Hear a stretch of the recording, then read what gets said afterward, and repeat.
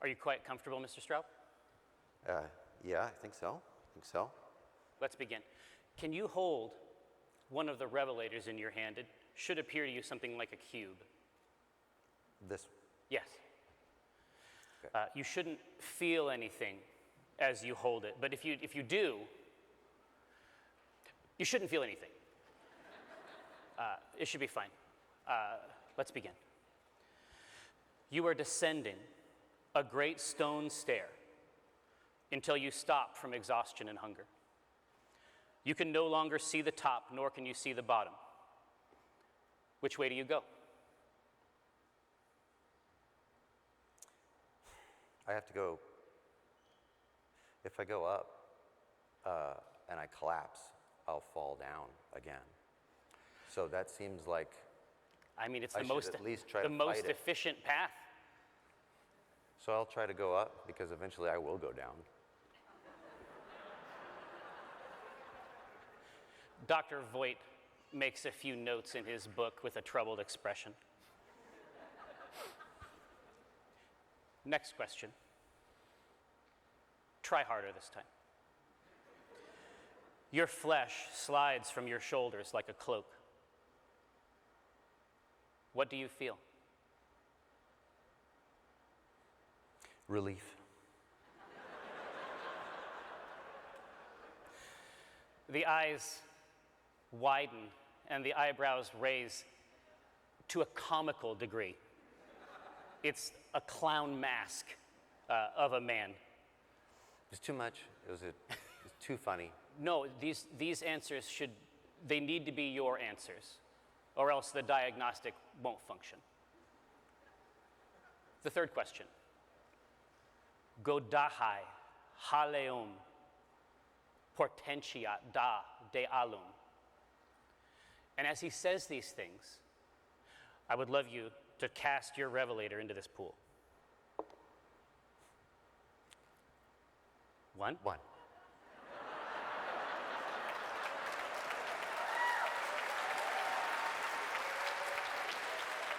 We're getting started off with a bang here. Now, a brief aside. Do you remember the first time we played D&D on stage? Yes. And what came up on your D20? The very same number. The same number. Mm-hmm. And then you managed to create a character you have played for 5 years out of that one role? Yeah. We never got to see, it could have been a 5, an 8 wouldn't have made it. I mean, this is the thing. I think at a certain point, theoretically we're playing these games to pretend at heroism. And what I have found is that when we play these games, we tend to suffer more often than not. Yeah, but then what you build is you get the good bits. Why did that fail? That's true. That's what makes That's the true. character. That is that's the low and slow cook version of the character creation. Yeah. Let's get back to it. Oh, every one of these syllables pounds your consciousness flat. It's as though your psychology has been pressed through a hydraulic roller. You are now absolutely ready for whatever this man says next. Mr. Straub, we have done very, very well, haven't we? I open my mouth to say, we'll see. Does anything come out? No. No. But you would like very much to have been able to say it. It hasn't been easy, but I think we have finally reached the Hrungnir. At long last, this is our last session.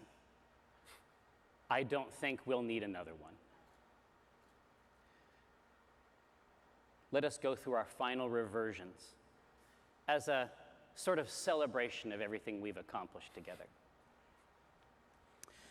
I wish I could nod, but I don't.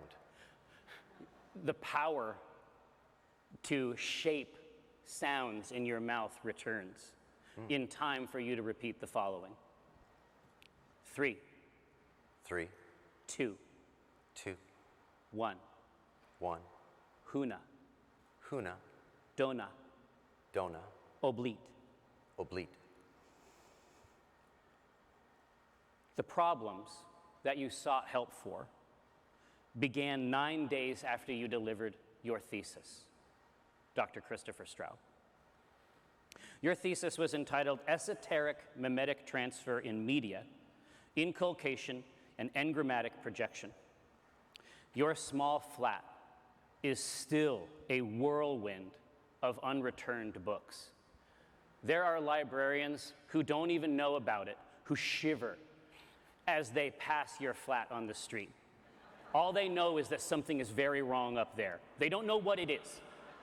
They don't know what it is. But it's the same sense they have if someone bends a page in lieu of placing a bookmark. It is inimical to the librarian.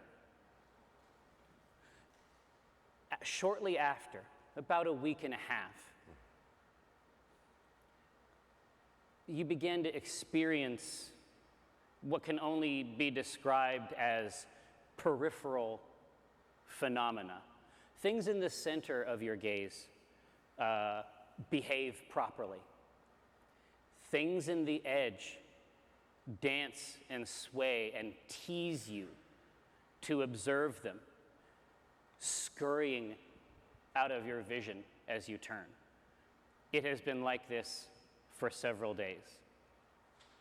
So these are like auras, like a migraine-like aura. Yes, it certainly could be. That I would say that that is probably the best possible outcome. But it would make for a very, very short game. I grab Excedrin. It's over the counter. It's done.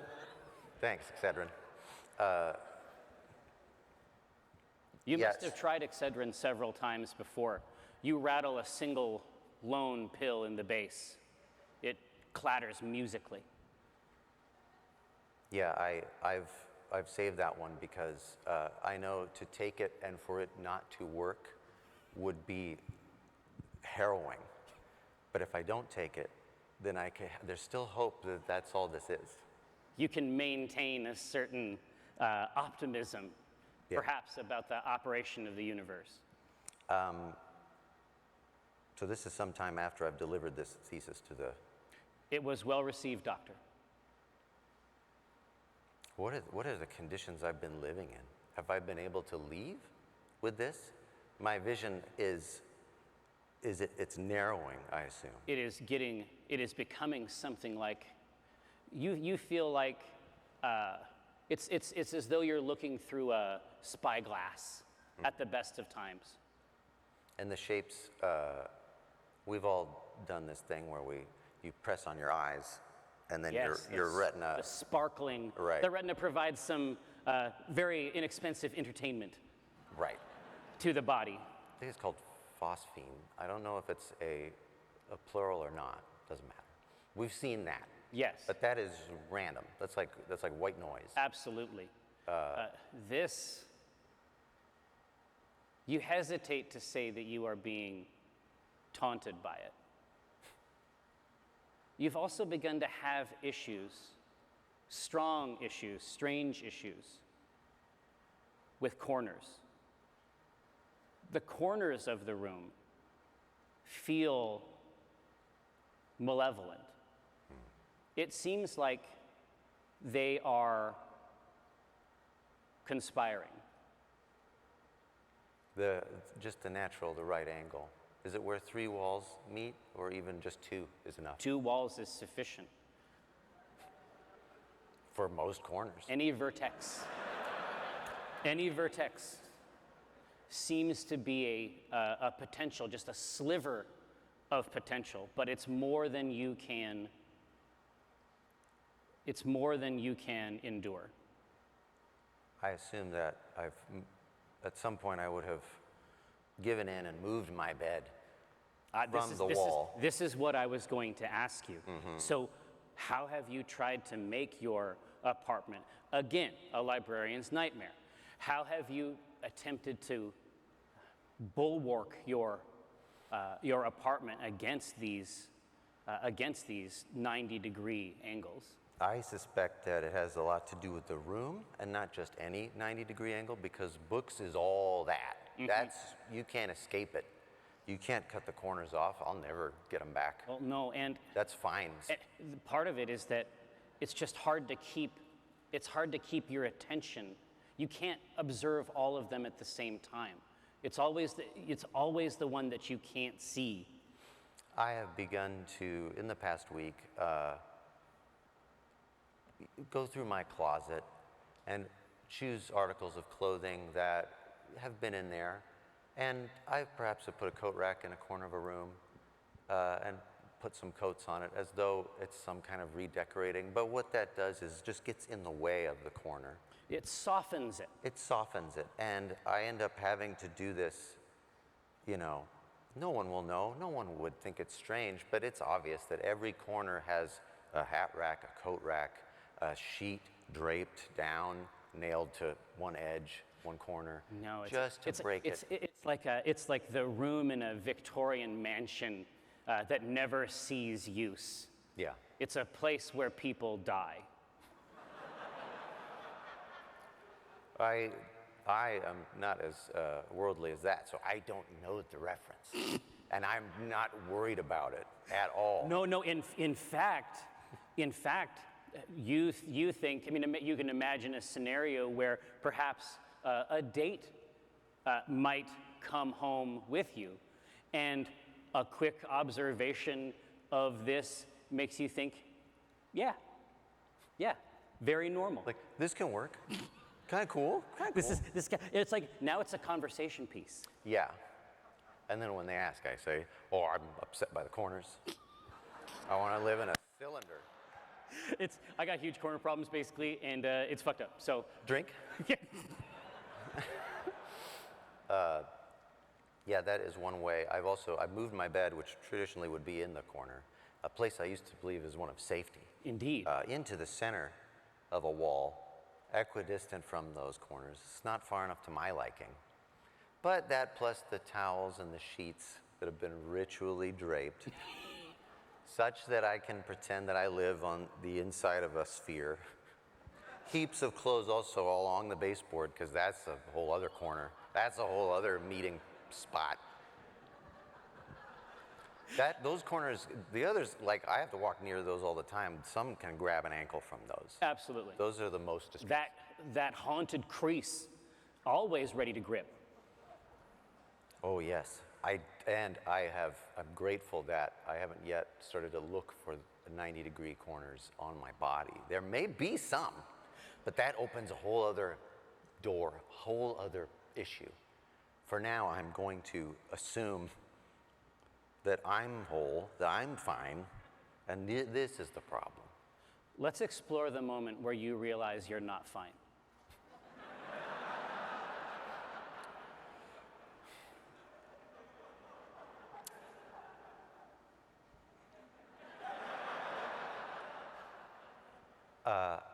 Is it an errant mirror? I was going to say. Is it a say, reflection, perhaps in a polished the polished surface of a faucet. Your body stretched and distorted on it, perhaps. Sorry. Funhouse. No, what I was going to say is I would wake from sleep fitful, I imagine. Not great. Well, and it's difficult each time to remember you moved your bed. Yeah. I throw my legs over one side, expecting some And you kick the sensation. wall? Yeah, and then my feet land on clothing piles in order to buffet that area. And I look in the closet, which is now empty, and realize the corner's there, but there's no clothes in there to cover those. I don't have enough material to hide that. And I realize that it's not a solution. Then none of this can be solved by covering it. Maybe I'm aware that now that everything is covered, I'm not aware of what the corners are up to. It could be worse this way.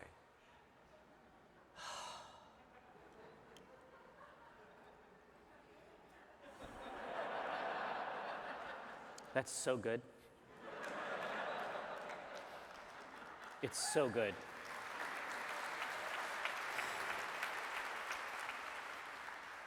So what's your next step? You've reached the ragged edge of your coverage in here from a purely textile perspective. Before I seek medical help, which I've been avoiding, wanting to believe For a it's reason. not necessary. What we call the Excedrin law. Right. I just took him. I don't want him to give me something that's going to interfere. Right. Because, It's an issue. Yeah. Read the label. yeah, I did. Yeah. I didn't say none of my corners. Excedrin for corners.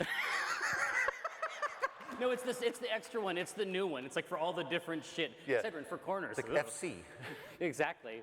But then the container is actually a square prism, and it's just like, You bastards. you're juggling it in midair trying to get a pill out. No, I want to, so before I try to go to a doctor, now I'm curious if I can make it out of the room. Do I find any comfort in remembering my thesis and its reception? Like, once I get over this, whatever's happening with me, at least I've got this career, I'm published, I hope. I can return to work and continue to forge ahead. Absolutely, in a completely unique and certainly timely field, with the media is our natural environment now. Your thesis expresses a mastery of its power. The sky really is the limit. You can work for Google. I mean, anything, you can write your own check, essentially. A Google check. A Google check. G-check. Well, install Google check and then just write it on there. So you cast your mind back to that confident presentation, and in your memory, you're in a room that has some of the properties and parameters that have grown so vast and shadowy, and you can remember a time, there's comfort in this, you can remember a time where you did not even notice them. And you think that might mean it's possible to get back to that place. Do I? You do.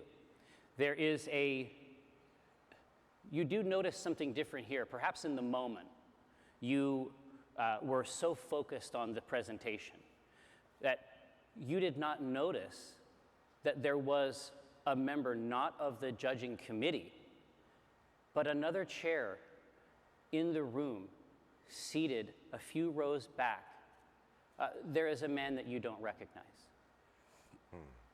And if I recall this, distant from the others. Yeah, indeed. Okay. Not part of the judging committee, but very interested in quite an esoteric subject. I would be curious, do I remember how they were dressed? Could be a janitor that came in to rest for a moment. No, you see no mop. That they just have it, and they have to No, carry it. and no bucket. Business casual. The sort of person who dresses in an immaculate way that they imagine makes them seem approachable, when what it really does is make them seem calculated. Oh, right. Like if I'm perfect, Yes. then no one will be afraid. Yes. Because I have no flaws. Yes, exactly. Imagine a trapdoor spider, but a person.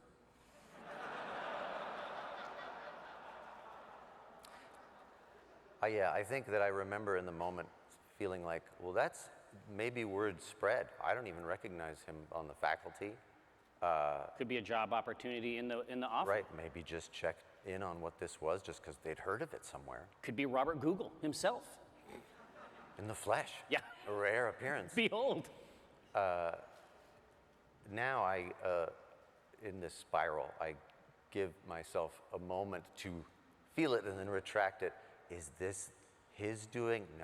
No, because if I search my mind, there are 1,000 things that happened over the course of the last week and a half that I could pin this issue to. Is this just apophenia? Yeah. Is the mind just casting out for any grit? Yeah, and as a scholar in this field, I know that's exactly the kind of thing that I need to avoid giving in to, because that's nonsense. No, absolutely. Yeah. Absolutely. I would try to leave the apartment. Absolutely. I would go to any clinic, urgent care. Absolutely.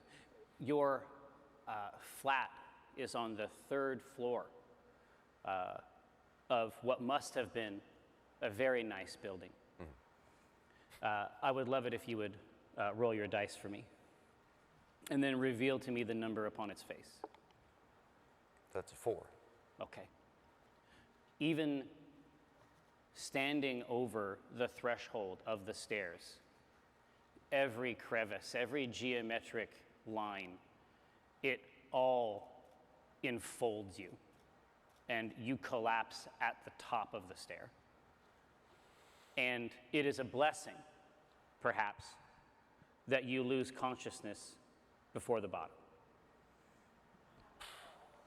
When you awake, you are at the place that you had intended to go. You are in a place where they take care of people who fall downstairs and hurt themselves. It's the hospital.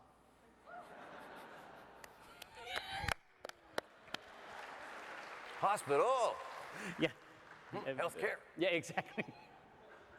Am I seen like I'm in a bed and so forth? You are in a bed. There is an IV next to the bed that is hydraulically pushing what feels like a concrete slurry of contrast injection into your vein. It's clearly labeled upon the hanging bag.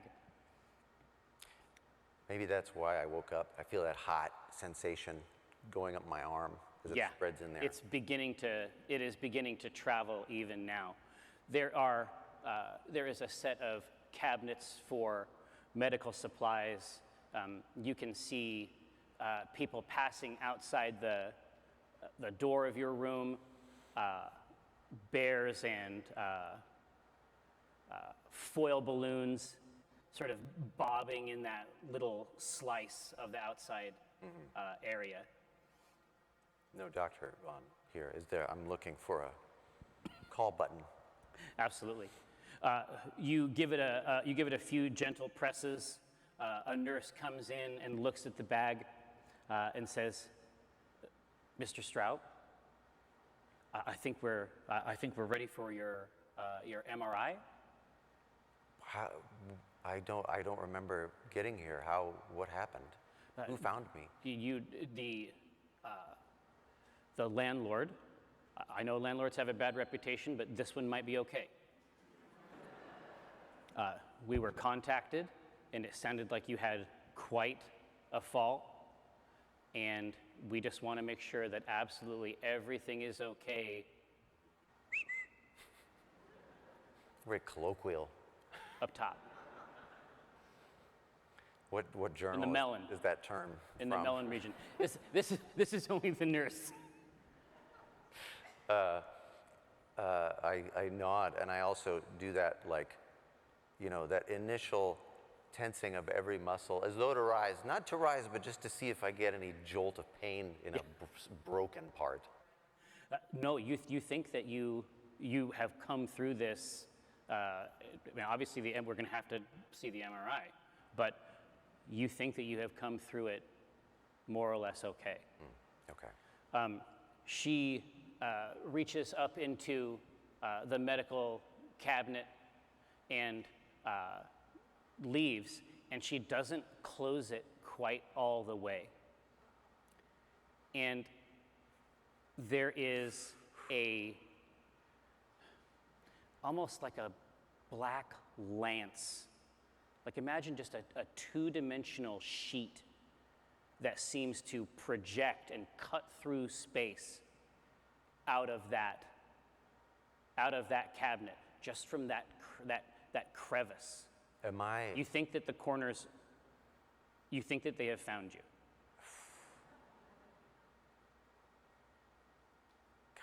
God. How far am I from it? Am I able to?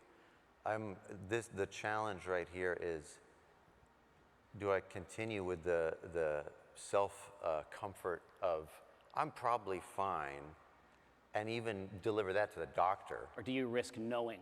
Yeah, or do I actually say, no, all of the things that are going on? We appear to be at that threshold. I am not ready to let go of it yet, and where this 10 feet to your right. Okay. So yeah, relative to where it is, I'm going to. There is the try to shut it. exactly the sort of fold up barriers on each side are here, but you're going to try to scooch. You're going to try to scoot your way down or throw a leg over that. That's not gonna work. That's designed to not. Yeah, work. it's designed to stymie.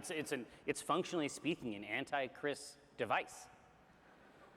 It was made for this purpose. I'm scooching. Absolutely. I gotta scooch up. Please cast your Revelator. Another one. You've got it. Until you don't have it. When you fall down, it pulls the IV out of your arm. On its legs, which are made stable 4 wide. This is not the first time this has ever happened, but it does pull it over and slam it into you. Okay. You are now only a couple feet from a palpable cold from this long black sheet projected across the room. Let me add a turning point. Please. To the moment. Please. In the fall, the cabinet, however far away it is, the call button and its coiled wire has also fallen much nearer to me. And I look at it, and I begin to try to crawl toward the cabinet to close it, because that is more important right now. So, as you drag yourself bodily across this, trying to ignore the sharp pain in the crease of your arm, the nurse seems to pass harmlessly through this sheet. She reaches up and closes the door and says, "Mr. Straub, Mr. Straub." And she reaches down, she kneels down, and she calls out for additional help. She looks over at the bag, and the bag is empty. Its payload having been fully deployed, and you are conscious of its motion inside your bloodstream. They take you and place you on a wheelchair to speed this process along, to obviate maybe some of the harm potential that you have discovered inside this room. Yeah, to them as I'm wherever I'm being taken, I'm now just, I've given into it and I'm saying, I'm seeing things. I see things. I can see things. A glance passes between her and the orderly that is walking along the front. You are led into the MRI room. You are placed on the flat slab, and it travels too slowly, perhaps, inside. There's a comfort, though, because There's no corners. as I lay down and I see that gridded acoustic tile, and it's too many right angles, and then that blessed arch of the MRI occluding them, and now I'm safe. You've been placed in an impervious lozenge. No right angles in here. What a comfort it is. Then the hum begins. It's like the feeling of being in an elevator that is traveling up very quickly, except the drop inside doesn't seem to stop. It continues and accelerates, and it's not localized even in the stomach. Your interior volume feels as though it is being stretched on a taffy puller. You are being made wide within. As you slide back out, you look over and notice the doctor observing the screen, and there is almost a gold light from the device cast on his face, and he seems unprofessional in his level, perhaps, of concern. Is he like conversing, or is he just absorbing? He is absorbing, and then he looks to his compatriot inside the room and grabs a few sheets, comes in, and shows them to you. And he says, "Good news. There doesn't seem to be anything wrong, but I would like to refer you to a specialist, a Dr. Voigt, who can help certain cases that we sometimes see. He's a psychologist, comes very, very well recommended. I think that he is someone that you should see. Can you please roll your dice for me?" Oops, is that Jack? That's 100% Fits? Jack. All right. You put it in the pool, goddammit. Okay, nuts. It was a 3, now it's a 2. Okay. It's a 2. Absolutely. You're looking over the sheets, and he is indicating that they seem correct, and you do not have the expertise, and you haven't, based on the die roll, watched enough procedurals on television. Do I have the ability to discern, now that he's talking to me instead of alone with the information? Yeah. Is he putting on a little brave face? Give it. That's a 4. No. Okay. No. There is a little dampness, perhaps, over the brow. You want to see that in a doctor. Exactly. It's about concentration. What you want is a wet doctor. It's like you can order the wet burrito, Yeah. right? It's the same kind of thing. It's upmarket. The doctor's voice seems to cut through and suppress this reversion vision that you've been experiencing. He says, "That was the first time we met, Dr. Straub. That's when you were finally able to get the help that you needed to reach your highest potential. We make an incredible team, Chris. I think you're ready for your next reversion. Repeat after me. 3. 3. 2, 2, 1. 1. Huna, Huna, dona, dona, oblite. oblite. It's the worst fever that you can remember. The worst fever you've ever had, a fever you remember even as an adult. The sort of childhood sickness that remains with one. It's as though you can feel a cold cloth being pressed to your forehead, but it's so distant that it feels like it's happening to someone else. You are far more present inside the dream of the fever. There's a long stair, and you don't know how long you've been traveling it. It's winding down, it's auguring into the midnight heart of the earth. When you reach its base, after an interminable, incalculable period of time, there is a table, a round stone table, and a cloaked figure next to it, directing you to a small silver plate upon which sits several small pieces of bread. Everywhere you look in here is writing.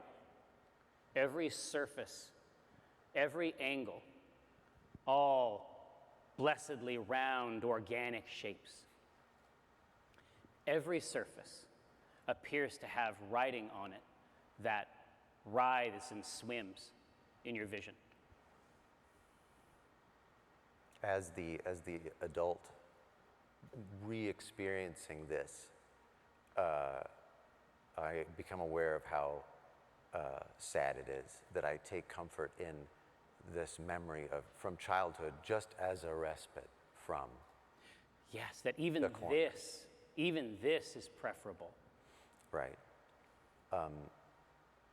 And now thinking as a child, as the child I was, this I imagine these are not images I've seen before, and that's why they stuck with me. Indeed. These are not like elements pulled from my life, as in other nightmares or dreams. No, this reversion is giving you something back. It is being returned to you. How old am I? I'm 11. maybe, okay. Enough agency. Do I feel spurred by the dream to continue? My impulse would be to go back up the stairs. I look at the hooded figure and I'm backing away because I'm not crazy about plain bread. Like, it's just not It's enough. like no carbs for me right now, actually. It's not enough of an invitation. Maybe he believes that this is a kindness, but he doesn't understand kids. And this is the wrong way to compel me. So I begin to walk backward to find the stair again. Absolutely. As you look down to ensure that your feet mantle the stairs properly, that same writing is swimming even on the floor and up the stairs themselves, flowing up and down almost like a liquid. Walking on it is quite difficult. To the extent that I would love it if you would roll a dice. Oh, I will. That's a 3. You get pretty far. When I get to the limit of what I can do, what is it that prevents me? It's that the surfaces seem to flow and finding purchase on something. It's rigid like stone, but it has the texture and appearance of something that flows down. So to proceed is just to give myself more chance to fall. Yeah, you're pushing essentially upstream. Yeah, then I am if there is any kind of banister or wall, now I am dreading where I have to go back to, and I am carefully trying to safely go down. Maybe he'll be gone. Maybe there'll be something cool on the tray this time. He gestures to the sacrament. Now that you have a little bit more experience trying to parse this environment, you can see that these words are flowing up and over, almost like an arched doorway. Just beyond him, it seems like there is a set of double, perhaps stone doors just beyond at the base of this stair. I hesitantly walk toward the door.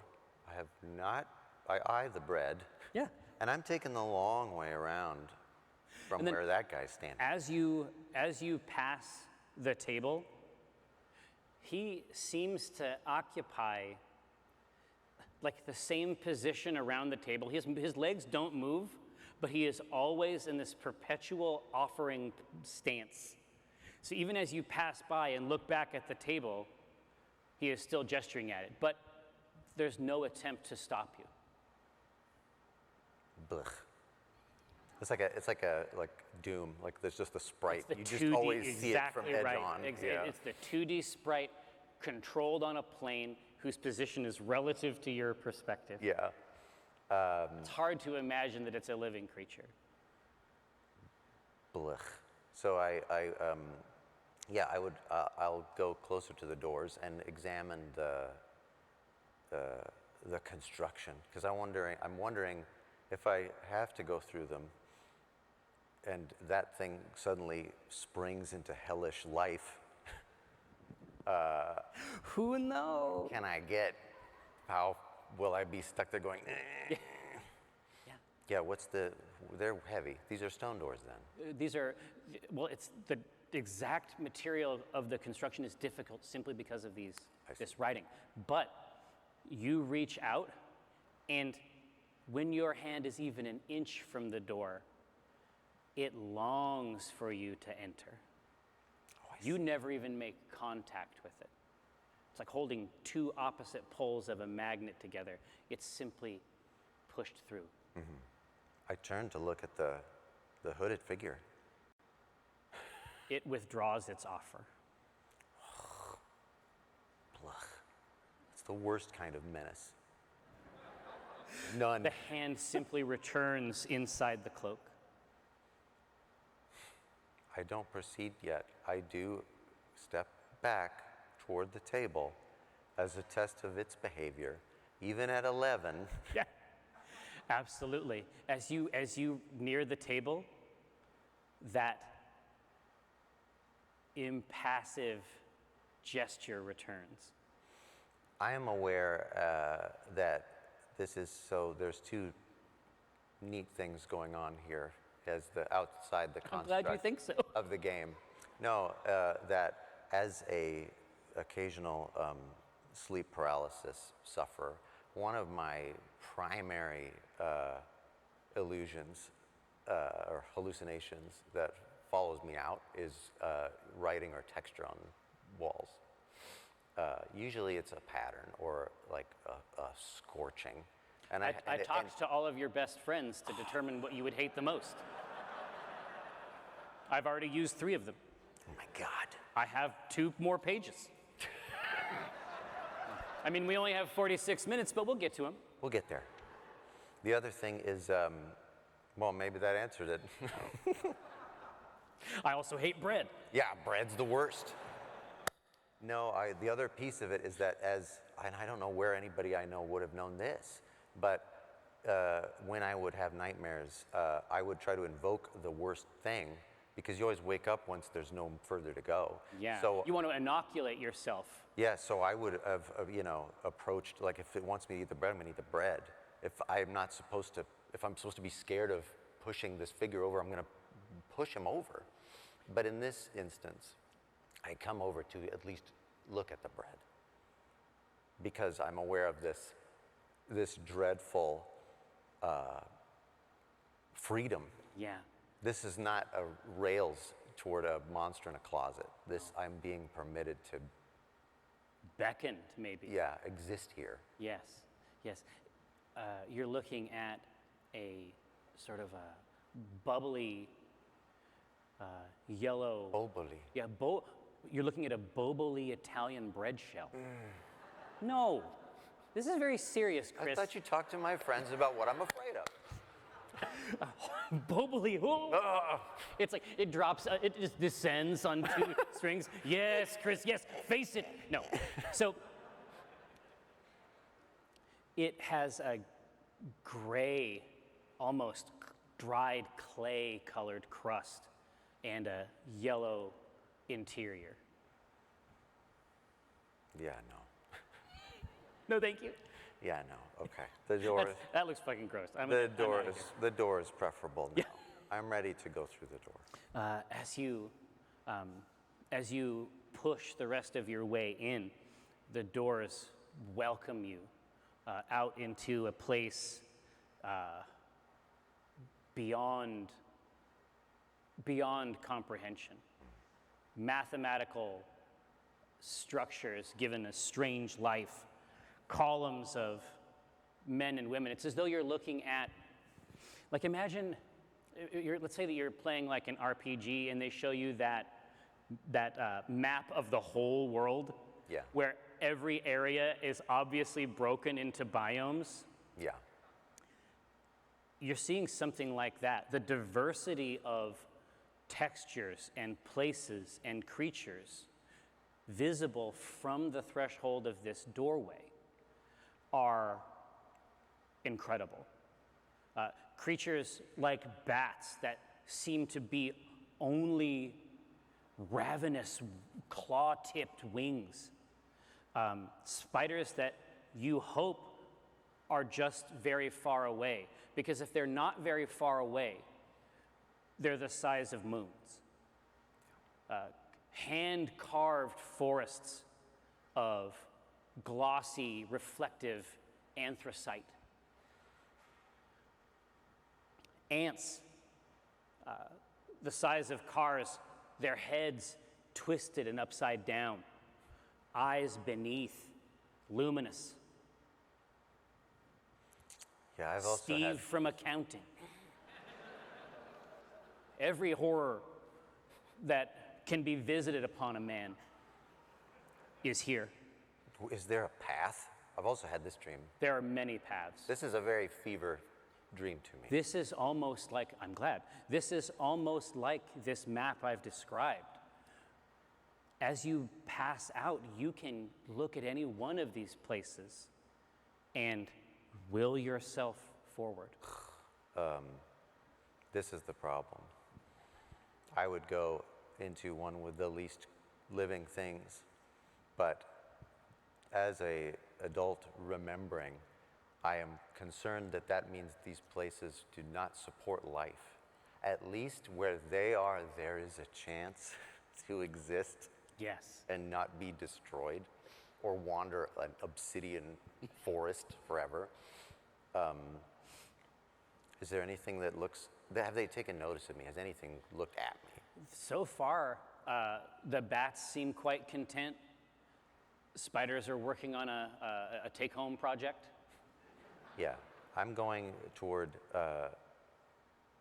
maybe as a mite would, if there is a large creature, maybe I can live on it for a time. It wouldn't take notice of me. I don't want these bats. Let's see what seems like, what has the most chitinous plates that I may just rest beneath Just kind of nest myself in that crease. and just wait it out. Absolutely. Until the fever breaks. Yeah.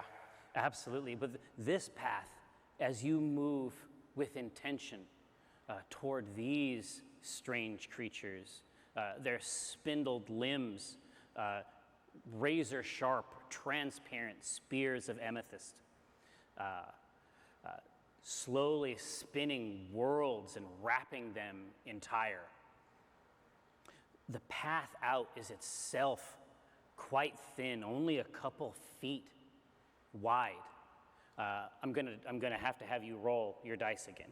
Oh, yeah. I mean, for what it's worth. I'm crawling. Yeah, crawling. absolutely. A 2. Absolutely. You fall, but it's not oriented the way that you expect. When you fall and lose your grip on this this tiny path, you fall toward the spider without any ability to guide yourself. It's as though it's exerting its own nefarious, wicked gravity. And as you are drawn toward it,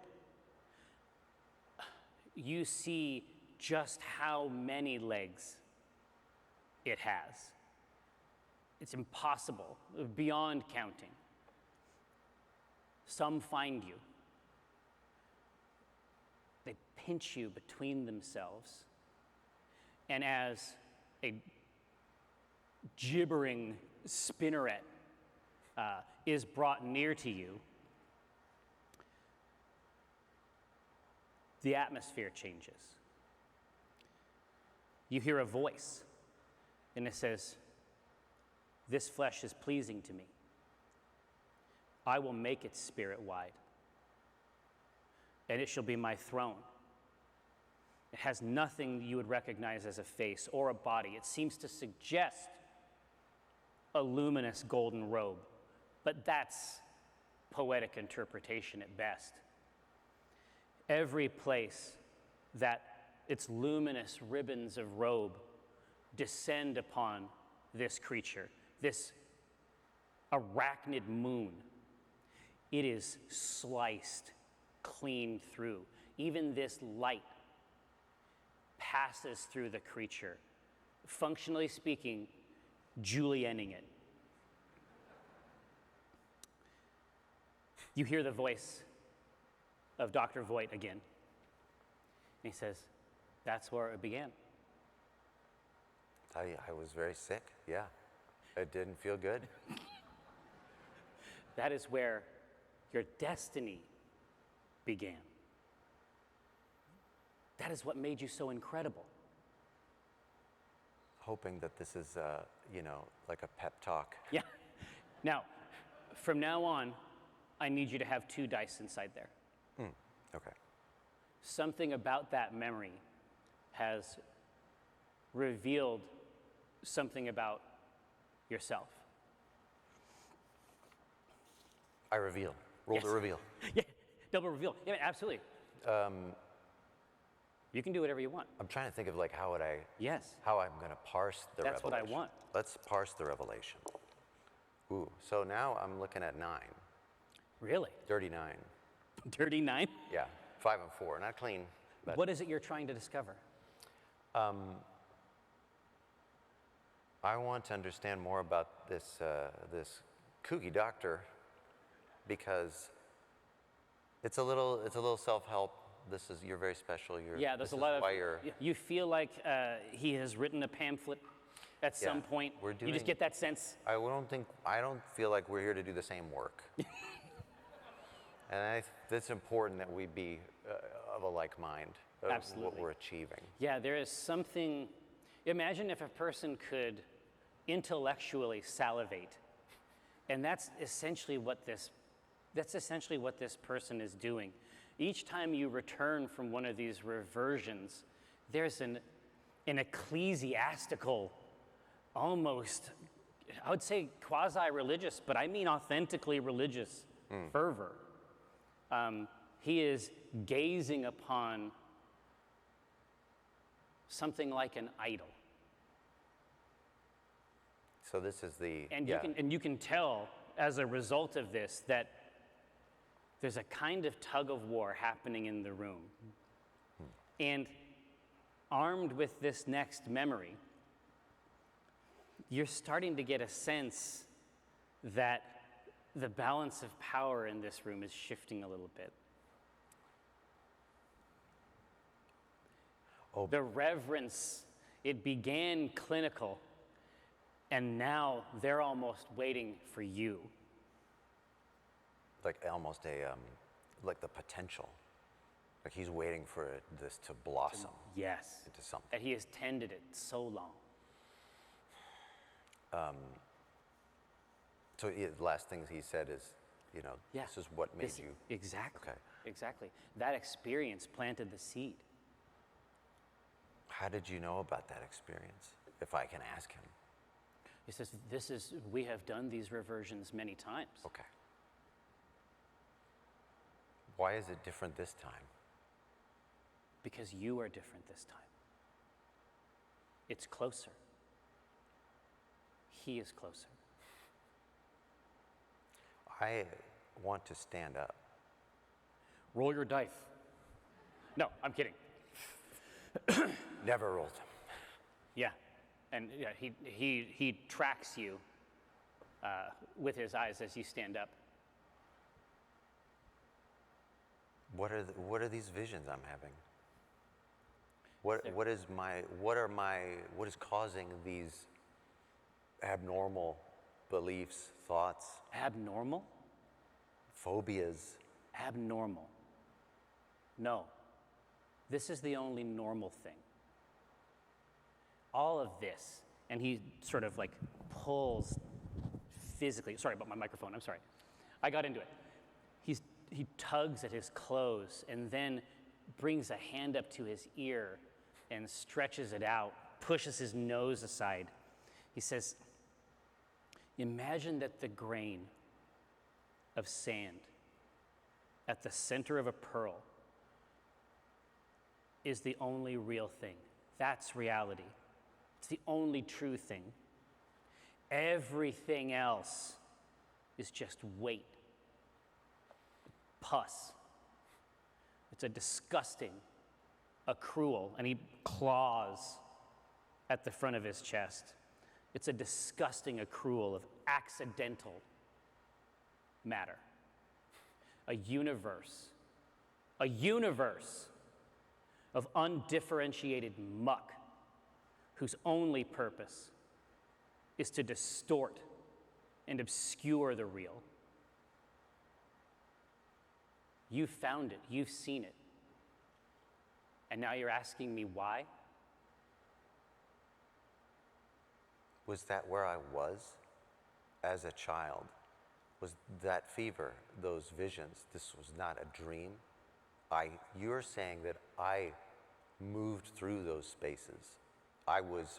Something was revealed to me then. Yes, something was planted in you then.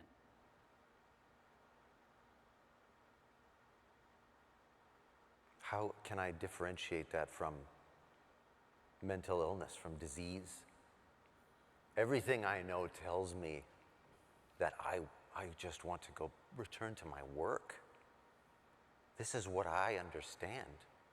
Do I sense, now I'm asking the dean. Are you asking Now I'm Jerry asking, Holkins? Now I'm asking Jerry. Yeah.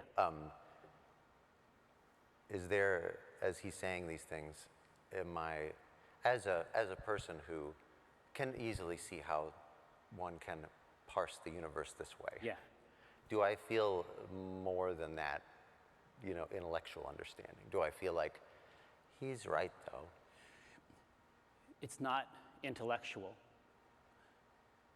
but you do understand what he means. That's what I'm saying. In the same way you could If it's- differentiate between two colors. Yeah. Do I understand enough, do I believe it enough that I feel more agency if I take his side versus if I seek other help? It has become clear in the last few minutes that you are the only one of the two of you that has any agency of any kind. He is trying to claw back some of his agency in this situation. He says, there's one more reversion. It will reveal so much. You will be put absolutely at ease. We have worked together on this, our great project, for so long. Shouldn't we see it through? I am a sucker for the sunk cost fallacy.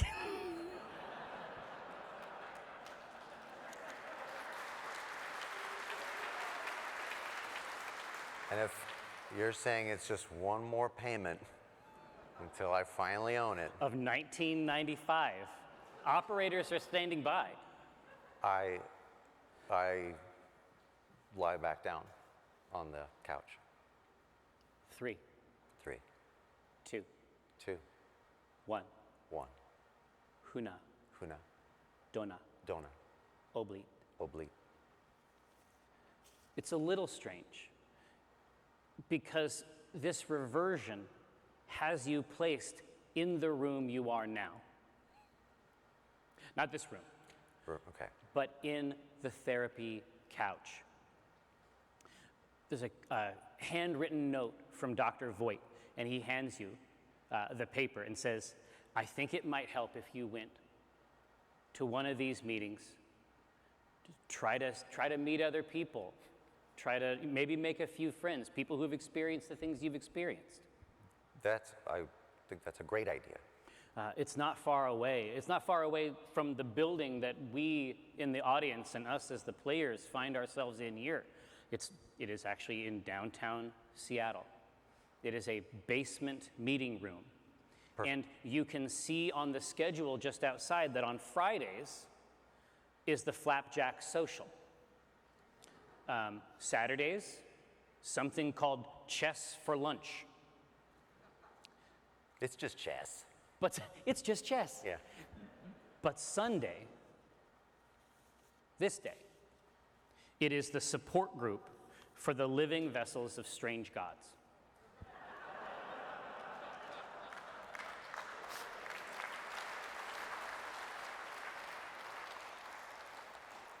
I make a mental note about coming back on Friday for Flapjack. If there's still such a thing as a Friday when we're done here, Yeah. it's a great choice. It's $5, Hey, but the flapjacks don't stop coming. You know what I'm talking about? I ain't nothing to complain No. about. And they got the big jug of syrup. Mm-hmm. It's like in the thing that you would do ketchup with, but it's like, That's how you know it's good. yeah, I enter. Seeing as it's Sunday, I do. absolutely. At least once. So this is down in the basement of this room, to the extent that there's those small windows that allow light down in two of the walls. They're currently open to allow some circulation down here, which it desperately needs. The mildew aroma is a physical object that could be cut through with a machete. There are far more chairs than people at the support group for the living vessels of strange gods, but there are a few. Tina, at any rate, that's what the name tag says, says, I'm Tina. I'm just here to guide the discussion, maybe help with a little bit of self-advocacy.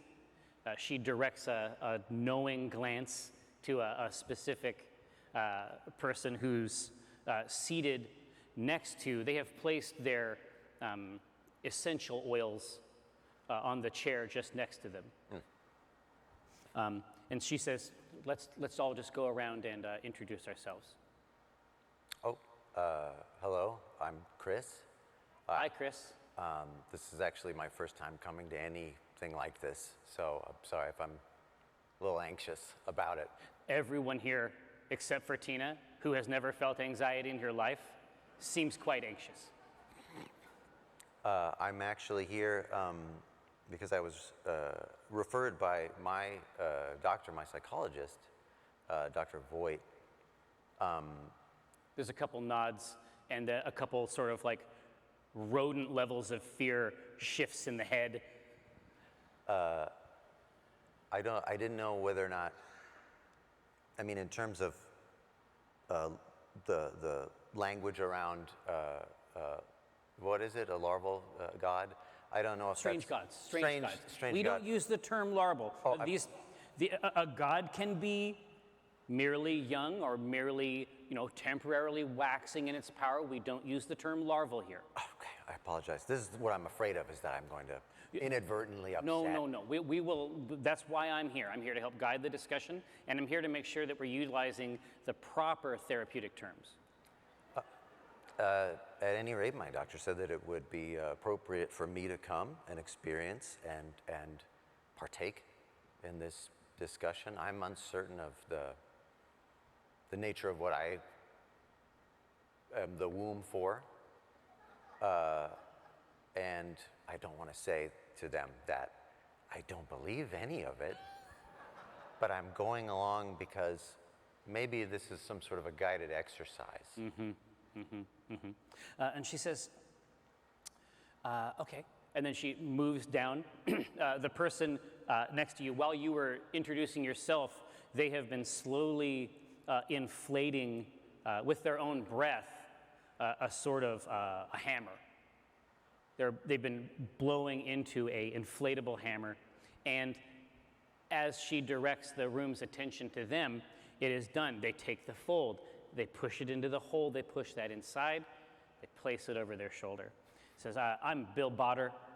I represent martial prowess as a path to godhood.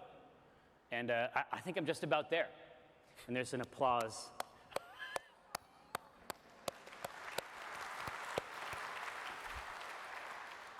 Bill, Yeah. it's good to finally see you're reaching those heights. No, I don't say that. The hammer is adjusted. It squeaks. The next person does not name themselves, but they say, I make oils from beloved pets. And Tina says, I think, I don't, okay, next person. And he says, hi, I'm Steve the Hungerer. It was not yet time. I'm sorry that I was late. The hour had not come. But I also had to walk because the bus was late. So both things are true. I had to walk because the bus was late, but it was also not the hour of my arrival.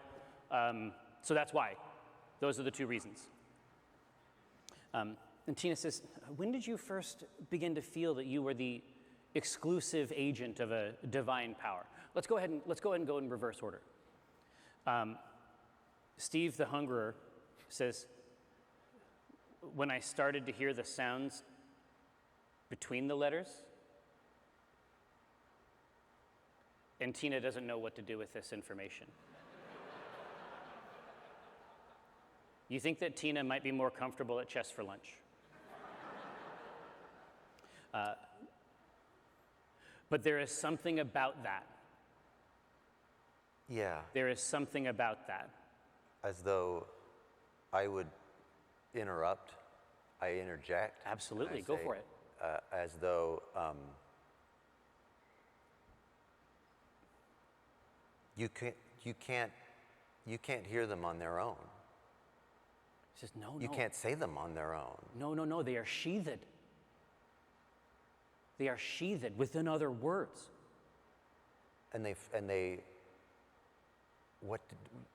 Where did you find them? What did they represent for you? They've always said things to me. I feel like I'm hearing another language when people speak. One beneath normal speech. The oil lady says, well, I first started feeling like I was the exclusive agent of a divine power when I started making the oils. I'm also here. I'm part of this conversation too, goddammit. I applaud that bravery. Yeah. And that's advocacy. And Bill Botter says, I mean, I first started to understand that I had a divine heritage, or at any rate a divine purpose, when I saw Thor: The Dark World. A lot of people don't like Thor: The Dark World. A lot of people say that's the worst, but it's the worst Dark World. Yeah. A lot of it's just like, and I go online. I made a lot of different accounts on Metacritic. I mean, I guess it's like I gave it a lot of 10s. It hasn't helped. But I think you should all watch it. I think it's actually really good. I think that there's a lot of subtlety in it, actually. It's really good. Why are you laughing? Oh, I was connecting what you said to what Steve had mentioned, do you experience the same subtlety, the idea of sounds between words, between the letters of words, that type of? No, I just liked it. I thought it was a good movie. It just seemed good. It's better than people say. We should actually watch it. And he reaches into his backpack and pulls out a laptop. And he's like, we can watch it right now. We can do that. That can be what we do like for the rest of the. I mean, it's not too long. It's long, but it's like not. We could watch it. And he opens it up and it's like he's reaching over to hit play. And Tina says, Bill Botter, let's pause that for a second. Maybe we can do it after. I have some apple juice. Maybe we can drink the apple juice and we can watch the Dark World. That seems to mollify him. Okay, I asked Tina if I have to stay for Thor: The Dark World. She says, it's purely yeah, extracurricular. and she says, so when did you come to believe that you were the agent of a divine power? At this point, in the timeline of these, Yeah. where am I? Am I just before this session? Or sometime before this current one? Very, very recent. A very recent one. The air feels like this season. The light seems like this season. I would say at this point, I don't know that I have felt it. I don't know that I fully understand what it is that I'm burdened by, is how I phrase it. I thought maybe this would help me understand how others figured it out for themselves. That might assist me in invoking the correct way of discerning it. I don't know. I know something is. Bill Botter hits play on Thor: The Dark World. So there's a lot going on even in the credit sequence. I can obviously I'll do the whole thing, and then I know all the lines too, so I'm going to be saying the lines as well. I make a gesture like this, and I stand, and I say, I'm sorry. I'll see myself out, and I begin to exit. Absolutely. He's like, you're missing it. You're missing it. This is a good part. Thor's in it. I don't know if Thor's a big part of it. I could clearly hear that it's still credits. Yeah. We're nowhere near the beginning of this movie. As you stand up to your full height, you see a shadow move away from one of the windows, and you see a gleaming, brilliant symbol that has been etched on the window that goes down. Light is filtering through that symbol and seems to collect almost like a capacitor in the symbol until that light fills the room. When it strikes you, gleaming ribbons of gold emerge and begin to sweep frantically, hungrily around the room. Tina says, Jesus Christ! And runs to one of the windows that was opened and is able to get out. She pulls herself up out of the window and goes into the little well that is there to collect the water and escapes. Bill Botter says, this part's really good. He doesn't seem to notice. And that ribbon wraps around his torso, and when it cinches tight, they're sliced in two. Add one more dice to your pool. Let's do this one. Okay. Essential oils are raised in a defensive posture. The cork is flicked off with a thumb. Both are poured down the gullet. Black streaks pouring down, suffusing the front of the shirt. Additional oils are being secured even now. These oils are not medically or even metaphysically viable. When the ribbon comes for them, it's as though a cross has been placed, like a template of a cross, and as though on an industrial press, she's flung apart.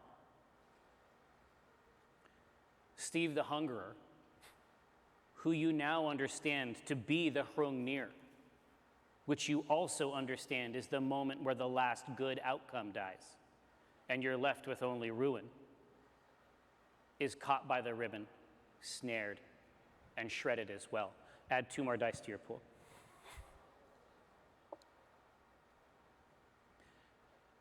You hear the voice of Dr. Voigt. And when you emerge from this reversion, the atmosphere is palpably different. Dr. Voigt is on his knees before your chair, pawing and grasping at your legs in mad deference. He says, I was your midwife. I served you first and best. I did that for you, my Lord, my golden Lord, my yellow king. For 200 years I have toiled for this moment. Place me among your court, O Lord, for my service, for my great service. He's at my legs. Yes. I strike him. I strike him back. Absolutely. He says, no, I gave you the words. I gave you the words. The words are the seed. You were the vessel. But I gave you the words and planted them in you. He is saying this as the right side of his jaw seems to hang loose inside of his mouth, garbling and making a paste of the words. I stand in the room that feels too small for me. You fill it. I say, the words were always mine. You stumbled on them. You mimicked them with your filthy mouth. No! Lord!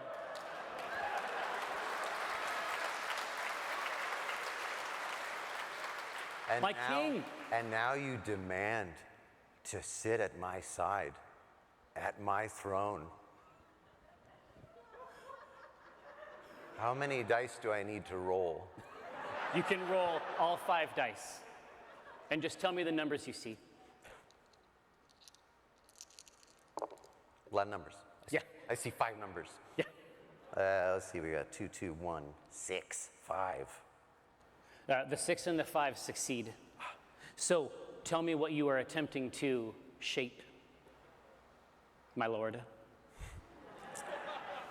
I want one of his reversions. I want to go into him.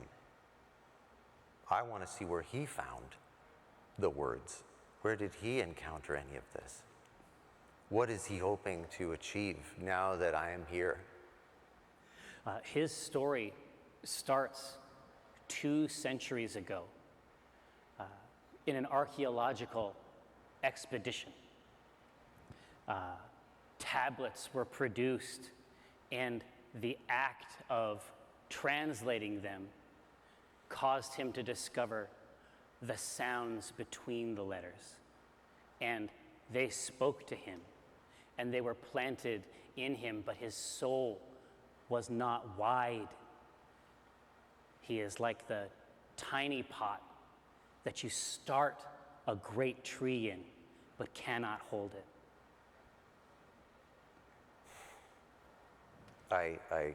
I, like I'm sitting in an editing bay, I scrub through 200 years, and I see this small man. Absolutely. This conniving. And he looks identical. Identical. Except for the trappings of that benighted era. I return to this current period. Which is to say, September 5th, 2021, Correct. Seattle, Washington. In Seattle, Washington. And I do not even destroy him. It is as though he never was. So imagine like pulling a morning glory off of a fence. You find the root of him. And then with a tug, pull up every stitch of his life and discard it.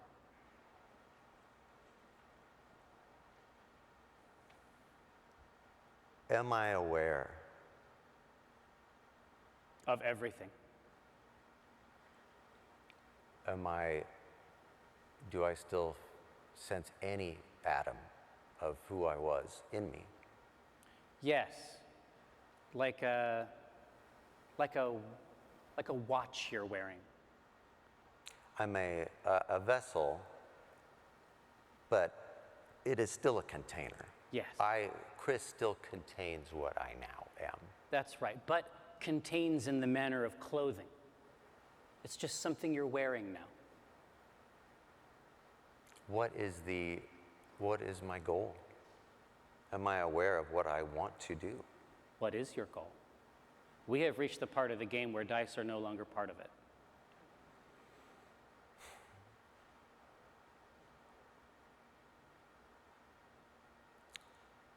I want to reveal existence's freshest layer. Do so. Starting with this room. This room. Not the doctor's office. No. This stage. It is time and space are humorous in your current state. They're illusory. You materialize on the stage at the Paramount. I have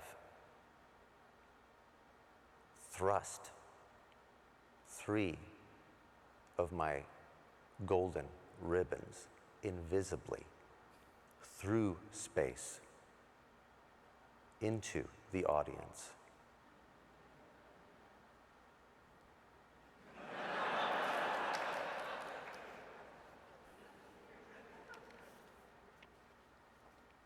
My work will not be done until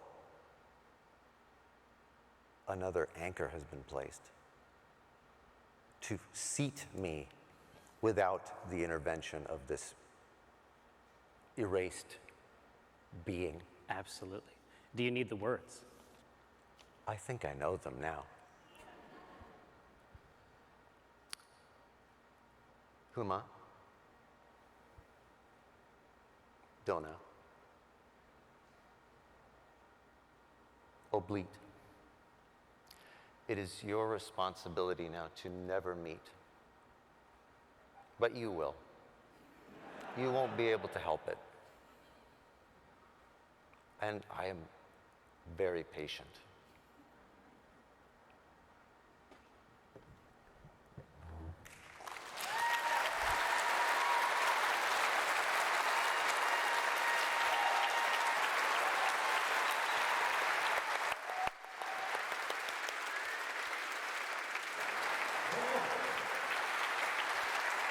Thank you so much Delights. for enduring what must be the most incredibly fancy pants horseshit we have ever attempted in any way. I hope that you enjoyed it. Thank you so much for rolling through PAX. We'll see you next time. See you, everybody.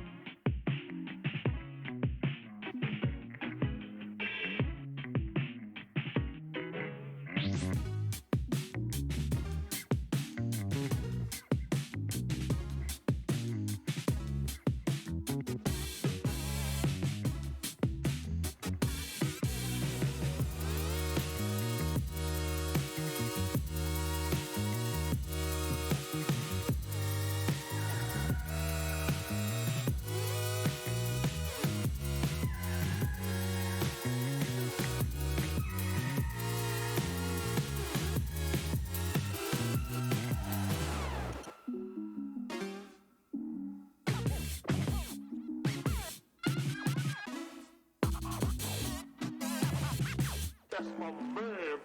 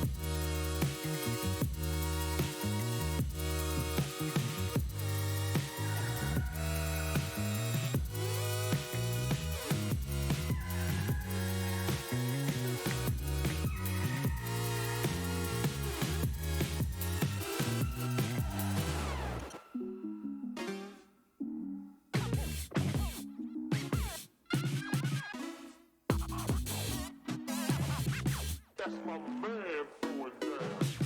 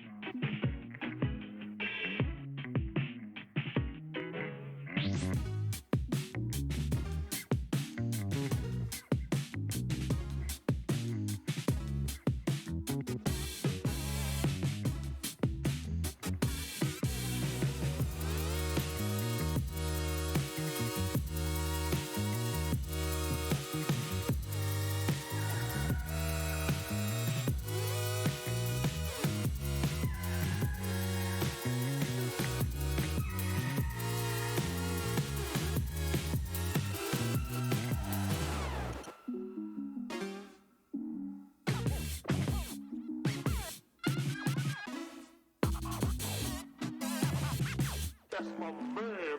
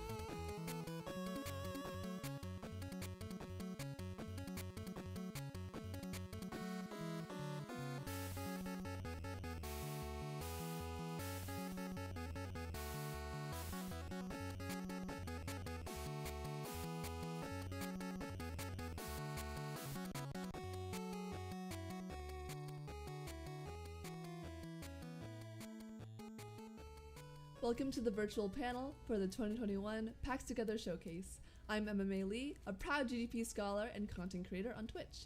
Today we're going to be celebrating 6 outstanding games and the game developers behind them. Each game selected for our PAX Together Showcase embraces the values of diversity and inclusion.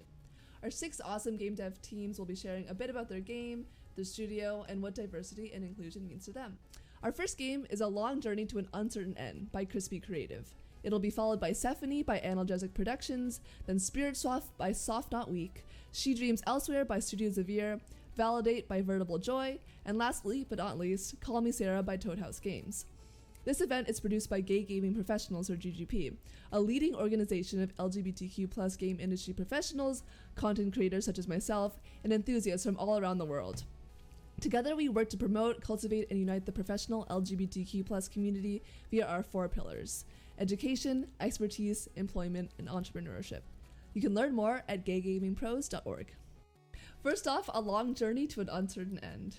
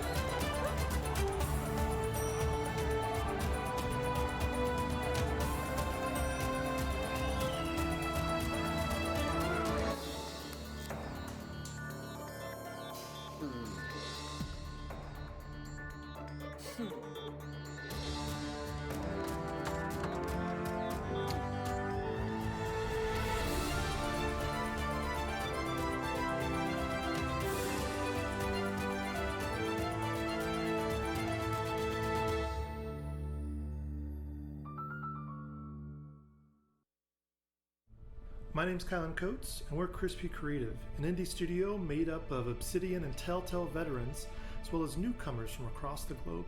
Previously, we've worked on big titles like The Outer Worlds and Batman: Enemy Within.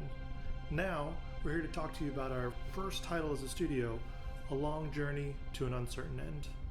It's a narrative management space opera that has you hopping between planets, moons, and space stations, sending your crew out on jobs as you try to keep one step ahead of your ex. It's a radically inclusive game where every character has their own story, every planet its own history, and even your own journey has an unfinished and uncertain end. We've worked to create a blend of resource management features with deep stories in a living space opera. Experiment with your crew skills to find hidden job choices and outcomes. What's good for your crew is good for you most of the time. Earn their trust, and they'll have your back in the expansive universe we've created. From the beginning, diversity and inclusivity were important to us. Everyone on our team is either part of an underrepresented group or allies of underrepresented groups.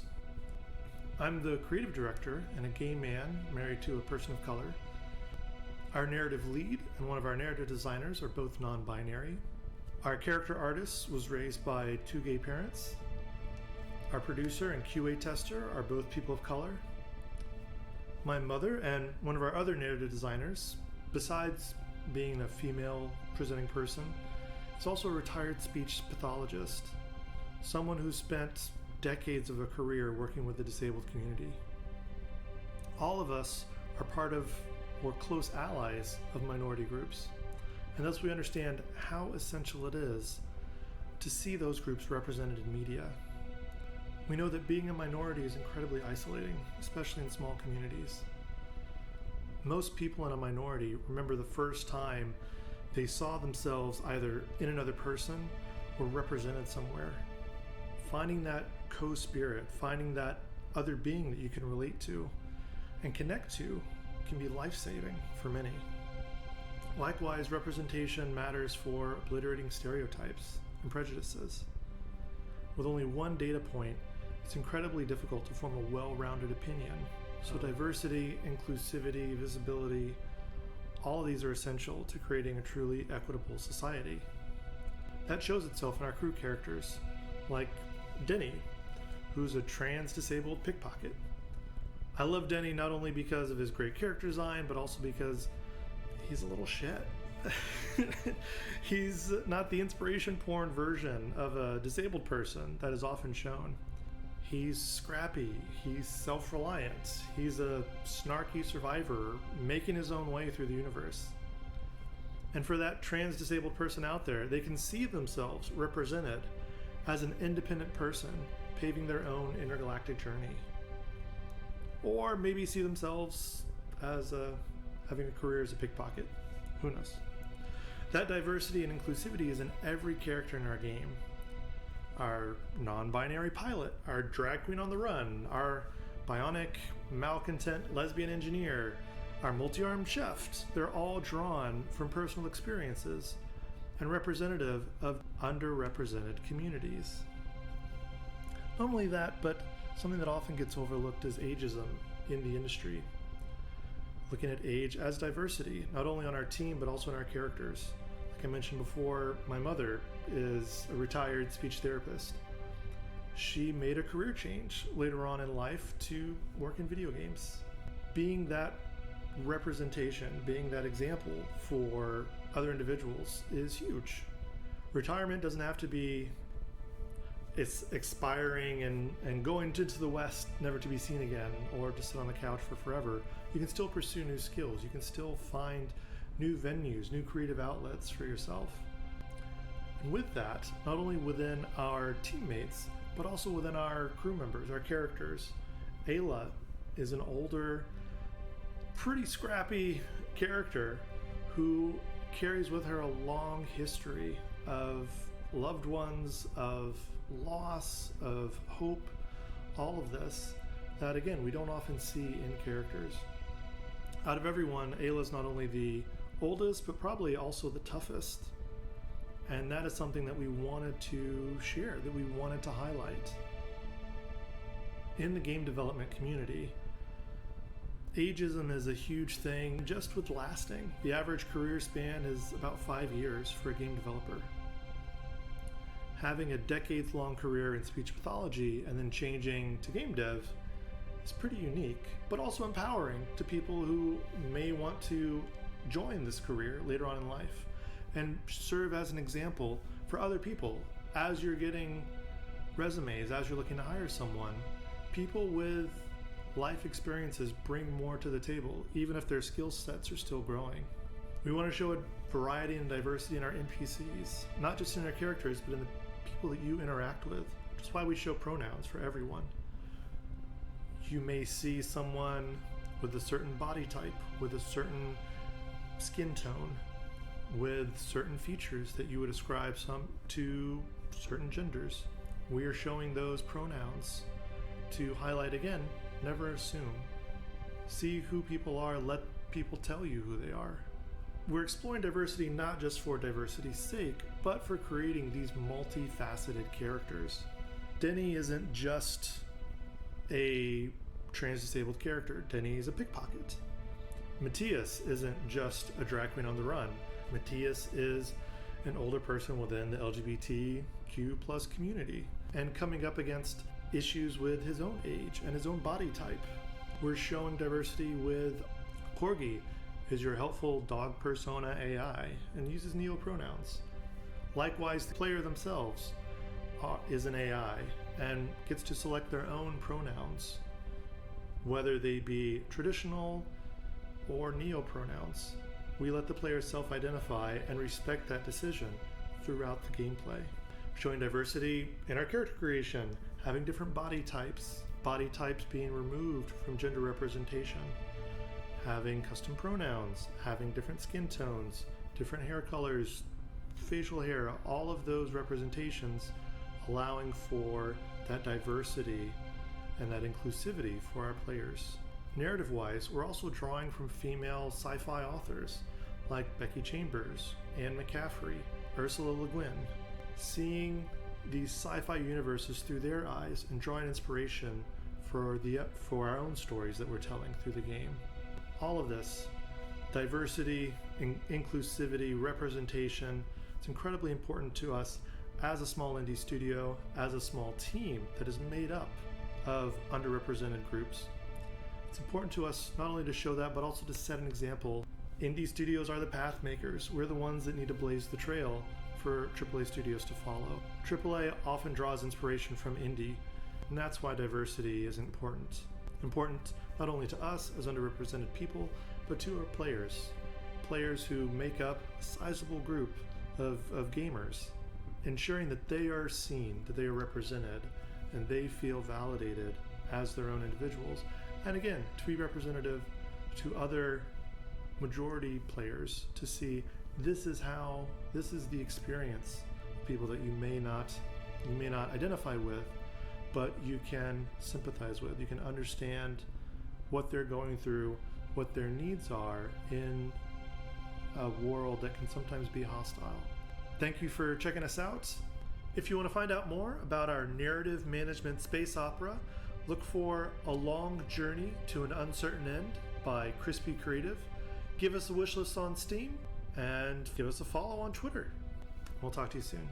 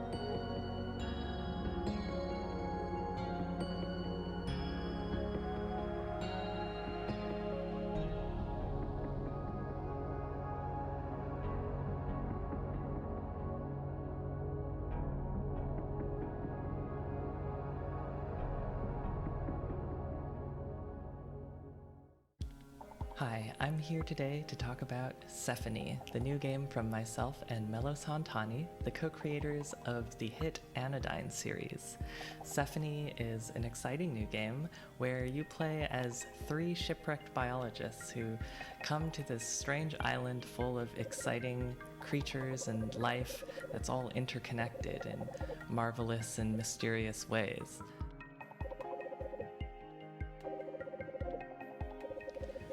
What is it like to play Sephony? Well, first off, you explore the island with a really acrobatic and parkour-esque 3D platforming moveset.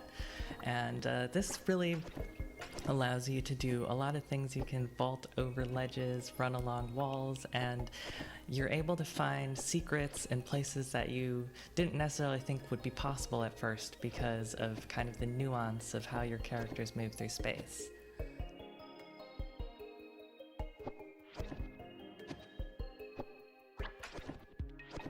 And then as you're exploring, you'll find these species that live on Sephony Island, and they've evolved in these really unique ways and become part of this living, breathing ecosystem.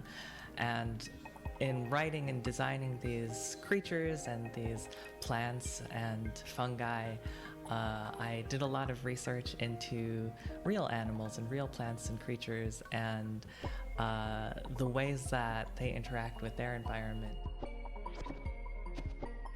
Interacting with these creatures begins the Onyx Link system, which is this puzzle grid where you place Tetris-like pieces onto a board in order to create large islands of the same color.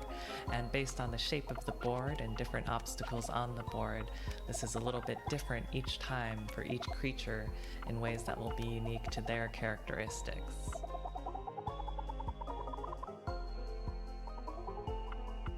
The story follows these 3 biologists, Ryo from Japan, Ingwen from Taiwan, and Amy from the USA. As the story progresses, these 3 characters learn more about each other and themselves and the nations that they come from and how those nations interact. And altogether, it's a sort of reflection on borders and boundaries and the containers that we have for the ideas of different beings, whether that be on a political national level or on a biological taxonomical level.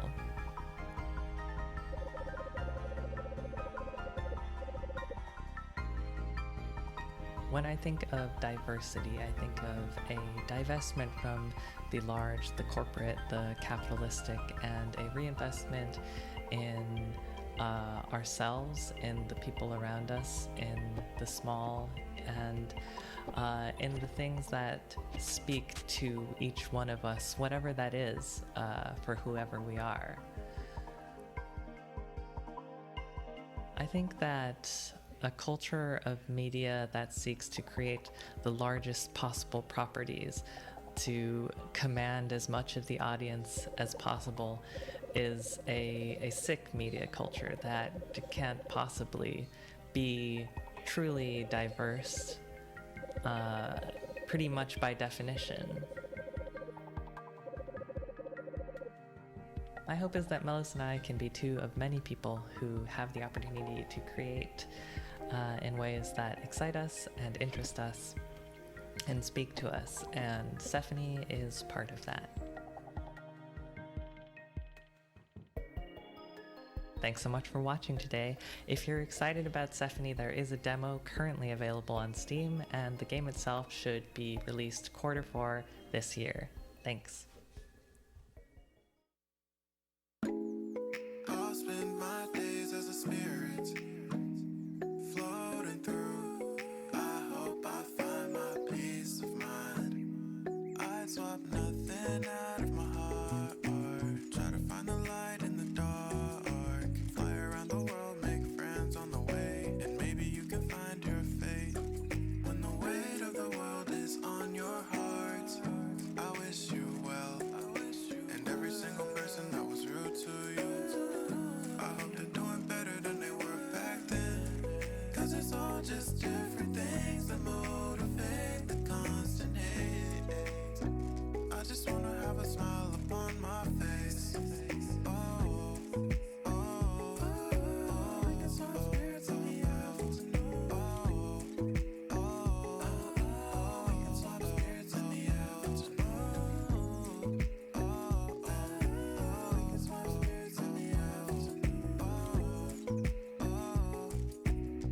swap spirits in the afternoon.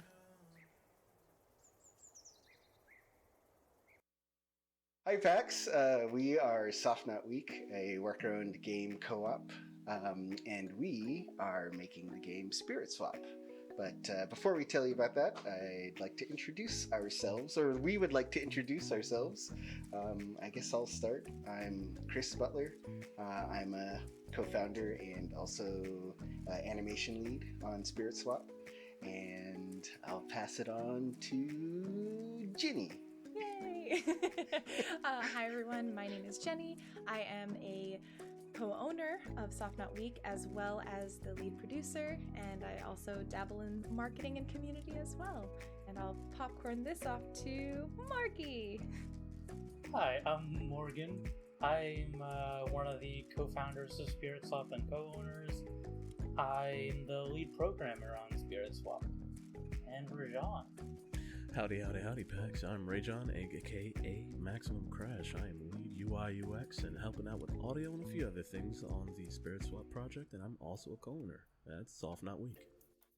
And not pictured in this wonderful group of people is Alex, who is also a co-founder and creative director, and they are amazing, and they weren't able to join us today, but they are also an integral part of the team. Wouldn't be able to do any of this without them.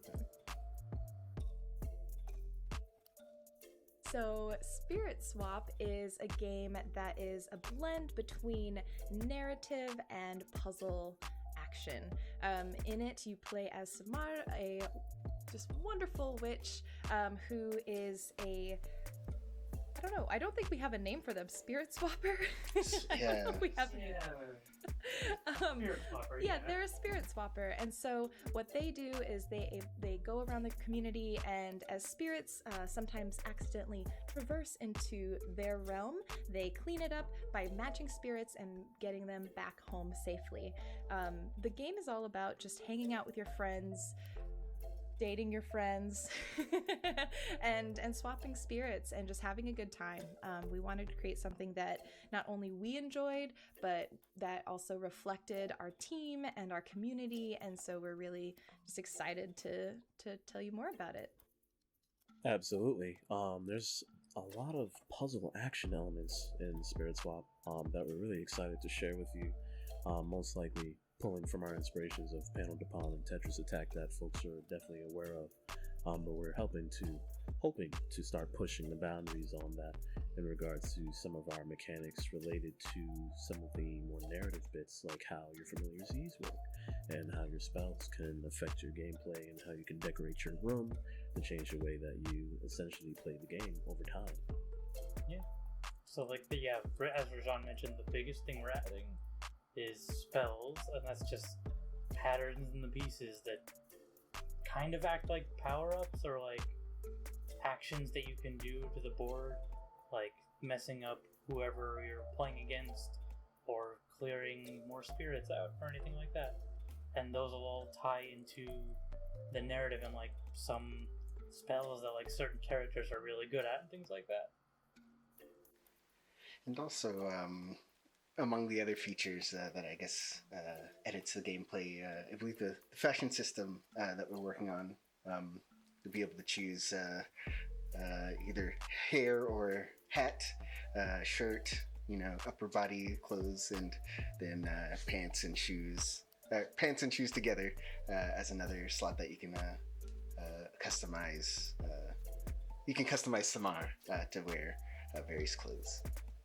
Yeah, and this is not just a single player game. There is a single player mode with a variety of vibes that you can kind of play to, whether it's chill or oh god, oh bleep. I actually don't know if we can cuss on PAX. So I'll edit that myself. But in addition to the single player mode, you will be able to play local versus and local big mode, which is up to 8 friends can all be on the same board in just a wonderful burst of color and shenanigans and competition. Chaos. I don't think that mode is playable without it being chaotic. Mm-hmm. Like just everyone moving and trying to make the same matches and spells going off, and it's... just a kaleidoscopic nightmare on the screen. Matches in all 8 cardinal directions. Yeah. Why diversity is important to us as a team at Soft Knot Week. Without it, it's the glue that holds us together. Without it, the game would not exist as it is. The team would not exist as it is. Diversity is what each of us is able to bring together as a co-op. Where we're essentially able to make things that not only bring us joy, but bring others joy in ways that aren't typical in the game industry. Dang. That's really good. Yeah. It's really good. That's really good, Rachel. Yeah. Thank you. I honestly don't know if I have too much new to add to that. Yeah, it really it feels like such a obvious question. Like, of course, diversity is important to all of us in the industry. Not only does it allow us to create games, but honestly, it creates, like, we are better because of it. And so, yeah, I really don't have anything to add to it. It's also just like, it's just kind of a thing that happens because we all are putting ourselves in the game, and there are a lot of us, and we're all trans, mostly all trans, and mostly all people of color. So that's just kind of happens. Yeah. Not only is it exciting just to work together and, like, create a game together, but I'm just excited for other people to experience this. That's why it matters. Yeah. Diversity matters because it allows us to make a game that feels like home. Yeah. Yeah. Alright, thanks everyone at PAX. We're just thrilled to bring you Spirit Swap, and the Kickstarter went way better than we expected. We made double what we asked for, and make sure to add us on your Steam wishlist. Thanks again, yeah. Yay, thank you.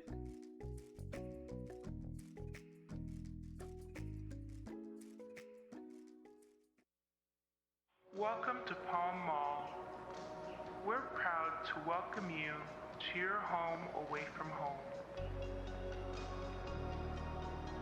Grab some friends and head down to Waterson's, where you can shop till you drop with the best deals in town. Visit the world-famous Paradise Cinema, featuring wall-to-wall screens and unparalleled sound, and have a blast with the whole family at Luna Dreamland, featuring our newest, most wildest attraction, the Hall of Mirrors. Our courteous staff is here to serve you at all times. After all, only the best for our guests. So much variety, so much style. What are you waiting for? We can't wait for you to come visit us.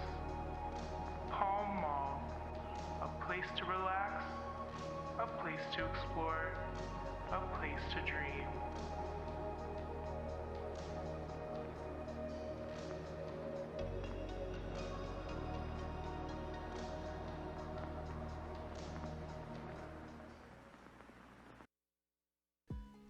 What's up, y'all? My name is Davion Gooden. I'm the creative director over at Studio Xavier and the creator and developer of She Dreams Elsewhere. Now, She Dreams Elsewhere is a surreal adventure RPG about dreams, nightmares, mental health, and a bunch of other fun stuff. You play as Thalia, and you're in a coma. You have to figure out how you got in a coma, find a way to wake up, confront your own inner nightmares, and just have a pretty bad time the entire way. It features a simple but strategic battle system inspired by Persona, Earthbound, and other RPG classics. It's got a sick, stylized art style, a banging soundtrack composed of both original songs and licensed music, and features a fully all-black cast, and I'm really excited about that fact, because, growing up, I didn't really see myself or my friends, reflected in the games that we actually played, except for, maybe GTA or sports games, which, great games, good times. They weren't really me, though. I never really saw myself in that, right? And I think when it comes to diversity and stuff like that, everybody deserves to have a seat at the table, right? Everybody deserves to have their voice heard and actually listened to. And if there's any way I can do that in my weird way. Like, I'm all here for it. So, yeah, that's just my fun way of saying more black people need to be in games. And not just in the games, but making the games too. And not just black people, but all people of color, basically. So, you know, game industry, wake up. We're here. We're waiting to get funded, so you know. Anyway, that's my stick. I hope you enjoy She Dreams Elsewhere when it eventually comes out. Eventually. I mostly work alone, y'all. It's just indie dev stuff. But when it does come out, you can play it on PC, Nintendo Switch, Google Stadia, Xbox Series, and Xbox Game Pass. But until then, I hope y'all stay safe, keep doing well, keep supporting indie games, and just be excellent to each other. Thank you.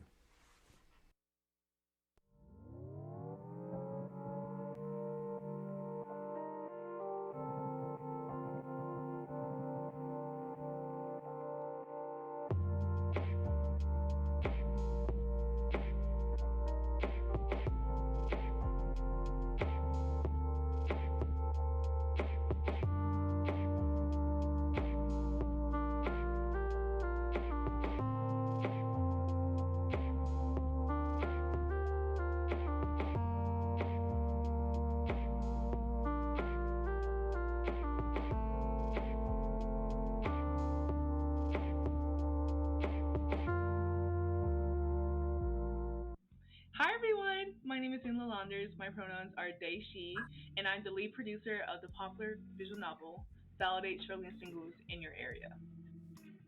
Hello, my name is Solange Salgado, they, them. I'm the head writer and editor of Validate Struggling Singles in Your Area. My name is Kevin, no last name given, he, him, and I am the audio engineer and lead composer for Validate, Struggling Singles in Your Area. And today I am joined by my other two head developers to talk to you about Validate and what diversity means to us. So, Kevin, tell them about Validate. Validate is a visual novel where you take the role of one of 13 We have an Italian characters in their attempt to go and try and find love with the other 12. Yes, sir. We started Validate in February of 2020 when we decided that we wanted to launch a game because we wanted to play a game that has people as playable characters that look like us. We wanted to emphasize that people of color can be in visual novels, and as well as find, romance, and then discover the truth about romance, sexuality, gender, etc. But we're not here to talk about Validate entirely. We're here to talk about diversity. So Solange, what does diversity mean to you? Diversity is a complex thing to me, but basically it means giving people that look like me, the opportunity that people on a little lighter side get. I want to make games too. I want to write too. I want to have it just as easy to get into the creative industry as those people. You know what I'm saying? It's equal rights, black and white together. Yes, No that segregation. is diversity. Diversity to me is basically, like Solange said, having people from many different backgrounds and not just your typical white male background or white woman background. We wanted to explore more than that. We wanted to explore what it's like to be a person of color in New Jersey, and trying to find love, friendship, and just the realities of dating as a person of color. Right, Kevin? Yeah, I think that the diversity that we're going for is not only diversity in appearance, it's diversity in life, it's diversity in background. It's a ton of different people from different walks of life, the sorts of which, you wouldn't usually see in a video game, or lower class, middle class backgrounds, other ethnic backgrounds that have their own traditions, their own belief systems, their own ways of seeing and interacting with the world. A lot of things that you don't usually get with games that have very singular focuses on a very singular type of protagonist. And we are presenting to you 13 of them. Yes, and yes, 13, and one of them is an Italian. Because what is a dating sim without the Italian representation? Exactly, the pizza. The pizza. Mamma mia! Shout out to Italy. the Kickstarter paid for this, and now they're getting it. Yes, you guys paid for this, so now you're getting it, and we can't take them out no matter how much you guys make me want to, half the time. But besides that, we actually want to talk more about diversity in video games. As someone who just entered the industry, and most of us are in the same boat, it's so great to see the amount of games that are more and more diverse. A recent example is Boyfriend Dungeon. You get to play as a character, and then you get to date all of these different characters, and their cast is pretty diverse. With Validate, we want to promote diversity in games. We want people to see Validate and be like, hey, I want to make a game like this, and then see that Validate is a success so they can actually do that.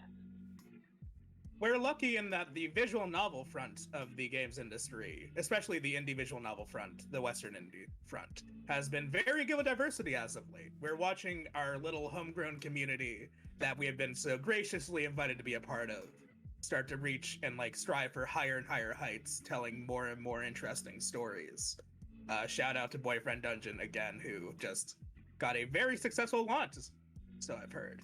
Yes, Boyfriend Dungeon is a lot of fun, but it's not just Boyfriend Dungeon, it's Love Shore, it's Spirit Swap, it's a bunch of our other sister games who have really been pushing for more diverse stories. We feel as that the gaming community and just how people see gaming in general is changing, it's shifting, it's becoming more positive and becoming more common to see people of color as main characters and as playable characters. Yeah, because if we was going way back some years, you couldn't see nothing like this. You couldn't see all these games coming out with the diversity. We got games coming out, all races, all genders, all sexualities. We just in a different era right now. It's phenomenal. It's crazy because as someone who has been playing games since I was very young, probably I think I got my first game when I was 5 or so. It's always been white male characters or white female characters. It's never really been someone who looks like me. And the reason why we really got into development is because, like we've said earlier, we wanted to play as someone who looks like us because we know as adults now that it's more important for people who are younger than us, 7, 8-year-olds, to see this kind of representation in games, because when you see yourself represented in games, it feels good. You feel like there's nothing, you're being normalized in media. People are seeing who you are, and that is super important. Right, Kevin? Yeah, and we in video games, actually, and as the world pushes for more diversity in all forms of media, we in games actually have a very specific and very interesting place in this, where when you watch a movie and has a diverse cast, you're watching, you're watching a story. When you're in a game, you're taking a mile in that person's shoes, the character that you're currently playing as. And when you play as a character that isn't the same race as you, not the same gender, not the same sexuality, you get a chance to, in a very minute and controlled setting, see how other people see and interact with the world. It is a form of understanding that I feel like a lot of other media forms don't really get you, that you can really only get with games. Mm-hmm. Oh, yeah. Yeah, definitely, playing as someone else, playing, for example, in Validate, we have Mhari, who is South African and Qatari, and playing as Mhari shows how someone of that background could go about their dating life, how people are interacting with them, how race comes into the factor of all these things, playing things from different perspectives that you typically don't get to play as. It's fresh. It's just, you go outside for the first time, you wake up and the air is so crisp and it feels so right, and you just ready to start the day. That's what Validate makes me feel. And I think we just want everybody of all walks of life to feel that calm and comfort that, there go you on the screen. It's possible. We can do it. They can do it. Ooh, we can make you big. We can blow you up. We can show everybody your experience. You know what I'm saying? Naturally. Sorry. No, naturally, this sort of diversity in the cast could only be possible with diversity in the crew, which is why it's very important for us when we're picking out the team to get as many different people from as many different backgrounds as possible to be able to tell stories that are similar to their own and stories that we haven't heard before. We have a very global crew from, a ton of different backgrounds telling us a bunch of different stories, and all of them are getting featured in this game, which I don't think I've really seen before. Yeah, Validate, we are really changing the game when it comes to our crew. Our entire dev team is full of people of color, mostly queer people of color. We did this way because we feel like it is important for us to tell our own stories. We understand that sometimes you can only tell a proper story from a place of knowledge, and that's what we want to do with Validate. We want people to know that we are doing our research and we are telling our own experiences through these characters. So, that being said, you can check us out at validategame.com. You can also follow us on Twitter at validategame. Anything else? Go play some visual novels, man. They're all really good. Shout out to Visual Novels, shout out to the rest of the team, and thank you so much for watching this, and we hope that you guys wishlist this on Steam, steam.validategame.com. Ever just need to run away to a cottage in the woods with your girlfriend? I don't know, raise some chickens? Same. Except I don't have a cute girlfriend. My partner just dumped me, and cottages aren't cheap. What to do? Impulsively move and start over. Tfernv. Sure, weird way to spell that. Start therapy. Work at a tea shop. Make friends. Be friends with me. Please be my friend? Friendships can't be forced on people, Sarah. Life isn't a video game. But that would be so much easier. Hi, call me Sarah. Want to be friends?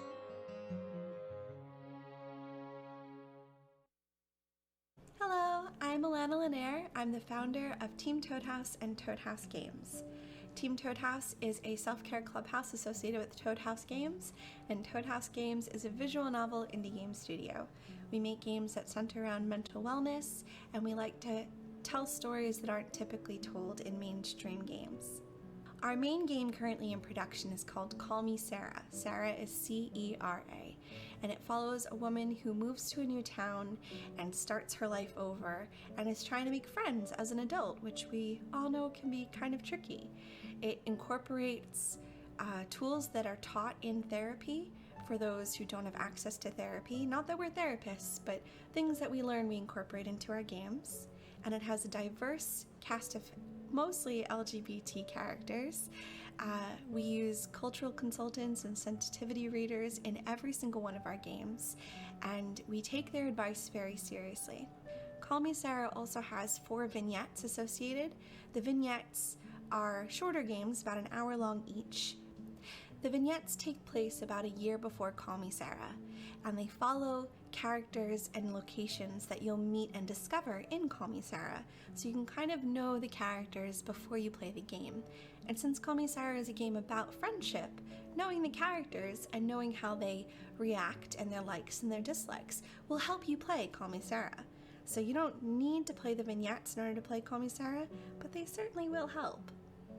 The name of the 4 Call Me Sarah vignettes for you to look out for are Good Luck in Home Cookin', which released last spring, Tea-Lightful Introductions, and Cultivating Habits, which will release in the future, and Roll for Confidence, which releases next week, so please look forward to it. As I mentioned, we take the advice and feedback from our cultural consultants and sensitivity readers very seriously. We take what they say to heart. So a great example of how this manifested in one of our games is in Good Luck in Home Cookin'. One of the main characters, Jessica, is a Korean-American businesswoman, and she texts her mom in the game. Originally, we just had text pop up on screen. It was very cute. But our Korean translator and sensitivity reader gave us the feedback of the text messages are cute, but could we not incorporate this color scheme from this popular texting app that everyone uses in Korea? She said that it would be really cool to see in the game on screen what she sees every day when she texts her mom. So the color scheme is that blue and yellow that you see in the game. And this was this got such positive feedback. This was such a wonderful example of the importance of cultural consultants and sensitivity readers. It's a very small detail, and normally when we think of cultural consultants and sensitivity readers, we think of big changes. We think of removing accidental racism or things that seem like offensive, right? But this is a positive example where it was perfectly fine with the original text messages. But now that we have that blue and yellow color scheme, anyone who uses that extremely popular texting app has messaged us saying, this looks just like the messages I get from my mom. This is so cool that you thought to incorporate this. And it makes it that much more of an enjoyable and authentic experience for those players. Why wouldn't you want that? Representation, cultural consultants, sensitivity readers, all of this matters so much because it makes our games more enjoyable for our players. And a very key way to ensure that you have this authentic representation in your games is to not only hire cultural consultants and sensitivity readers, but to make sure that your core game dev team is diverse in itself. For example, with Roll for Confidence, one of the main characters, Sophia, is a trans woman. Our community manager is a trans woman. We have a direct link where we can, in the early stages of production, while she's in on our meetings, we can be saying our ideas and what we think, and we have a person right there to speak up and say, I don't think this, or, ooh, it would be really cool this, or this would mean a lot to the trans community if we did this. And that is so valuable. We have people on our team. Our team is fairly diverse. I would like it to grow and be even more diverse, but our team is fairly diverse. And it allows us to, before even reaching out to cultural consultants and beyond the research that I do, because I do an intense amount of research to make sure that the games are appropriate and aren't harmful to people's mental health. I do my due diligence. But to have these people on our team who are able to call me out or to suggest things in the early stages makes it that much easier to implement. It's also really important to have more voices in the room because say it's only one person, like your token diverse person, as people sometimes say, that person has to have so much energy and bravery to stand up and speak up constantly. It's not fun. But if your whole team is diverse, that means you have another person advocating for other people. So it doesn't always have to be, for example, I have mental illness. So on my team, other people could also point out mental illness stuff, as opposed to if I was on a more, let's say, homogenous team, I would be the only person, the only advocate saying, hey, can we not call the only woman character crazy or whatever they're doing, or can we not put this horror game in an insane asylum for the umpteenth time, please? Could we not? It's exhausting to constantly have to advocate for yourself and to constantly have to, especially when it's about you and stuff that affects you. There's a lot of emotional taxing and weight there. Having a diverse team ensures that that is not only on one person and that we as a group are looking out for each other and we are improving our games. I think a lot of people look at the optics of a diverse team and don't realize how much it improves your game. Not only the process and the production and the actual process, like the making of the game for the people on the team, but the game itself is a better game with more diverse voices creating it. And obviously, for what I don't know and for the other details, we bring on people and we do our research and we make sure that it's done right. Because why throw a Muslim girl into your game if you're not going to have Muslim gamers identify with her? So an example of what this looks like is when we were making Good Lookin' Home Cookin', Amira went through so many iterations. Her hijab style changed over and over and over again. At first, we did our due diligence, as I said, and we did our research, but we came up with a very Pakistani look. And we thought it was super cute. She had like a cute little like flower tie here. It was very adorable. And then when we sent it out to our cultural consultants, they all came back like, we are so excited you have a Muslim girl in your game. Yes, thank you. That said, she is so outdated. No one does their hijab like that anymore. Can I please show you how I do mine? And we were flooded with dozens upon dozens of photos of women around the world and girls around the world in their hijabi styles and showing us how they tie it, and even how-to videos showing us how they pin it and what they use. And they were so excited to be part of this and to bring Amira to life.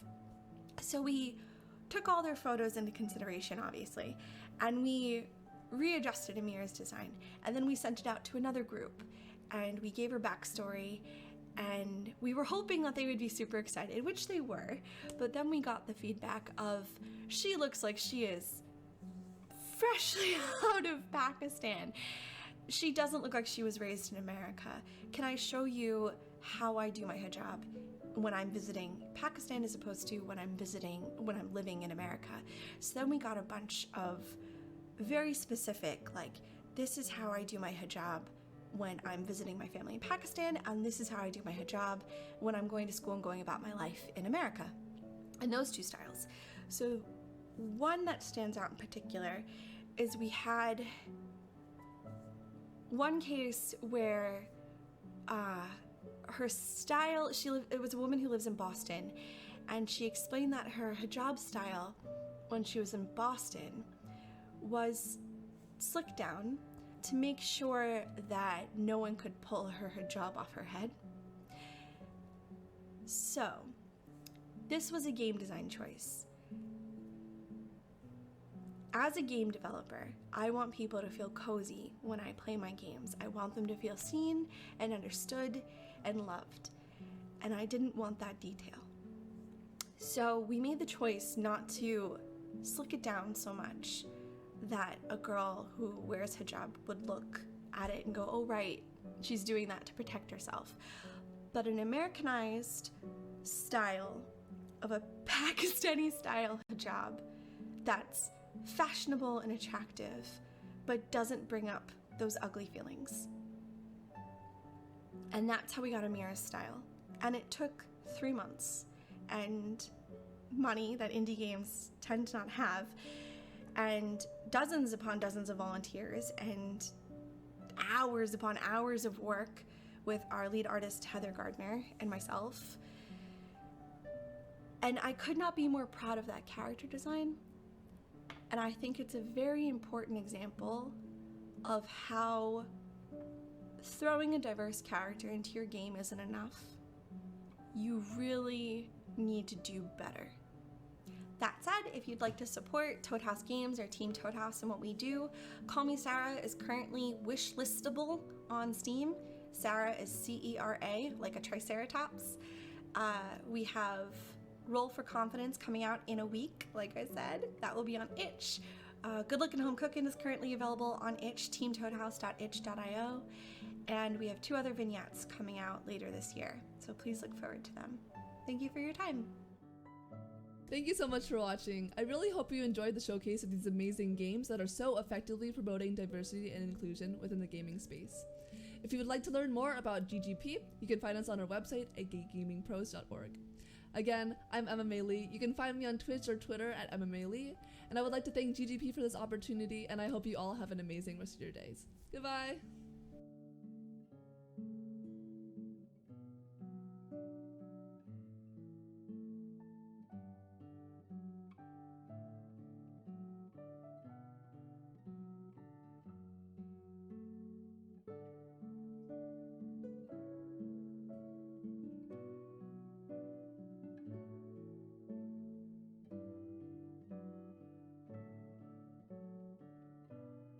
Thank you.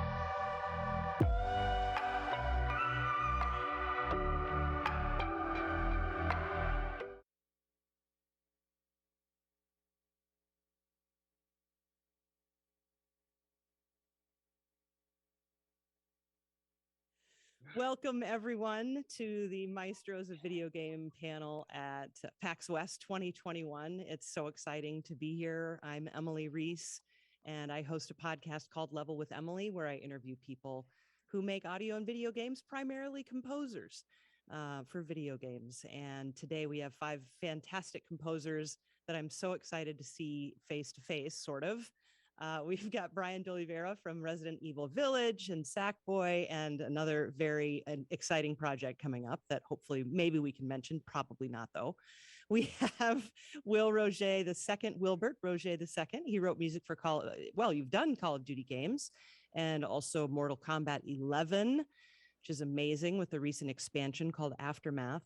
Jason Graves. Hello to Jason. You're the composer for the Dark Pictures anthology. There are 2 of those out currently. And you're also scoring a couple of upcoming VR games, Lone Echo 2 and Moss 2, which just got announced. Gareth Coker from Ori and All the Things. And also Immortals Phoenix Rising, which I've been playing lately. Ark, Genesis 2, and the upcoming Halo Infinite. And last and certainly not least, Mr. Chris Velasco from Carrion, which has just been announced is coming to PlayStation, which is super exciting, and also working on Dauntless. So again, welcome everyone. Thanks for being here. It's been just ages since I've seen any of you, even though some of you I've spoken with in the last year. We didn't do video, so it's just nice to see everybody's face. And I'm really pleased to be doing this with you all. And, you're all composers that are accustomed to kind of working on your own. So it's pretty obvious that a lot of your workflow probably didn't change too much or your day to day, but, I'm just kind of curious how you've been and what you've been up to since everything's gotten so as the way it is now. So I don't know. Will, let's start with you. Sure. Yeah. I mean, it's honestly, the whole pandemic didn't really slow things down at all. If anything, it's accelerated quite a bit. I know that there's a lot of content being made right now, and I'm very fortunate to be working on a lot of it, which I'm very grateful for. I'm wrapping up anew The Distant Light, which is an indie Metroidvania that I've been chipping away at the last several years. And I also just finished season 5 of Call of Duty Mobile. And then unfortunately, at the time of this recording, I can't speak about any of the other projects that I'm working on, which is kind of a bummer, but it's a lot of very exciting stuff. And I'm dipping into some new kind of horizons for my musical style with a lot more musical sound design and use of synthesis. So I'm very excited to announce that once we're, at that point. Yeah. Chris, how about you? Since I see you taking a big drink of water, what have you been up to? How have you been?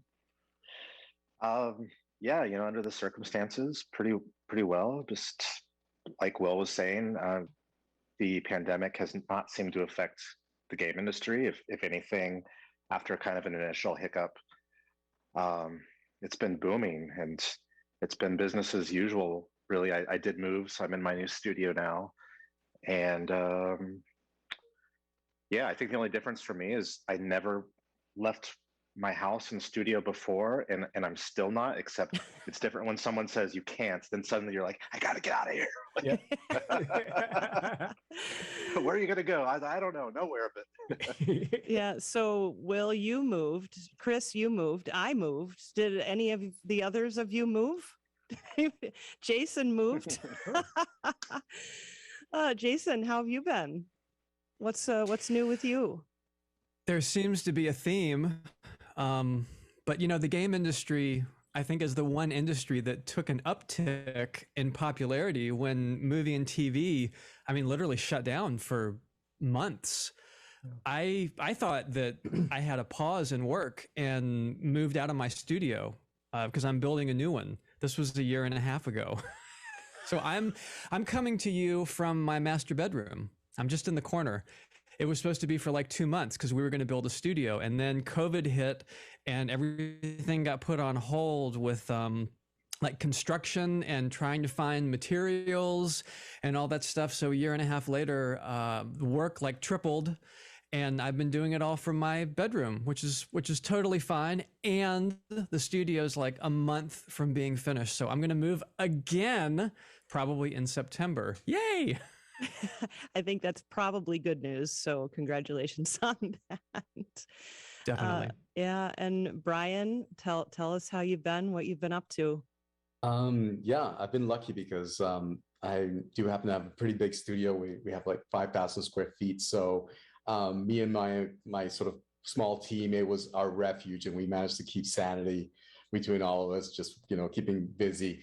And yeah, we, like everybody, like all you guys, we were busier than ever, and it was kind of like a Zen training. It's like, okay, we can leave the house, we're going there, we do our thing, leave. But it's worked out really well.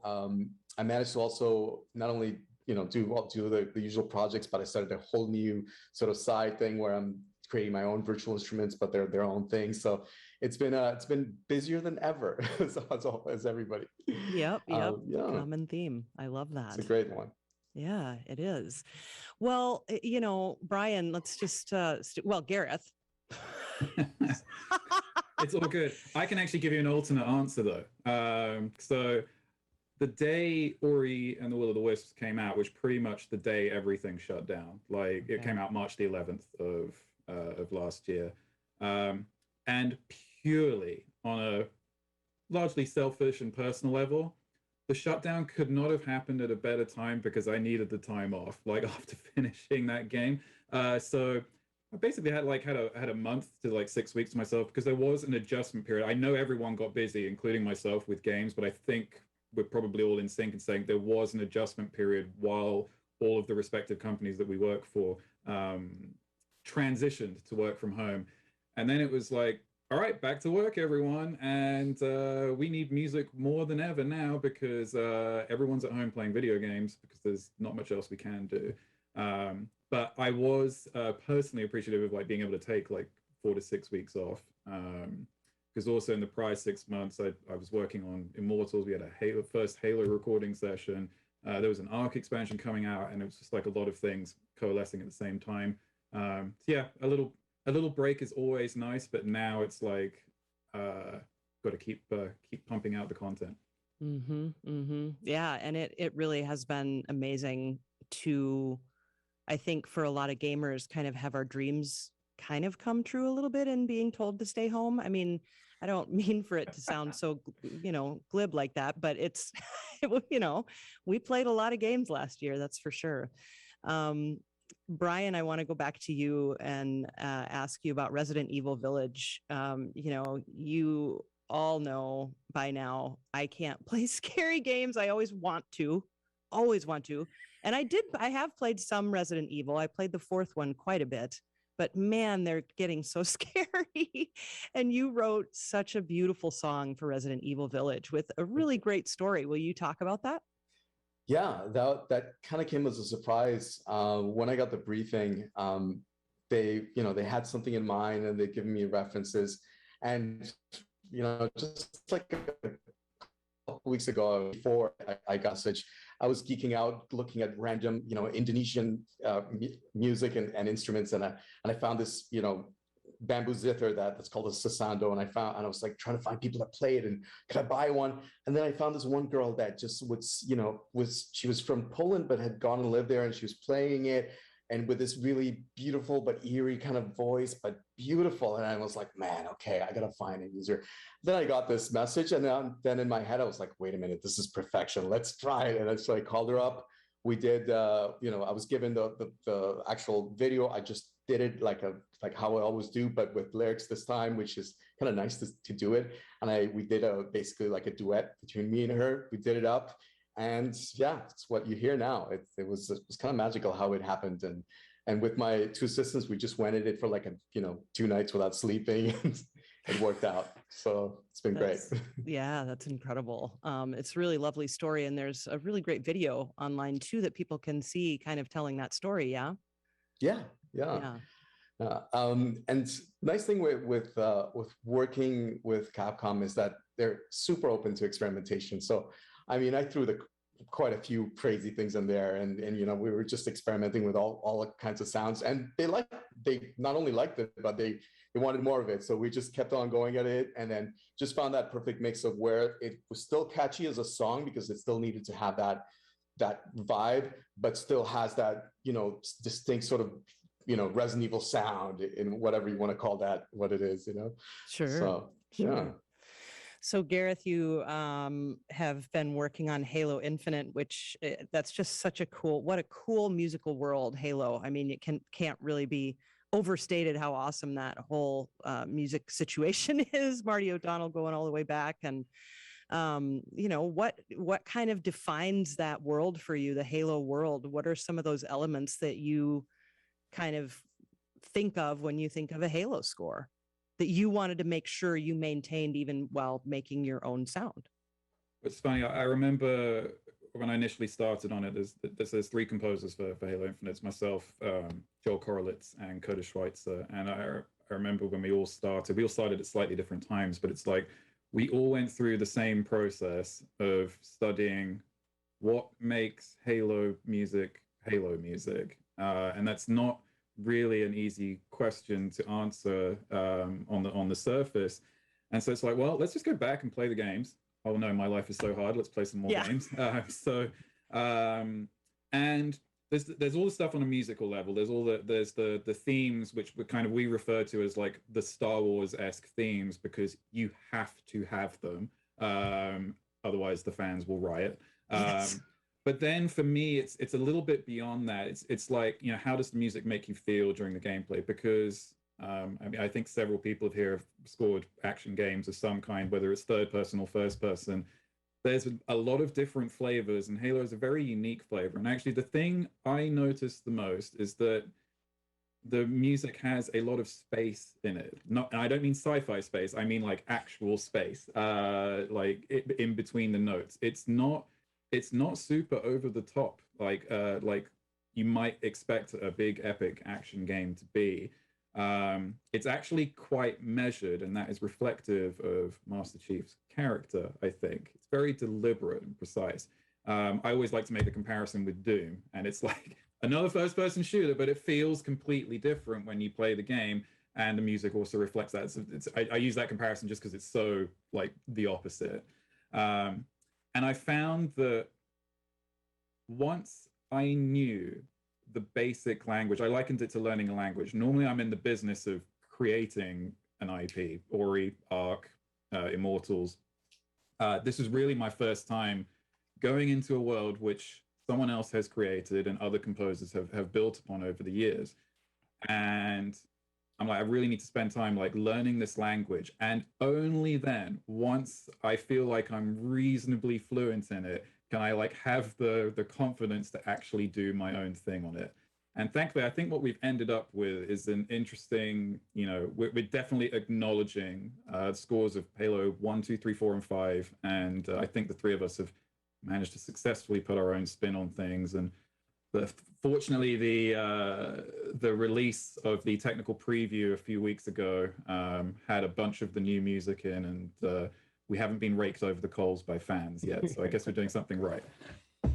That's fantastic. And I want to ask Will kind of the same question, because, you know, you've come into the Mortal Kombat universe and also Call of Duty to a certain extent, but Call of Duty, you know, changes times and settings so often that I think almost, and you can please correct me if I'm wrong, it seems like Call of Duty might have a little less of a defined sound world than something like Mortal Kombat. So I'd love to hear your thoughts on that, if I'm wrong, especially, but also just kind of talk about how you follow into those sounds as well. Yeah, I mean, Mortal Kombat's interesting in that it's obviously had, I don't even know how many games, 20 something games so far. And then of course the movies and the new movie now. But it has a spirit to it that's pretty consistent. And I feel so lucky that I got to work on Mortal Kombat because it was my life, like my whole life in middle school. And I grew up with these characters, and now I get to score for them, which was incredible. Wasn't it one of the first games that you played? It literally was. I remember like this. I remember it was my classmate Ollie's 7th grade birthday party at the arcade, and his extremely Polish dad just hands me a bunch of quarters and is just like, play video game. And so I saw Mortal Kombat Arcade, and I just sat there and ignored the party and just played this game the whole time. It was incredible. But yeah, it's interesting. There is a Mortal Kombat sound. I think the obvious answer is violence. You have to portray violence in some way, and that special Mortal Kombat violence that's just so over the top that it goes from scary to disgusting to hilarious within the space of one fatality. And violence can be portrayed musically in a bunch of different ways. I think the obvious way is through rhythm, but in my score, I actually tried to do it through harmony, especially. There's certain harmonies that I just found really innately suggest the violence and ruthlessness that the game needed. Mortal Kombat 11 is kind of interesting, though, in that it has a very in-depth storyline. There's very detailed and very dynamic characters. And so I also wrote leitmotifs for every single character. Oh, wow. Leitmotifs are kind of like musical calling cards, if you don't know. They're like little themes, I guess. And also for concepts like family and the relationships between characters, and of course the combat theme, which exemplified all that violence that I mentioned. And this allowed me to score I think 4 hours of cutscenes with a level of depth and relatability that was really needed to take this epic storyline, but also make it personal. And lastly, I mean, Mortal Kombat also, because it's got so many different diverse characters from literally everywhere around the world and different universes and so on. So having a wide variety of instrumentation was very important to me. I had the orchestra as well as big kind of Wagnerian choir and organ, even church organ. But it also featured lots of solo world instruments from, I think I had 4 continents represented by all of the soloists and vocalists that I had performing on the score. And then, of course, a lot of like very gritty synthesizer use, again, kind of portraying all of that violence. Sure. Chris, I want to ask you about how you dealt with combat music. I mean, all 5 of you have written countless hours and hours upon hours, I'm sure, of combat music. And, I think it's people who know about game audio know that combat has various stages and the music intensity ramps up, and how do you make that happen? And Chris, I feel like for Dauntless, you've done kind of an interesting spin on changing those levels of intensity. Can you talk about that? Yeah, I'll be honest, I am so tired all the time from writing combat music for the last 15 years or whatever. When I start up a new project and I see the music document and I see how much is combat, my soul leaves my body for a minute. No. Just for a minute. Just for a minute. Yeah, between the 5 of us, oh my God, how much combat music is there? It's insane. And you always think, like, how can I do it again and make it sound at all different from the last 500 ones that I did? And so, yeah, Dauntless is interesting because I started on that game like 6 years ago, maybe even longer than that, 6-7 years ago. And so my pitch for that became the main theme for the game, which I actually just rewrote and re-recorded recently, because the game has really taken on a life of its own since then.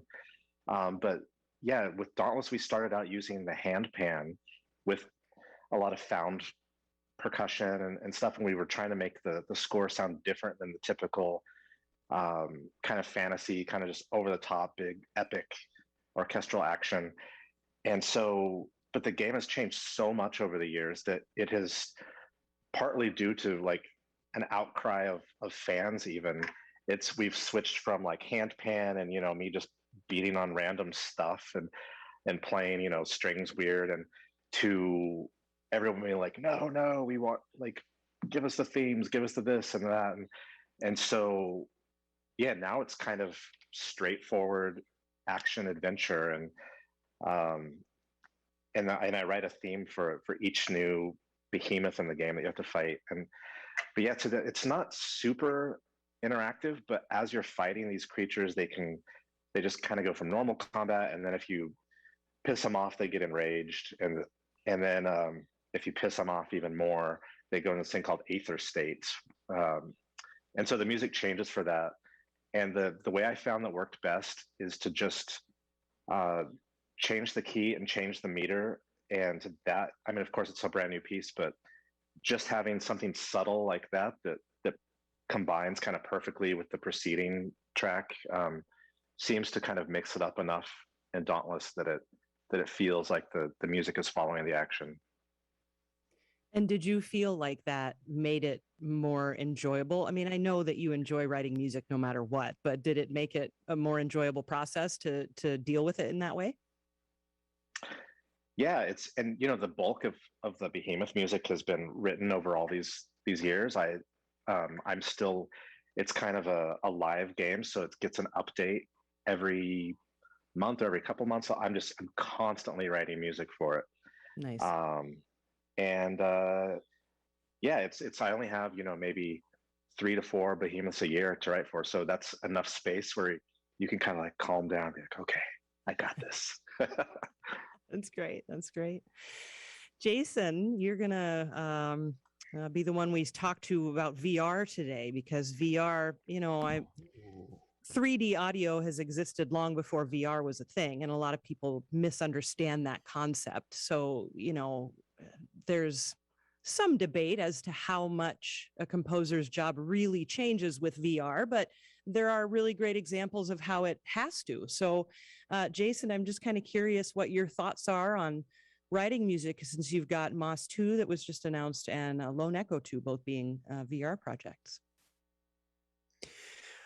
Well, first of all, I love both of these games because they're so different from each other. Yeah. And it's literally, Moss is like a tiny mouse in a forest with little creatures, and Lone Echo is a woman and a sentient AI android in space, like around a moon in Jupiter or something. I mean, they couldn't be further apart from each other.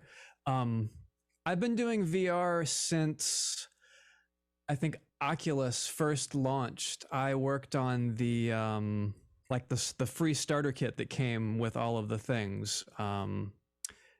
With the audio director was just someone I knew at Facebook. So it was like literally the preview that even game developers would have if guests came to the studio. This was back, I mean, probably 4 years ago, when maybe even more than that, when there were 10 of these in the world.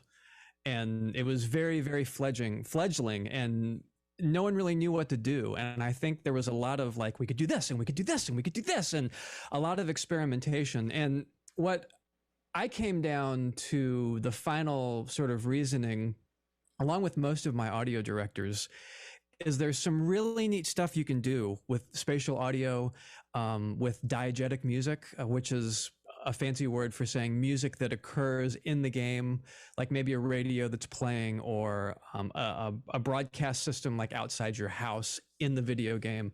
You can do some really interesting spatial things by positioning the audio. So when you're in VR, and I'm not going to turn my head, but when you're looking around and you're looking up and down, the audio is pinpointed in that 3D space with your 3D visuals.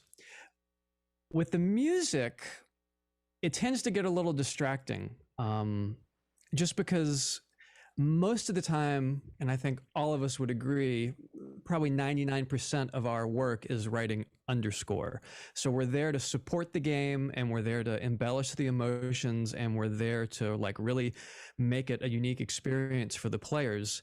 And even if it's featured, it's not really called attention like on screen. You're not running by like the recording studio with the orchestra there. So usually treating it as if it were non-VR in terms of music is the most straightforward way to go, because also your audio team is doing all this other crazy stuff with all the other audio, and there's interactive this and spatial audio that and 3D immersion with this, and it's crazy how much stuff you can do now in any game, but especially in VR. So usually I'm just focused on my normal thing, which is what's special about this game? What can I do that makes this music completely unique? And for the case of Lone Echo 2, I just did all synthesizers, which is the same thing I did for Lone Echo 1. But this time I literally pulled out every synth that I had. I had like 22 synthesizers and drum machines. And Maluka, of course, singing because of the solo female vocal, sort of with the one female protagonist in the game. So that had its very special, unique kind of sound. And then Moss is all live solo instruments. Me and basically 4 friends of mine from all over the world. And we've talked about how lockdown didn't affect us too much. All my players were already at home. And as a matter of fact, the cello player that I got, who has toured with Bjork, by the way, Emily, I know you're a huge fan, right? He's amazing. That's awesome. I found him because he, like many other musicians, didn't have work because all the orchestras had to shut down back in March of last year. And if that hadn't happened, I wouldn't have discovered him. And he's an amazing cello player. I feature him a lot in the scores. So it's all about the unique emotional resonance that the music can kind of have an effect on for the listener and the player. And if we can do fancy VR tricks, great, but it's usually kind of kept to a minimum. Now, you mentioned playing live instruments, and I know that all of you play. And I kind of have 2 questions. Do any of you sit at a piano and write when you're writing melodic music? Does anybody do that?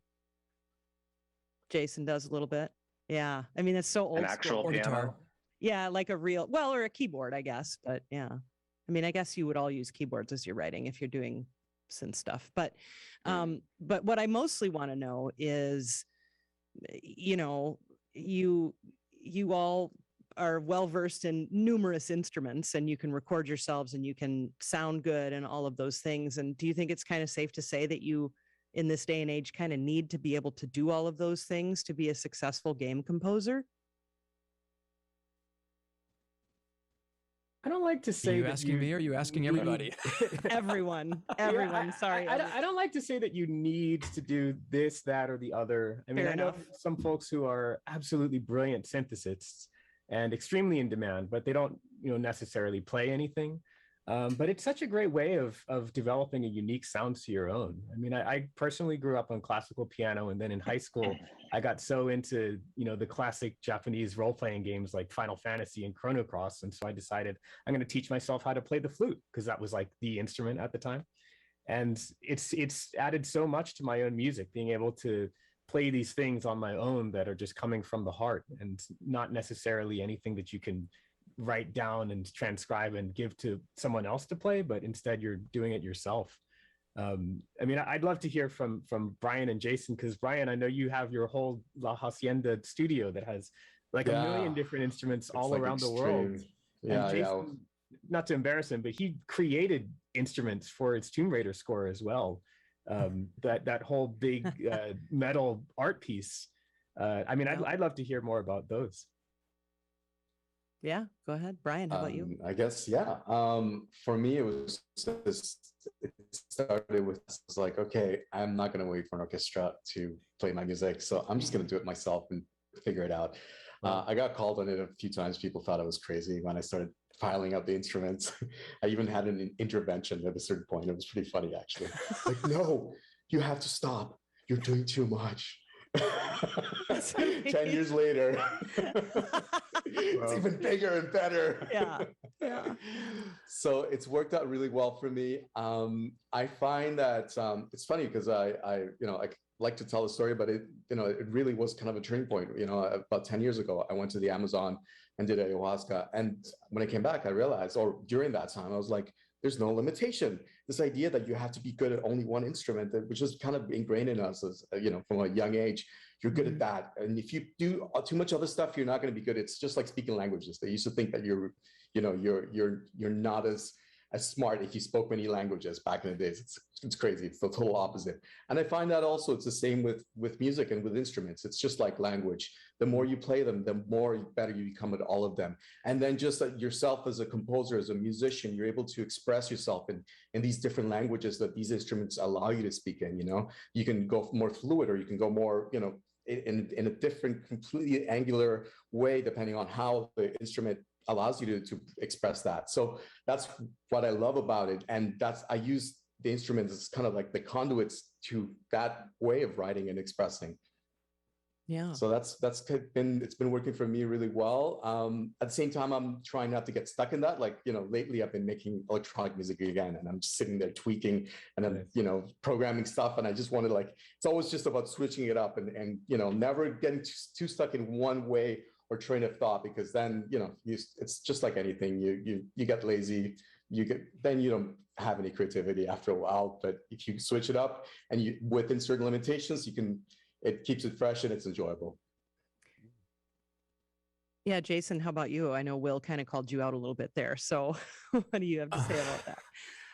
Well, I'm a drummer and a classically trained percussionist. So basically, the world is my instrument. Ever since I had my first microphone and accidentally recorded myself hitting the desk, and the microphone had a delay and a reverb on it, kind of like Brian's Amazon realization, I thought, oh my gosh, I could play anything if I have a microphone or a cell phone and record it. And a lot of times, I write music differently depending on what instrument I'm on. If I'm on the piano, I'm writing one way and voicing things one way. If I'm playing guitar, I'm doing something different. I kind of grew up playing guitar and keyboards and bass and drums and percussion. So that really translates to most of like the band instruments, like in terms of kind of the root ensemble of things. And I'll rub two rocks together for Far Cry Primal and stir a bucket of dirt, like in a heartbeat, because it's something different. I'm like very OCD with sounds, and I love learning new things. So you combine all that and shake it up in my brain, and that's me just running around trying to find new sounds for every game, like inspired by the game, and then the sounds inspire me. That's how I like to work. Yeah, I did actually something super similar, Jason, for Carrion. You know, the creatures, this blob, this never-ending eating machine, and I wanted a unique sound for that, and so I made myself a whole library of slime. I just recorded a $2 store-bought piece of slime that at the time, like, kids were really into slime, and my good friend, his kids were like, oh, look at what I made, it's slime, and it's like, oh my god, that's the sound of Carrion. And we spent just an afternoon like taking this squishy slime and doing rhythms with it and just throwing it against things and just, squish. And like half that score is my Contact slime library. It was like slime Awesome. was your muse. Mm-hmm. I'm just going to be contrarian again.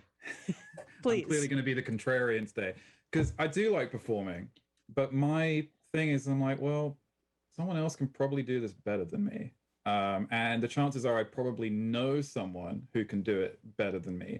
Like, I feel like it's good to have a knowledge of all the instruments, but then when I send it off to someone else and get it back the way they've played it, and years and years of training behind it, I have found one of the benefits of the pandemic is I had a chance to like self-evaluate, which is very rare, and I look back at the pieces of music that first of all resonate with the public the most, but second of all that I enjoy the most. There's a common theme there, and I feel like the best music that I've produced has always been born out of a collaboration with someone else initially, because it can be very helpful to bounce ideas off other musicians.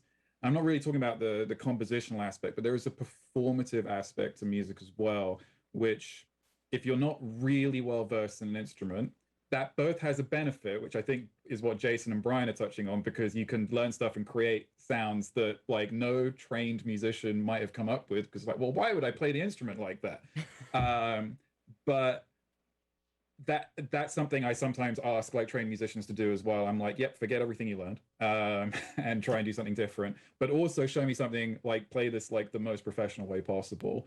And that's borne fruit some incredible collaborations over the years. So what I like to do now, and I have the benefit of being on a project that is like 4 to 5 years out. I've been brought on pre-production, which is really unusual, especially in AAA world. And I get to experiment and try things out. And I feel like I'm basically a casting director at this point, because I can really like work hard to find specific performers that do things really well. And then all I have to do is convince the game dev company that, yeah, we should bring them on for like the full game as well. But like, so I just bring that up because I just wanted to be alternative. But I'm really not a hipster. So, okay. Well, Gareth, if you ever need a slime guy, I got you covered. Well, that's the thing. I mean, hearing and seeing about Brian's like masses of instruments, I feel like it's inevitable that one day I'm going to end up calling Brian and be like, yes, can you play some stuff for me? Because that's the thing. Even within the composer community, there's a bunch of really, really, very, very, very capable musicians. So I'm just lucky that we have all these resources and we kind of get to play with them in different ways. I mean, I think it's fascinating, like to watch Brian, because what would you say was your first instrument, Brian? It was the flute, actually. The flute. Yeah. So a little tiny Andean flute that actually I had, like, it was given and then it broke, so I had to like make myself another one. Oh no. Then you'll pick up a cello and you'll just like have the most beautiful cello sound. I'm like, I grew up, my sister played cello. She still has her cello. I've been a musician my whole life. I can pick up a cello and sound like absolute garbage. So even though I had strings technique class, I can't get a good sound on the cello. So, I mean, that's one of the things that amazes me, where I'm like, I totally see what Gareth is saying, because there's no possible way that I can get, if the desired result is a good sound on the cello, I'm not your guy. But if you want something wacky, I can handle it. But, to take that to a further level, there's more than one way to play the cello, and different performers bring their own attitude and feel to it. And you can start to hear the differences between them, and like, one cellist doesn't always necessarily fit every single project, even though you could probably, like, a professional musician can probably tailor the performance, but some people just have a sound, and a lot of it's to do with the instrument as well. Yeah, the instruments with the way that who you've learned from, the style. Like for myself, I started playing Baroque cello, and then I shifted to Indian, and then I did classical. So it like whole other journey. So when I play, I think of it, very differently, very fluidly. I don't use a lot of vibrato on purpose, even though now I can. But it's there's a very specific way or voice that I've played cello. But the cello is crazy, good example, because it is probably one of the hardest instruments. I had to like wake up at 5 a.m. and practice for a few hours before I go in the studio for like quite a few years before I got to an okay level. Yeah, and I suppose if I practiced. Brian. Go ahead, Chris. Oh, Brian, I'm curious, because this feels like something you would have. Do you have one of these guys in the studio? It's a Kangling. What is it? It's called a Kangling. I don't have one of those. Oh no! Oh man! It's made from a femur. Whoa! Brian, I'm amazed you don't have one of those. Yeah, I've actually never played it. I'm pretty sure it's haunted, and really, I don't know. Okay. I just feel weird about putting my mouth on that thing. Like, it's someone's bone.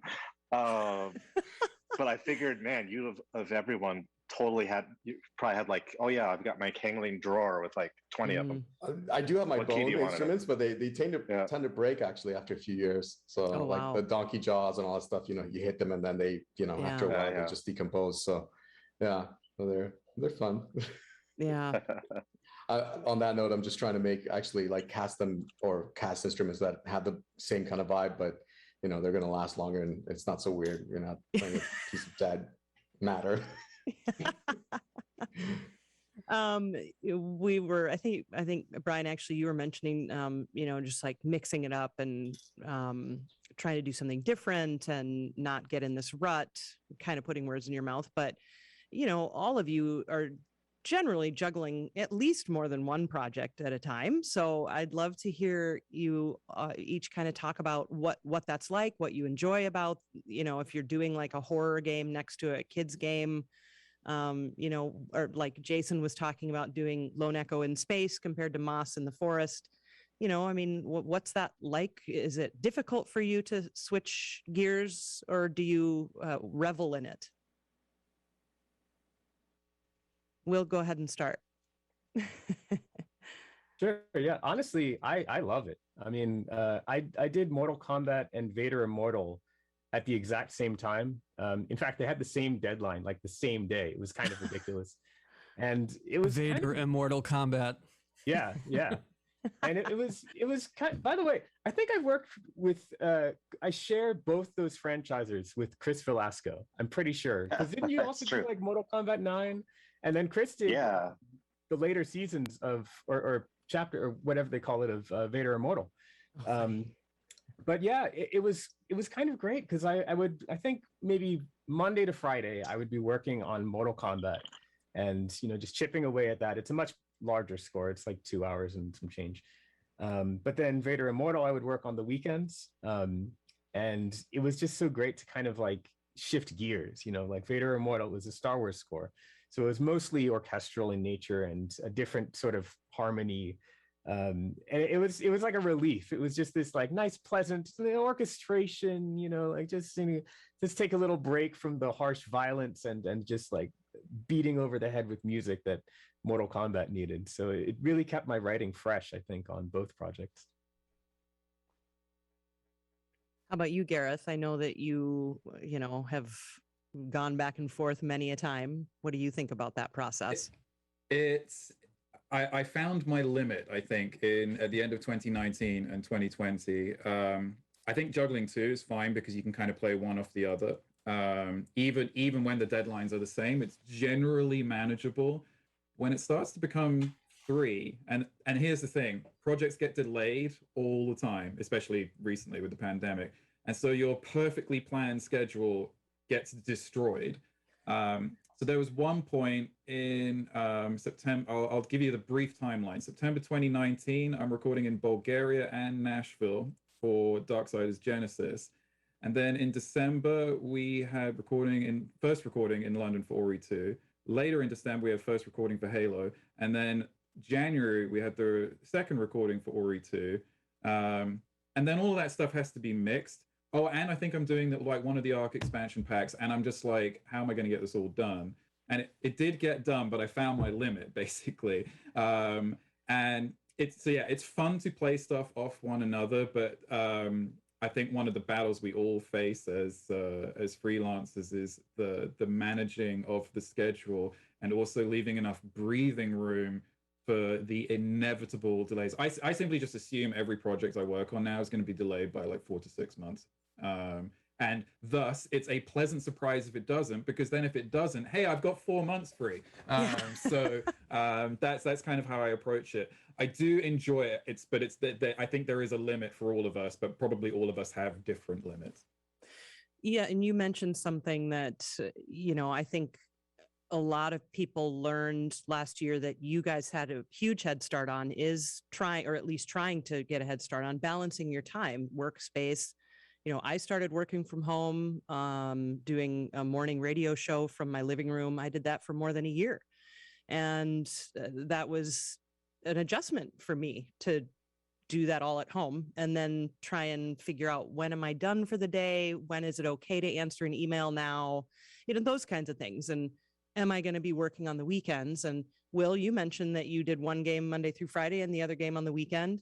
How are you guys at that? I mean, has that been something you've grown into being good at, or that you constantly struggle with? I actually find that if I'm just working on one project, that it almost feels like I'm not working at all. Like it's almost too easy. And if I find myself being able to take weekends off, just like I almost start panicking, like, oh my God, I have to get a job. But it's really weird. And I unfortunately cannot talk about any of them, but I think this might be my craziest period ever.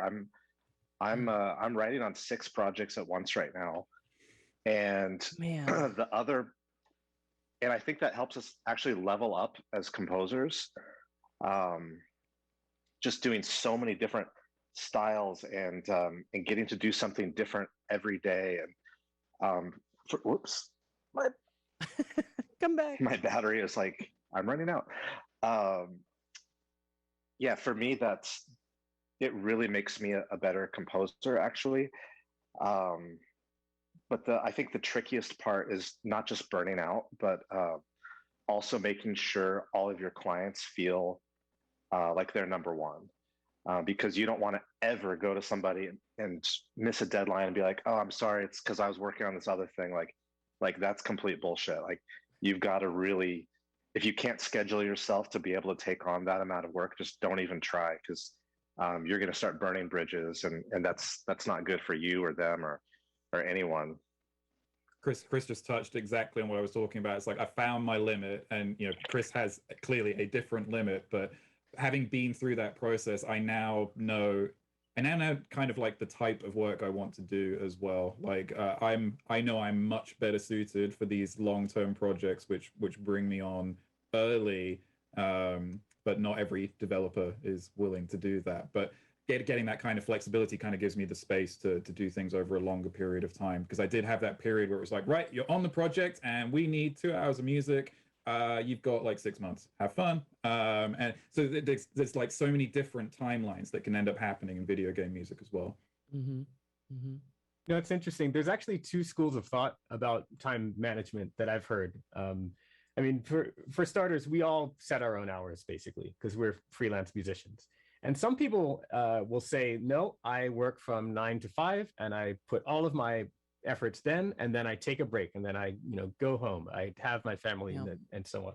I know Jason's good at that. Exactly. Yeah. Actually, not to embarrass Jason yet again, but he and I think Jack Wall gave an amazing GDC talk a couple years ago about time management on this exact subject. I'm not sure if it's in the vault or if you can get it for free, but it's definitely worth it. Should be on out. YouTube. Yeah, it was fantastic. In my case, I just find that I'm a lot more comfortable and relaxed if I just take breaks when I need them. I'm a big napper, and I just say like, hey, look, my brain is not functioning at full capacity, so I'm just going to walk away. And so it's almost like I take like little weekends like throughout the week as I need them. And I don't draw that distinction, which is great because on the weekends, the actual weekends, I have all the time in the world to not have to deal with like emails coming in and distractions or like construction next door or anything like that. So it's everyone kind of finding their own balance. I think I think everyone's mind works differently in this regard. Well, and Jason, I mean, you've got obviously a family. Not that you're the only one on the panel with a family, but you've got a family. You've got a farm, like an entire. Like when you described Moss about the little mouse in a forest with little tiny animals, I thought a miniature Jason Graves in like North Carolina running around the farm. So, I realize you can't give us your entire GDC talk as we're running out of time, but I do want to know, like, what are some of your key kind of thoughts on how to balance your time as a freelance composer? Well, like Will said, I think everyone works differently, and I realized about when I turned 30 that I would hit that kind of ceiling of creativity. I think all of us would agree. Actually, I'm curious. I know we're running out of time. I'm sorry, but the way I work, like I'm working on some music, right? You're getting something started, you hear something in your head, and that kind of makes you think of something else, which makes you think of something else. And when I'm tired, it's like static. It's radio silence. And not only that, whatever I just put into the computer, either recording or with MIDI, sounds really, really dumb to me, like dumber than it normally sounds. So if I have to work on the weekends, I always have to take like the following Monday off. If I have to work late one night, I know I'm not getting that back by like sleeping in the next morning. It just, I guess my brain just works that way. So for me, it's basically, 8 to 6 if I'm crunchy, 9 to 5 if I'm relaxed, Monday through Friday, and I can compress or expand the number of minutes I need to write each day kind of based on how many deadlines I have going. Let's face it, we all want to have a week to write a 2-minute queue, but the reality is usually you got to like knock it out in a day, and then maybe some other queues as well. So it's all about finding that balance for you personally. And I've got a 19-year-old and a 16-year-old daughter, and they've been homeschooled forever. My wife has been living at home. Good. Stay-at-home mom. She doesn't work, so we hang out together all the time, and that's kind of my main motivation for taking these breaks and having a structured work schedule is I completely decompress with them, watching movies, hanging out, reading comics, watching them play games, whatever. That's how I rejuvenate the creative kind of juice. And then when Monday morning rolls around, I already know exactly what I'm going to write that day because I had the weekend or that evening before to think about it. And then it's just like scribbling and bibbling, like massaging the MIDI information or playing the instruments and kind of going from there. Mm-hmm. Now, how many of you have studios at home and you work at home? Do all of you work from home or do you go somewhere? No, Brian, you go to your studio, right? Yeah, but everybody else, so Will, Gareth, Chris, and Jason, you all have home studios. Yeah. So Brian, how does that affect you? If you're struck by a lightning bolt of creativity at 2 a.m. and you're at home, what do? I drive my girlfriend crazy, and I have to go in a separate room and play something so I can remember it or something. Yeah. That's Yeah, great. I really like the separation, and I've kind of gotten it down, at least because for me it's very physical, and I need to be 100% there, full concentration without any kind of distractions. So I've kind of narrowed it down to my personal magic formula. I get there at 7 or 8, and I hit the ground running. I go at it until 12. I quickly do another 1 or 2 hours, and that's as much as the magic usually I can get out of a day, and then the rest I'll just be editing or cleaning or working on other ideas, but not performing. And I've kind of learned it from I went to India and did a lot of training where you get up at 4 or 5 in the morning, you practice, you get it, and then you do all your work, and that kind of spilled over to this schedule that I have now, and it's worked out really well. But it gets tricky when you got 2 or 3 projects and you still have to deliver, and then you're working into the night again on a second shift. It's actually not too healthy, I find. So I'm personally I've made a promise for myself that for sort of like in the fall and in the coming months, I'm really going to limit how many projects I do at the same time, and just 1 or 2, and then that's it. Like there's a close until we can move on, but make sure that there's like a focus enough that you can have a good work-life balance, which I think is really important. I'd love to just expound on that a little bit too. Like, so for anybody that's watching this, other composers that may be just starting and thinking like, oh my God, that sounds overwhelming to, and the work-life balance is very important. And we all have, different markers for what's comfortable and what we like. But I also, so the, excuse me, pandemic started up, and that, like a lot of people, I kind of let a lot of things go, like mentally and physically. And I've just realized now that that's so important when you're in a creative field like this, and you're working from home and you're sitting a lot, and you really have to take care of your mind and body, and or you're going to go absolutely crazy. I mean, I start every morning by just meditating and trying to get into a good space, and then I go for a walk, and that's usually where a lot of my ideas start germinating too, is just out walking, not actively composing, but kind of the subconscious, because kind of like always chipping away at whatever problem. And just even though we all work crazy long hours, do just take time for yourself. Well, that is wonderful advice. And I just am so grateful for all of you and all the music you create. You collectively have hands down written some of my favorite video game music, and I know that you'll write more of my favorite video game music. That's why you all are so gainfully employed.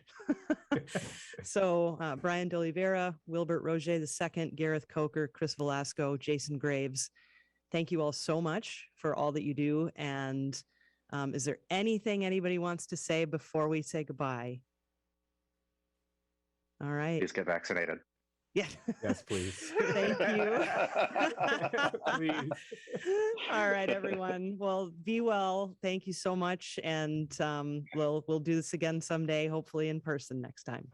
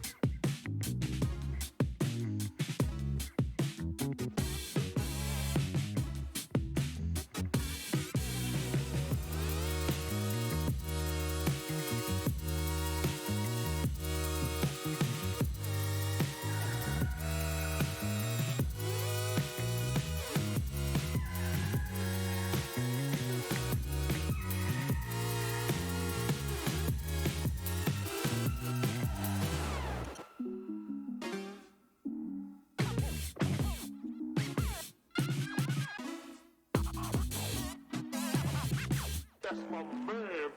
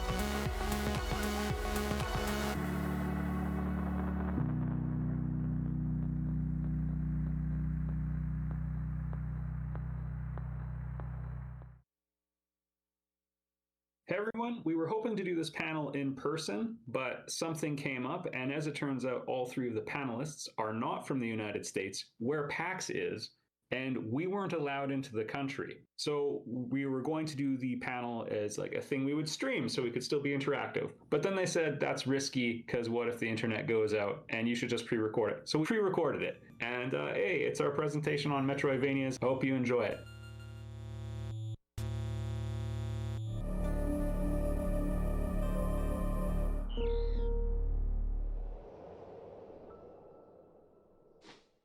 Should I get my? I'm going to get my Necrosphere copies because it's going to make it like faster and flashier. Hello, my name is Caio Lopez. I started a company called Cat Nigiri and made Necrosphere, which is a Metroidvania, and now I'm working on another Metroidvania with my new company called Dog Temaki.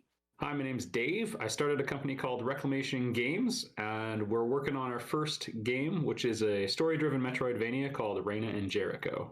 So my name's Miguel Hassan. I'm the director of Halberd Studios, and we're currently working on 9 Years of Shadows. It's a Metroidvania based on movement and music.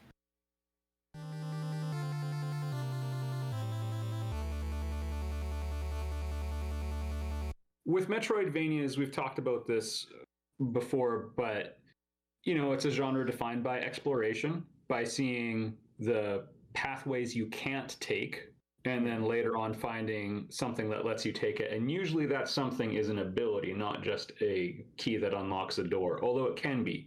The classic example is in Metroid 1, you get the morphing ball after you see the space you can't fit in, and then the morphing ball you roll up, can fit in there.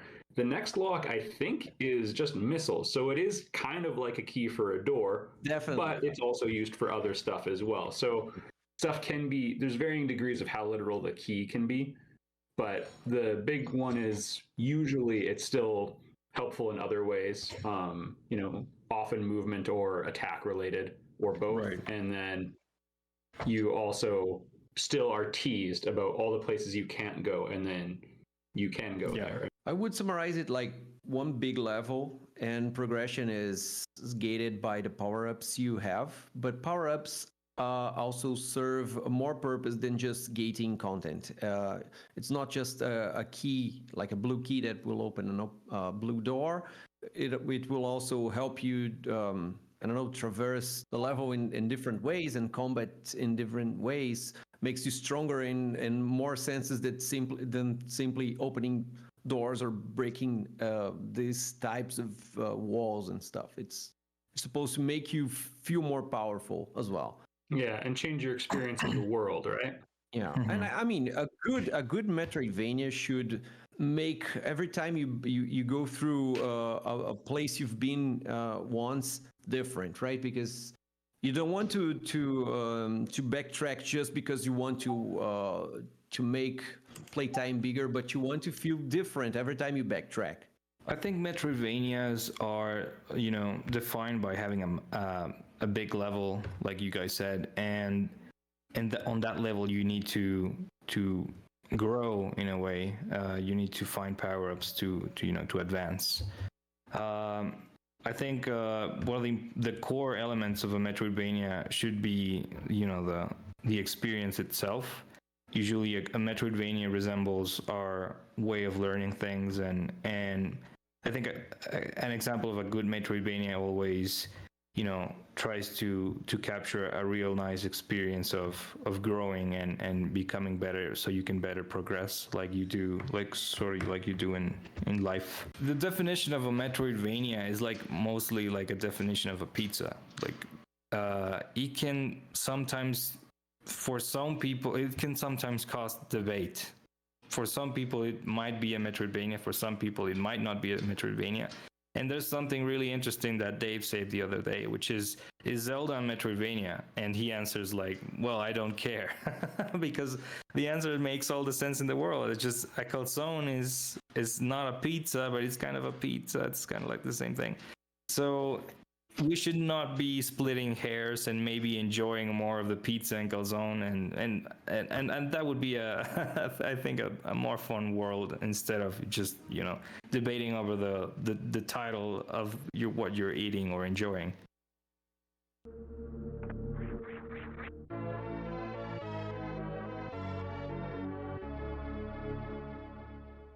So Super Metroid is often considered the template upon which all modern Metroidvanias are built. That and Symphony of the Night. I want to consider, the projection we get on the graph of past to present to future for the genre. So what did Super Metroid fix from Metroid? Because it's almost a remake. The morphing ball is in the exact same place. Many of the rooms are more or less identical between the two games. So what changed? Super Metroid was, in my opinion, a remake of the first one.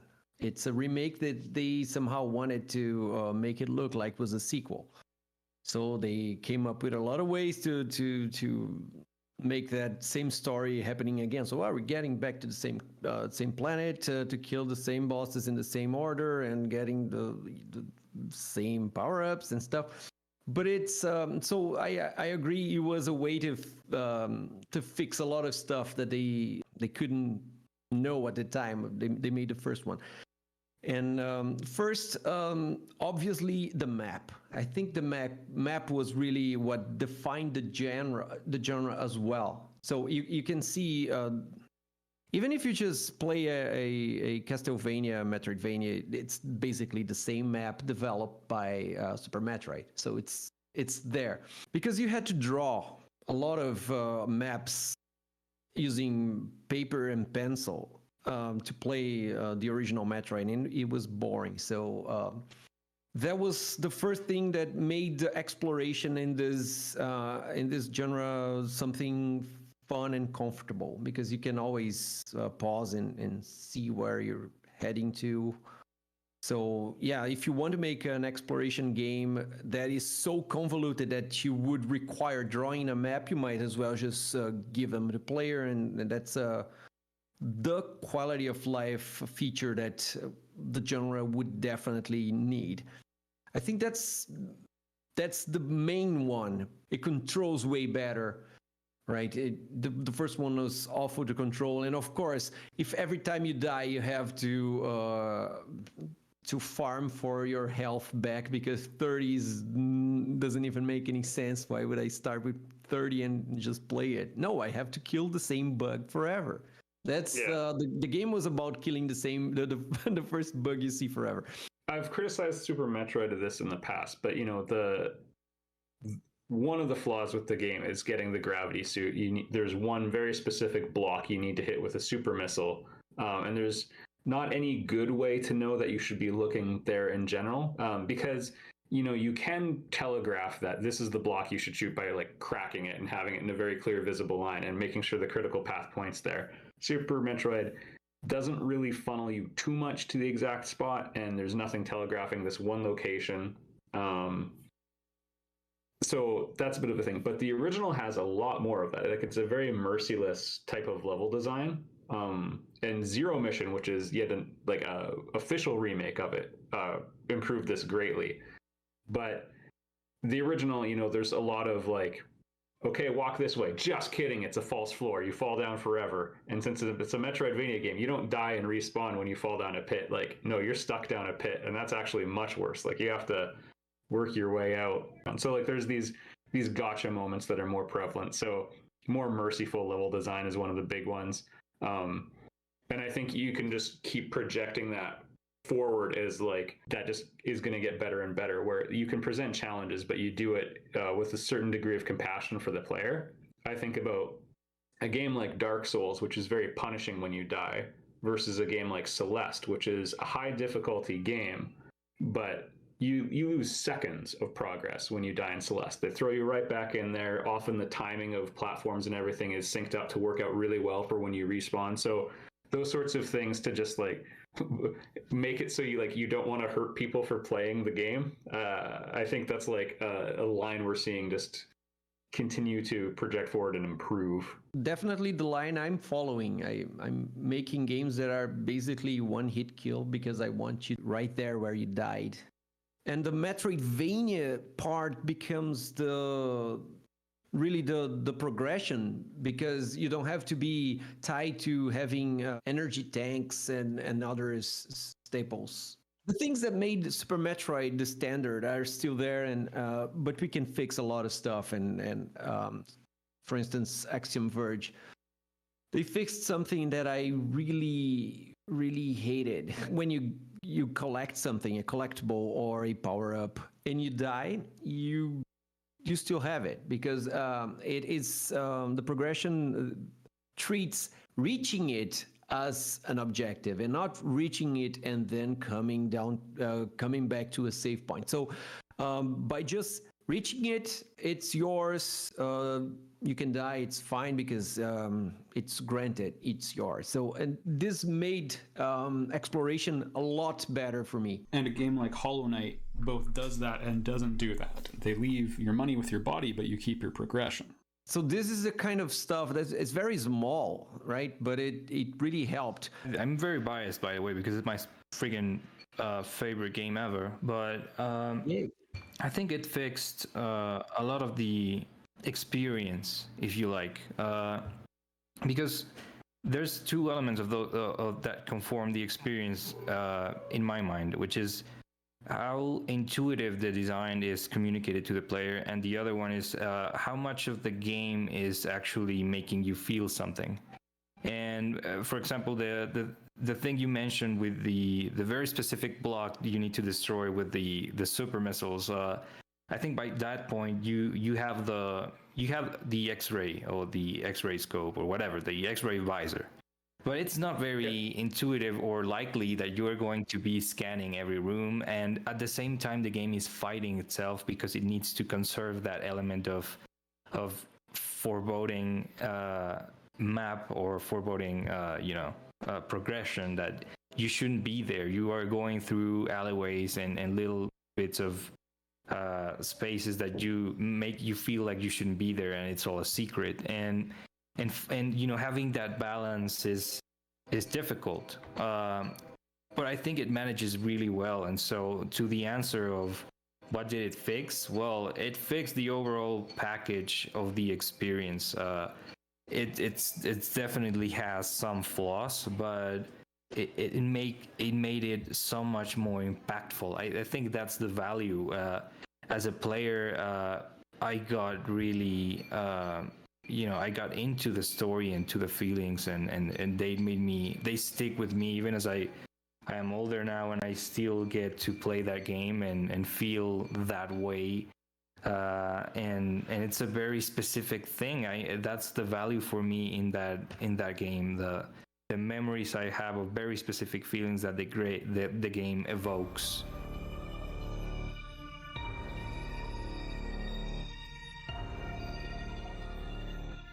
A lot of the time, people assume the future means new or novelty, things that haven't been done before, and that doesn't necessarily have to be the case. My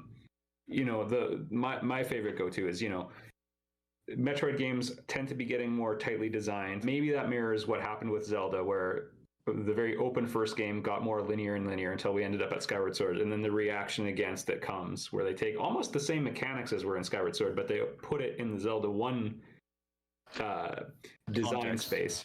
Yeah, and that creates Breath of the Wild. Maybe something like that happens with Metroid, and we get something radically different, but it doesn't have to be that way.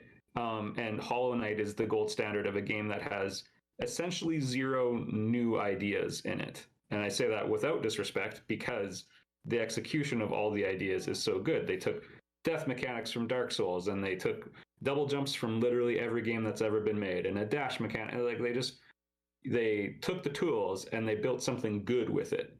Yeah.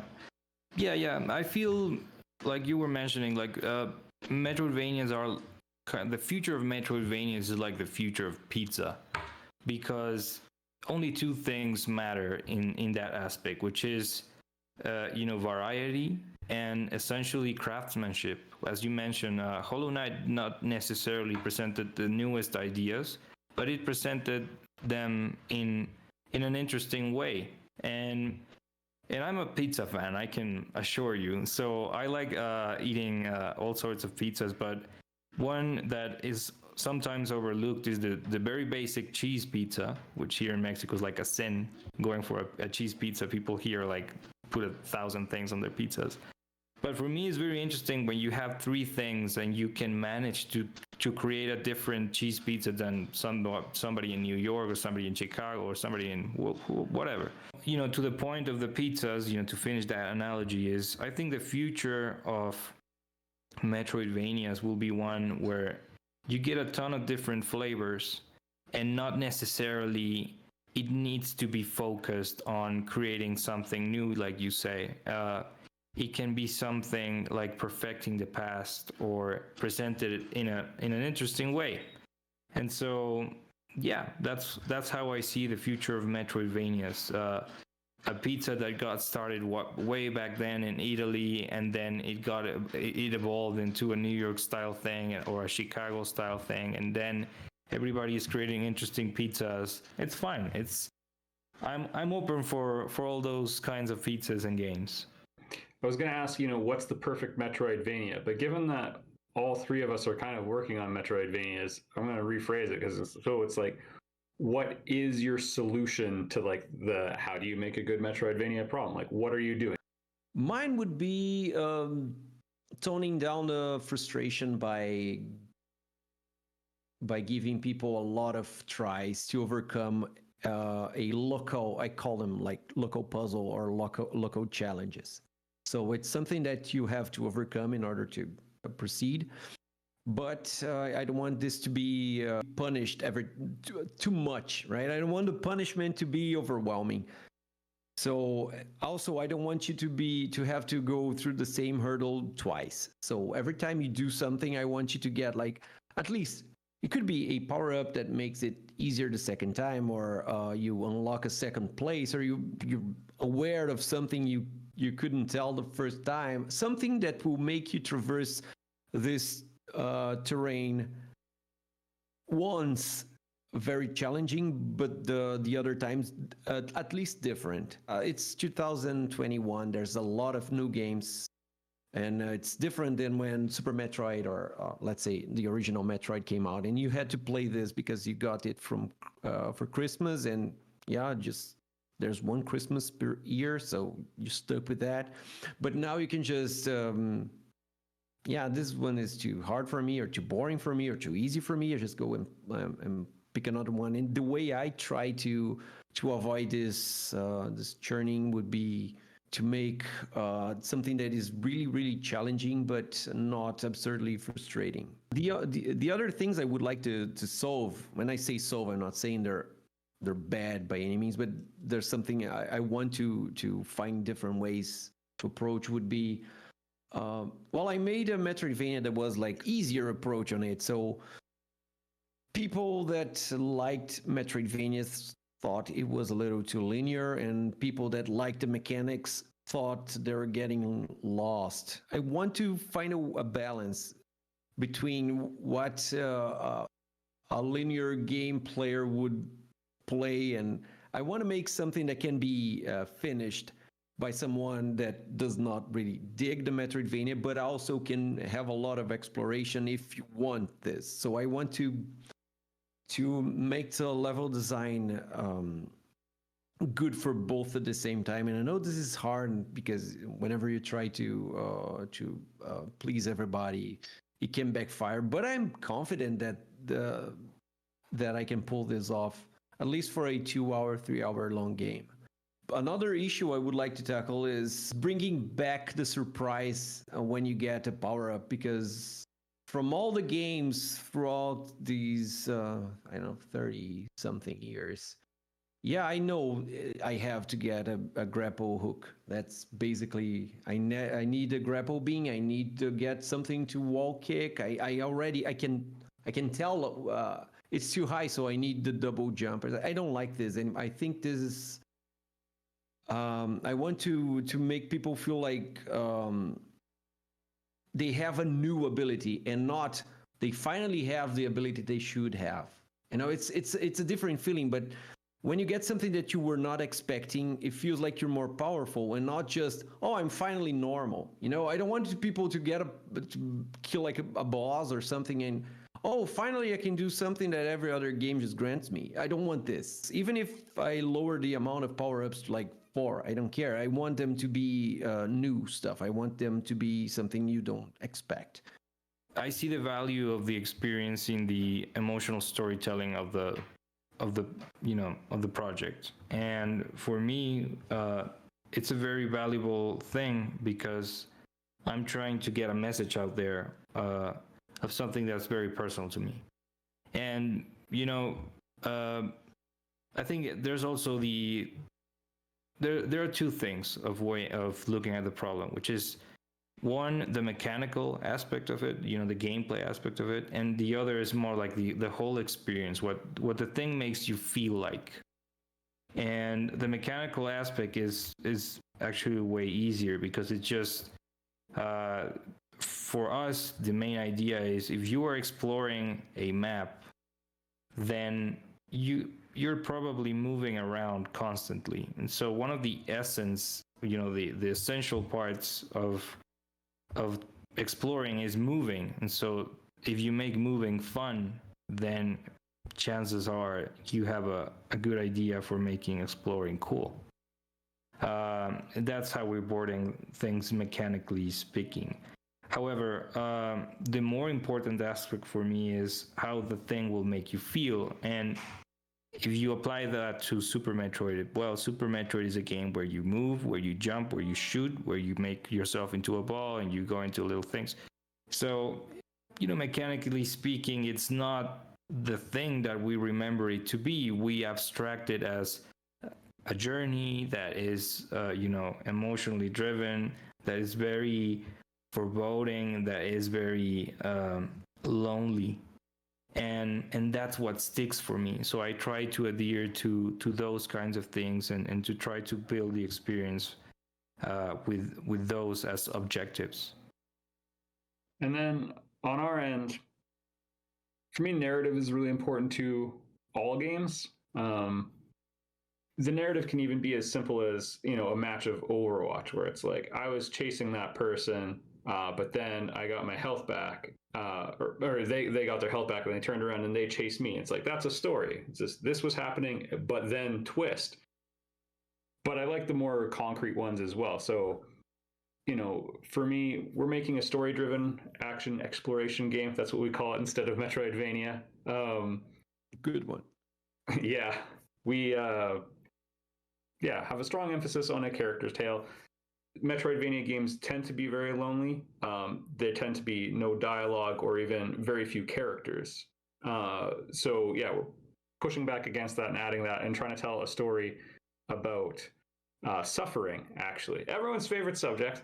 As much as any Metroidvania game, I was inspired by games like Transistor, which have a very strong feel and very direct narrative, or Celeste, which again is very mechanical but has a very powerful narrative associated with it as well. So it's like the story is what I think leaves the most lasting impression on a person. The mechanics are sort of why you're playing the game. You come for the Metroidvania, you stay for the story, or you come back. There's a quote, I think C.S. Lewis said, if a book's not worth reading twice, it's not worth reading once.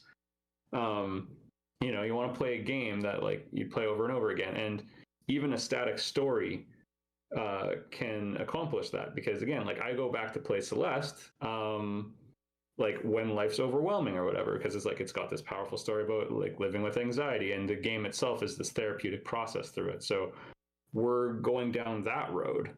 People like asking, again, what's new? You don't necessarily have to have a game that has new things, but they're like, what's your unique mechanic? How do you stand out from the crowd or whatever? So we have this time travel mechanic. But that too is woven into the narrative, because it's a game about suffering and it's a game about regrets. And, what if you knew then what you could know now? And the mirroring between a Metroidvania game where you explore the same room over and over, that's a bit like the way we relive events in our minds over and over. And so made a story linking the two of them. And so the goal is let's do this and see if Metroidvania can really reinforce the themes of the story and really, really hit it home. So in Metroid, I think one of the central parts of the value there is it almost reflects how you feel about yourself when you outgrown yourself. And there are very key elements of storytelling that are very powerful and not necessarily communicated in the way that you would expect, which is by throwing a similar situation at you where the difference is yourself. For example, the game starts at Sirius Station and you go down and you fight Ridley, and then everything begins exploding and you need to head out with a timer on your head. And it's interesting how the game throws that back at you at the beginning, almost like the story's going full circle. And, I kind of love that, because when you go through it, it's almost like it's a perfect comparison of yourself. It's a reflection where the only difference is you and your abilities. Because the first time you're going at it and you're super messed up, it's caught you by surprise and you have no abilities. You don't know how to use the controller yet. You just went down and go right. And now everything is exploding and going sideways, and it's very interesting. It just puts your hand spinning. But in the end, when you do the same thing, you feel much more capable. And the game, it's very well constructed. The first time you are going out of the Sirius Station, there's all these tricks for you to feel a certain way, but not necessarily lose to that. For example, every little thing that falls from the roof, the debris, if you will, doesn't subtract health from you. It just hits you and makes you feel like, ooh, you're going to die, but you're actually pretty safe. Once Ridley's gone, you're actually pretty safe all along. So it's a very well constructed illusion so that you will get the feeling or the emotion that, to me, makes the value in the project, which is mimicking how we learn, and it's always a very lonely experience and not necessarily a very comfortable one. So that's something that Metroid does very well too, which is conveying that sense of, okay, you're going to go through this planet and you don't know a thing about it, and it's not going to be the most comfortable thing in the world. Sort of the feeling you get when you go to a new school or you start a new project or you decide to change careers or whatever. And so I think the value there is exactly that, building something that's engaging and the gameplay doesn't get on your way, that you can sort of see the end result at the end and go like, okay, this is something that will stick in my mind and I will, I will carry it around. It's something that transcends almost the freaking cartridge. It lives in your head now. Well, and that's not even necessarily a Metroidvania thing. Like, that's now we've crept into like just the power of games as art, right? Exactly. Yeah. And what better component or what better exponent of art than something that combines all the arts together and makes you the center and makes it interactive. We were mentioning the other time that in a way, film is a very active experience, one which the importance of film happens between your head and what you see. There's a communication and a response to what you're seeing. And that can almost alter sometimes the end result of the movie. It's almost interactive. But a game, it's just there from the get-go. You either lose or you win, and failure is a very important part of life that it's sometimes not very well reflected in film because it's very definitive, and here it's not. It's either one or the other, but it depends on your choices and your growth, which is what Metroidvanias do very well or resemble a lot. Does it matter what the future of Metroidvania is? Assuming there is one, it's like if no Metroidvania game ever gets made again, then obviously maybe that sucks. But does it matter? I mean, I think it matters in the sense that I love Metroidvanias and I wish there to be a future for Metroidvanias because, again, like pizza, it's a popular thing and It's more about when the space gets really crowded, it's more a game where you should stand out. Like you see people copying or throwing things that are in a way derivative from Dark Souls or whatever, and they can be amazing, great things just because they took inspiration in something. It's not necessarily, it shouldn't be discarded. So I think the value again comes down to craftsmanship and innovation.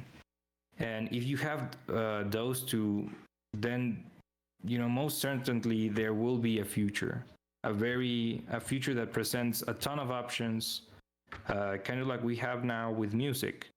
You can listen to almost any experimental genre right now. You just don't necessarily need to adhere to the standard or to pop music or whatever. You just have so much, and that not necessarily means that because it's crowded it will die. I think it's quite the opposite. It's more alive now than ever. It's just more crowded, man. Yeah, I think it won't die because people will still develop their own Metroidvanias, and there will always be the Metroidvania people that really reach the substantial amount of players, right? Even if they are from the AAA industry, like Ori or the Metroid Dread or Prime 4 or whatever. So people will still be playing this. The thing is, people will play less and less the indie ones, unless it's like the indie from that year, because I think that there's just enough games from a particular genre that can hit that mark in a period. So yeah, but we'll still develop it, and I will still not sell it well. I don't care about selling it. I'm just doing it because it's fun. I think we can wrap it up pretty soon, but I was going to ask one more to each of you. Just like, what's the most profound, or what is a profound gaming experience you've had? Can you think of one? You tell me, Dave. Okay. I mean, within the Metroidvania genre, I have like many small ones. I won't say I have any like grand ones, but I think about like feeling awful a lot. Playing Metroid Prime and the giant, like it's the super or the Omega Space Pirate or something like that. I don't know. There's a huge space pirate. It's awful. The whole experience is awful, and I remember saving before. At like half health, and it's kind of hard to farm in that area, so it's just like going in this very subpar state. And I mean, you learn a lot about yourself in those moments. It makes me think about one of the techniques when you're learning to draw is you only use ink, and you draw a straight line, and then with ink you try drawing the same line again, and you try drawing over and over, and you just do that. Now draw a line 1 centimeter below it and draw it over and over again. And if you are the sort of person who like makes a mistake and you immediately go back and try to make another one, and you don't like recenter yourself, it'll show up in the line, because you do your first one, your second one's bad, and your third one's even worse. Because it's like those sorts of things are revealed about yourself. And the fear in Super Metro or in Metroid Prime is like that came out too, where it's like, do you want to know who you are? This is what you're like. So I think about those moments of truth. The most profound one I probably had, though, was not in a Metroidvania. I think about finishing Final Fantasy VI for the first time. It's an RPG, so maybe not everyone, all of you guys will relate, but the game, Nobuo Uematsu is a great composer, does the soundtrack for it, and there's a 20-minute piece called Dancing Mad for this very epic, very grand final boss fight. And then they have another 20-minute piece that's like 10 minutes of character medleys as they escape in a very Metroidvania fashion of like this fortress crumbling apart. And then another 10 minutes for just the epilogue of the game and showing what happens. And it's this unrelentingly sad game. There's actually probably only one or two happy things that happen over the course of the entire game, but the ending is this final upswing. and they're just pushing on you and pushing on you and pushing on you, and then applying uncertainty and stress within the story. And when it's finally all released, and then the music is just so uplifting, and it's the only uplifting thing you've heard in a while.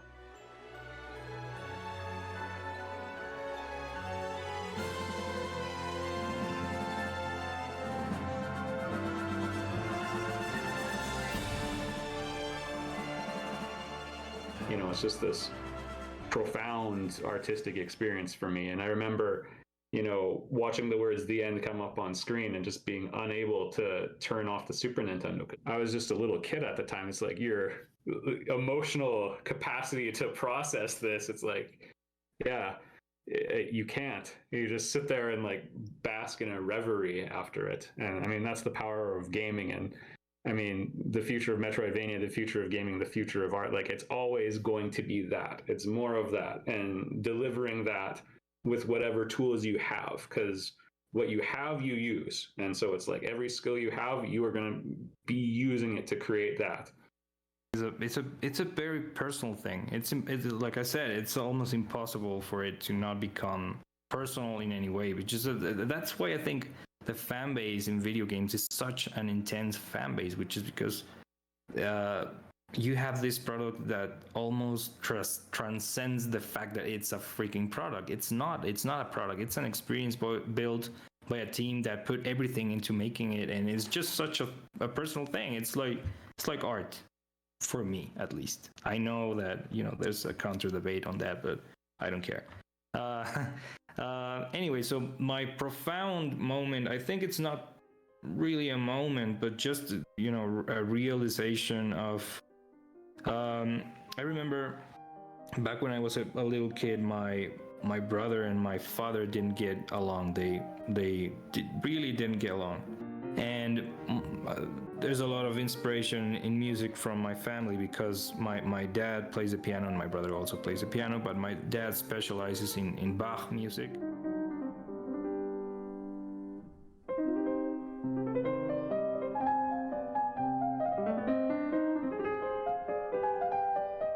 And my brother plays Debussy and Ravel, which is more impressionistic French and blah, blah, blah.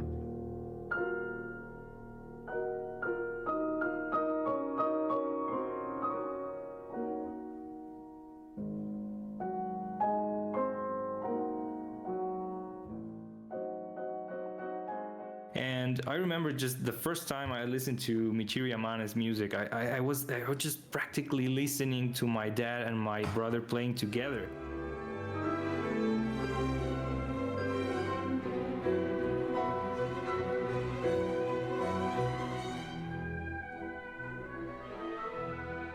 Because there's such a big, you know, emphasis on combining those two, at least in my point of view. And so when I met her, because we were organizing a concert in Mexico City, we contacted her and she performed. When I met her, I told her this story, and she was like, yeah, so my university thesis is based in Bach and Ravel, and so you got it right. And I presented, it was a very touching moment. I'm not going to details, but it was just such a cool experience that transcended, you know, the game itself, because it was just the music aspect that helped me a lot, especially when later I got really down. I went into depression and also all sorts of things. I almost, you know, always went and listened to those soundtracks, and they were like a magic spell to me. They helped me a lot in a therapeutic kind of way. And now Michiru Yamane is actually doing something called healing music, which is music tuned to 432 hertz instead of 440. And those frequencies are there to help you feel better and, you know, lower your heart rate. And now that she is, you know, working on the project and designing the soundtrack for the Metroidvania I'm working on, it's just, you know, it has become a full circle to me, and it's just something that I'm really proud of. I can die and be a bit more happy just because this is happening. And yeah, I think, again, gaming is something that usually kind of manages to get into your head in a way that few other things can, because it involves every single element of your capabilities, and that's something more people need to be aware that gaming has such potential, because it's one of the best things humans have made so far, and I'm happy to be making anything related to that, even if it's not the biggest thing. I'm just so happy. So the first time I ever played Super Metroid was, and I was 24. So it's different than everybody that grew with the game, and I did not. In fact, I couldn't care less about an orange robot called Metroid. Nothing ever made me want to play that. But people saying I should have played it, I should play it, I should try it, and I don't care. I don't care about robots and stuff. And I couldn't play it. But eventually I said, okay, I'm playing this, but only when I got the original cartridge for my Super Nintendo, because I'm not playing something that everybody says is so remarkable on an emulator. I want to play the real deal, and CRT and all that. So, and I finally did this, and I can tell you, I wasn't really there was no nostalgia or anything about it. It was just a game. There was nothing about it that I knew that I liked. So the first time my Samus ship landed on Zebes, right? It was raining, and I felt like it was really rainy. And whenever I went out to explore, and I found the first monsters, and I killed them, and I got back to my ship, and then I couldn't leave it because I was afraid of. So I was really feeling like this is my cozy place. I was really feeling home in that place in the game, and it really felt felt real. I felt like I shouldn't be. It's hard to explain, but really, I wasn't playing just a bunch of pixels. I was really fearing for my life. Whenever I wasn't near a save state, it wasn't because I was going to get frustrated because I died. I didn't want to die because that was me there. So I really felt like I was there, and I was 24, so a lot of technology was way better than that. So it wasn't about this, and I never really felt that again with any other Metroidvania. I keep playing them, I like them, but it's more like a mechanical thing where I want to succeed, I want to overcome challenges, but I never felt again like I was the character there. I think this was when I felt like I needed to work with games. I need to be a game designer, because I kept creating those games inside my head, but I never thought I could be able to make them. And this was like a final push. And so it was very important, and that's why I love this game so much. One of the interesting things about using that example also, it makes me think of two things. One I've noticed is that in gaming, place is very important. And a lot of games have leaned into that more recently, where there's like, oh, there's a hub town or something, but like you need some place to like anchor yourself, or the game just feels off. And so Samus's ship has that function of, it's like, if you don't know where to go or where you should be to make like an official save, like this is my perfect file. Well, your perfect file, it has to be saved at Samus's ship. That's the spot, right? Yeah. That's home.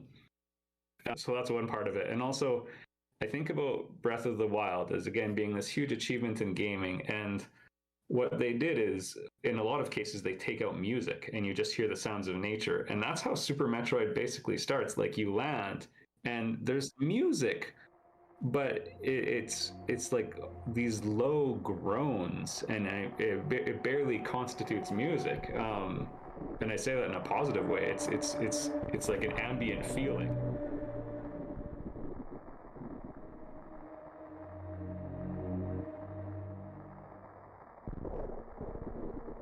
That's the mechanic thing that drives the Metroidvania genre into these kinds of exploration in a very eerie and dangerous place. Perhaps that it, because you start and you normally start in a place that it's safer, and anything you do is less safe, right? So yeah. So perhaps that's a thing that ties most Metroidvania games together, is the fact that every time you're progressing, you're actually facing more fear and more anxiety. So progression is tied to these feelings, and I like this. This is what makes good thriller movies. I think, yeah, it mimics our experience really closely. Like you first, you're limited to your parents' house, and then you go to the kindergarten or wherever, and then you're, going out with your friends at night, and it becomes more dangerous and more dangerous, and then you end up, designing a video game and selling your car, and now it's all debt and it's all very risky shit, and so. Yeah, it's the same shit. We're designing our own lives like any other artist. Just you throw yourself at what you're making, and just you end up projecting what you feel in whatever you're making. It's just something natural. It's not even like on purpose.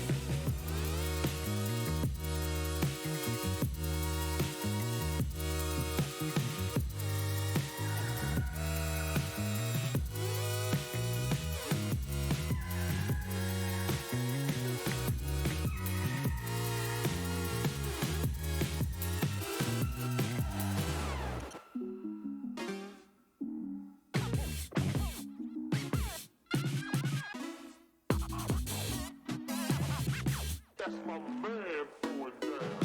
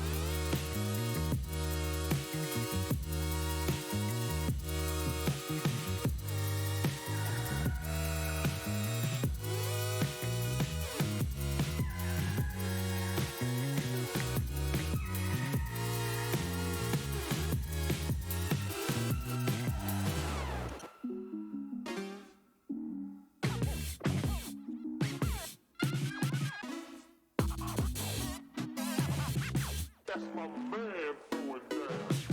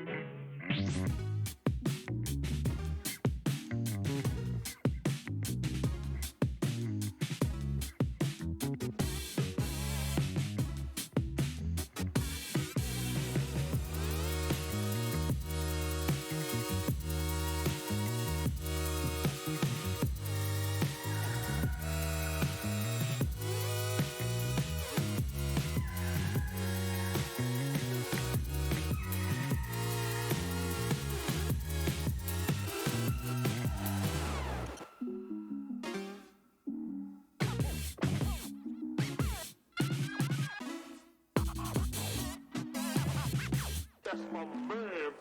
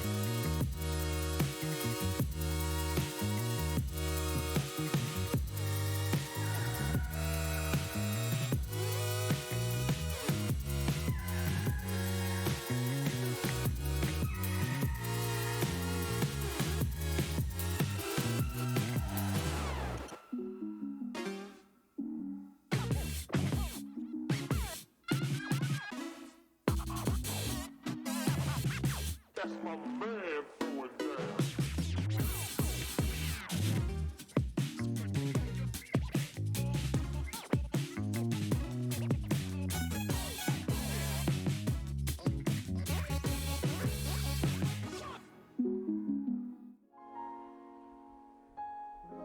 Ladies and gentlemen, give it up for IQ.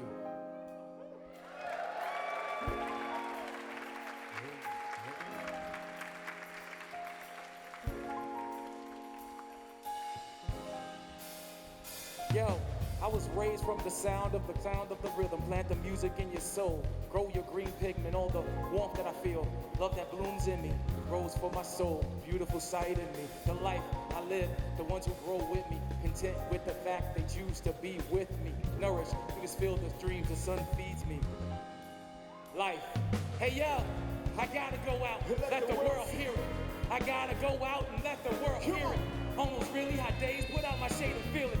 Grow 'em some fruit so everyone can taste it. Plant you some seeds that everyone can share it. Spread you some love, cause everybody needs it. Spread you some love, cause everybody needs it. Yo, spread you some love, so come on, come on. Hey. Come on, everybody clap your hands with me. Clap your hands with me. Clap your hands with me. Clap your hands with me. Clap your hands with me. Clap your hands with me. Clap your hands with me. And come on, and come on, and come on. Hey yo, I was raised from the sound of the rhythm. Plant the music in your soul. Grow your green pigment, all the warmth that I feel. The love that blooms in me, it's a rose for my soul. Beautiful sight in me, the life I live. The ones who grow with me, they're content with the fact they choose to be with me. Nourished through this field of dreams, the sun feeds me. Life, hey yo, I gotta go out and let the world hear it. I gotta reach out and let the world see it. On the really hot days, put on my shade and feel it. Grow some fruit so everyone can taste it. Plant you some seeds that everyone can share. Right. Spread you some love, cause everybody needs it. Spread you some love, cause everybody needs it. Spread you some love. Feel the warmth of the sun, I grow and smile with it. It greets me as I rise, as if to shine with me. Polite in the words it gives, it rocks with me. A sign of my welcome to recognize, receive, acknowledge, even achieve. It came and met with me, sat down, ate a meal, brought some rays to me. Synthesis the photos of life, it just fed me. Happy with the company kept till it leaves me. I gotta go out and let the world hear it. I gotta branch out and let the world see it. On those really hot days, put on my shade and feel it. Grow some fruit so everyone can taste. Plant you some seeds that everyone can share. Right. Spread you some love, cause everybody needs it. Spread you some love, cause everybody needs it. Hey. Spread you some love. Hey, yo, for me. Live life and love. Come on, everybody now live your life and love. Come on, come on, come on, live your life and love. Put your L's, put your L's, put your L's up. Live your life and love. Ooh, release some air, y'all. We all need to breathe it. Yes. Oh.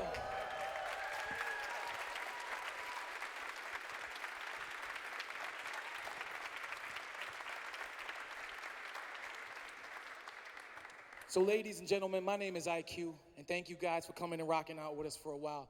I really appreciate it.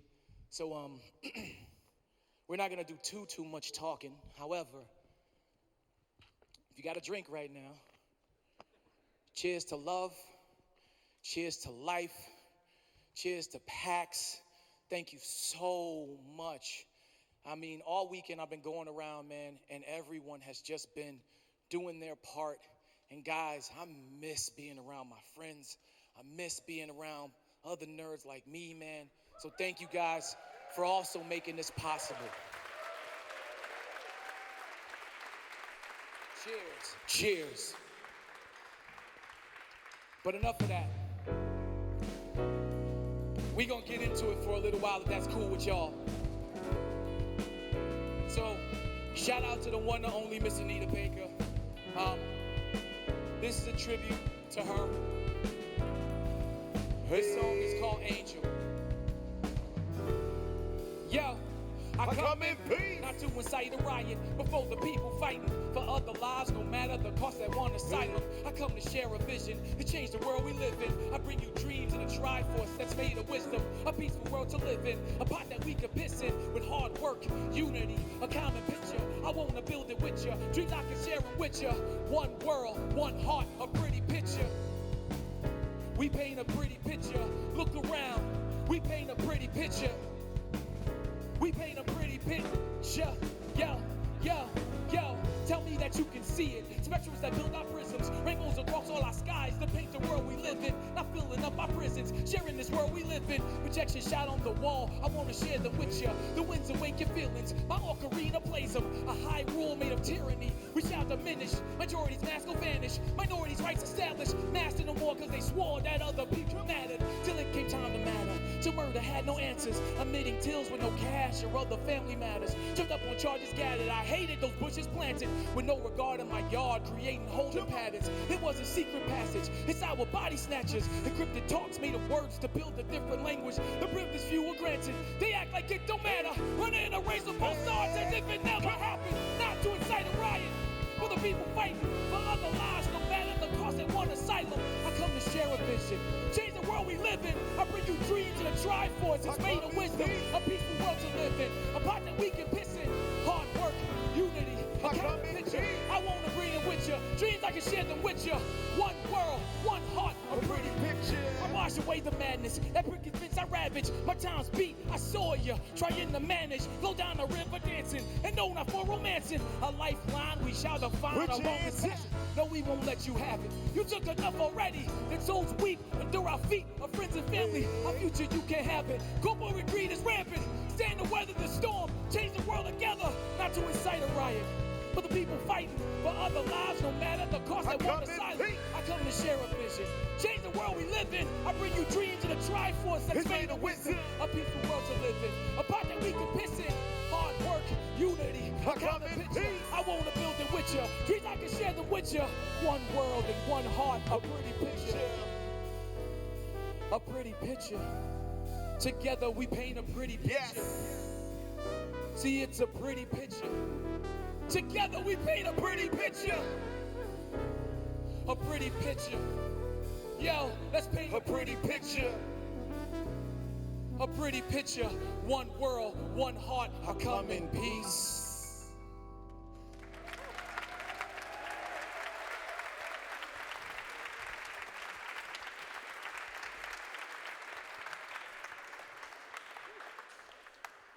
So, like I told you, my name is IQ, and I like to talk about love, life, anime, and video games, and everything that really touches my heart in life. And so this next song is a song by the name of Bluebird. And I was inspired by this song by DJ Akawari. So shout out to DJ Akawari out in Japan. He's very amazing if you haven't checked him out. And sometimes you hear something and it takes you to a world where, you know, you close your eyes and you imagine. So this song is called Bluebird.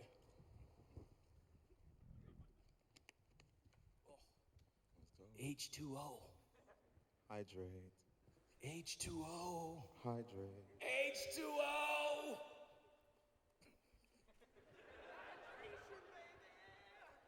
Take it to Fist and Star and say Mizu. My bad. Mizu. Oh my God. Good. Okay, let's try that again.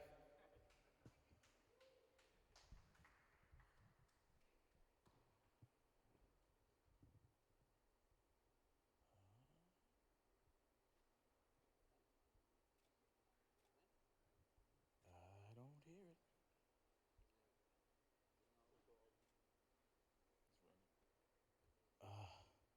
You know what? We're gonna do this a cappella. Let's do it. Hey. We got this. We can try it, right? Okay, good. Let's try it.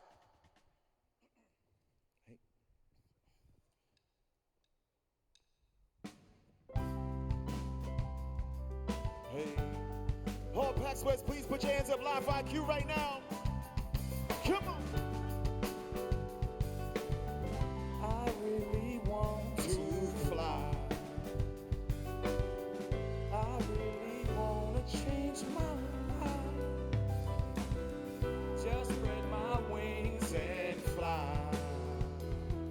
Yo, I really wanna change my life. check it.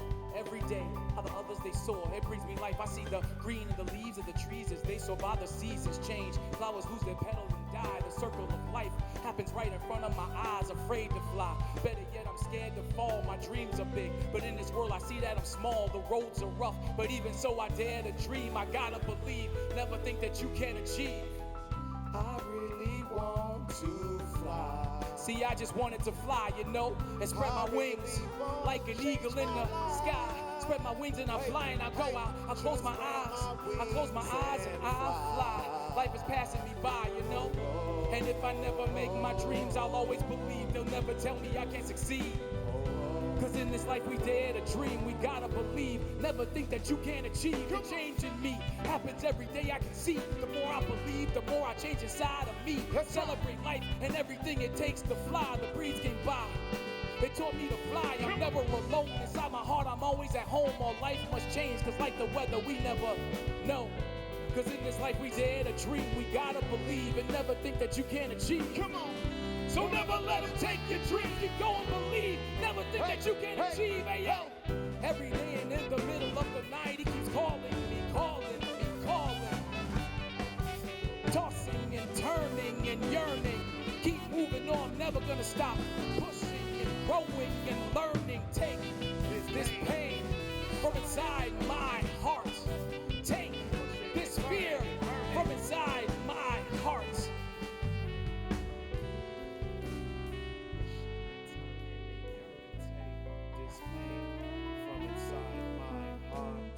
Just take. I really want to fly. I really wanna change my life. Hey, hey, just spread my wings and fly. Oh, oh, oh, oh, oh. Hey, oh, oh, oh, oh, oh.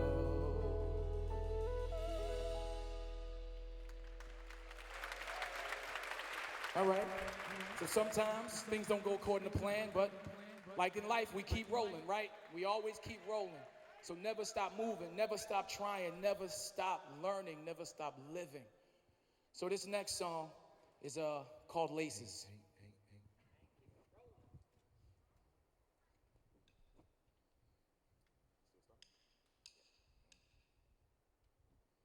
Check.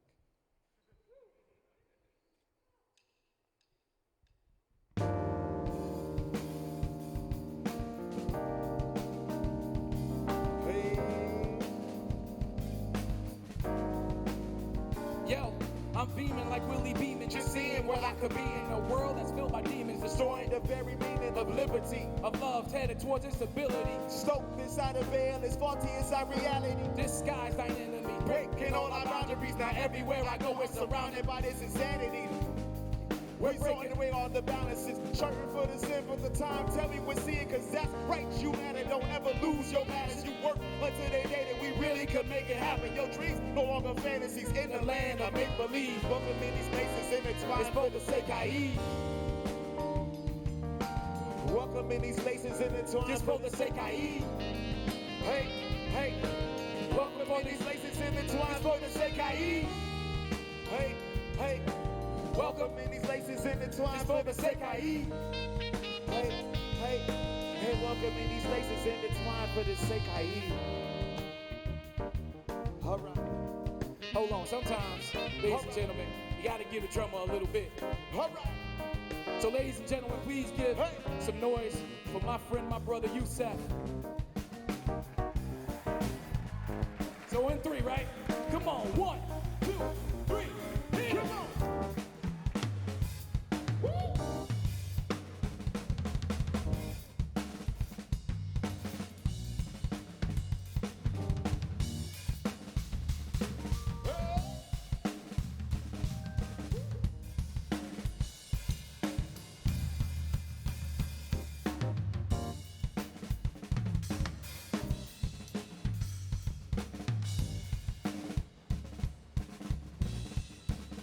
So ladies and gentlemen, give some noise for 88-bit.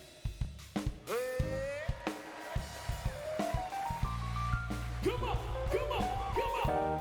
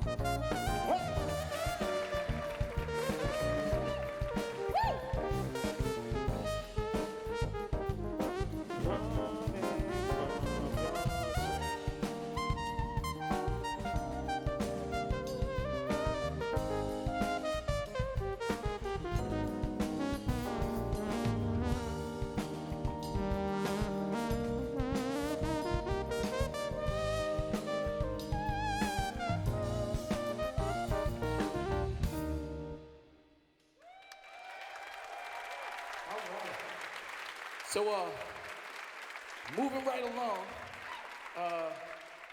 this next song is called Inspire.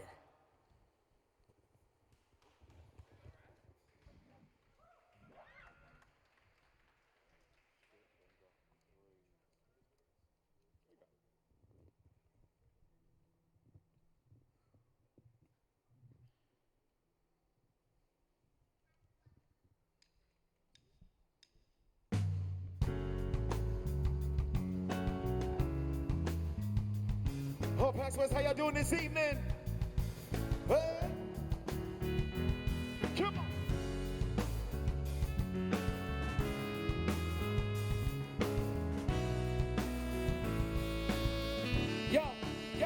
Yo, I watched a video today and it made me stop and think what our world could be if it was stripped of our own iniquity, shaped by our own reality, played as our own minds can see perceptions of our worth in this world. Our children dance so free, taking our boundaries, reconstructed legalities, giving back our rights to our lives, a sense of value in each other and other lives that they're devaluing, fighting for our rights in this land filled with disparities they see. Come on.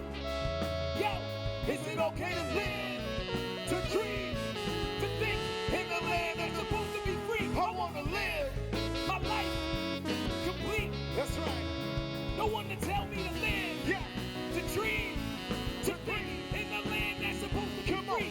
Sitting and reminiscing, just thinking about my visions and all the things I wanted in life compared to living. Scared of losing tomorrow, never to see the difference. Scared of everything in the world which I inhibit, inhabit and never vanish. Seeing the people ravaged, heroes can't be heroes no more. So they're dismantled, diminished, devalue, damage, killed and taken advantage. Take the roots from under the trees so nothing stands in the sea.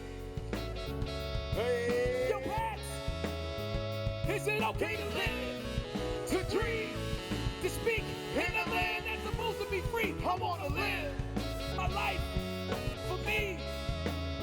No one to tell me to live, to dream, to think in a land that's supposed to be free. Programmed to self-hate from seeing my own face based upon the standards I didn't create.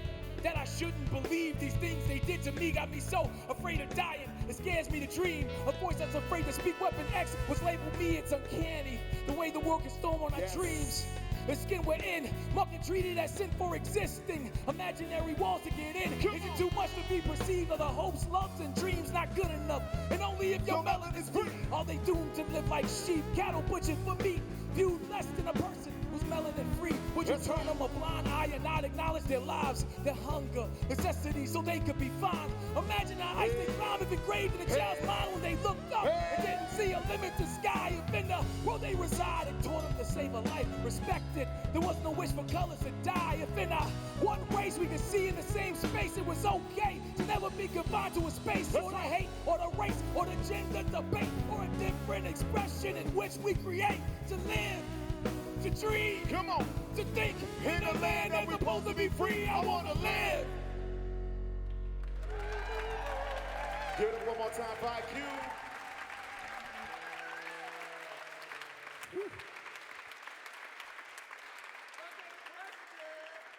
Thank you so much. So, once again, I need some water.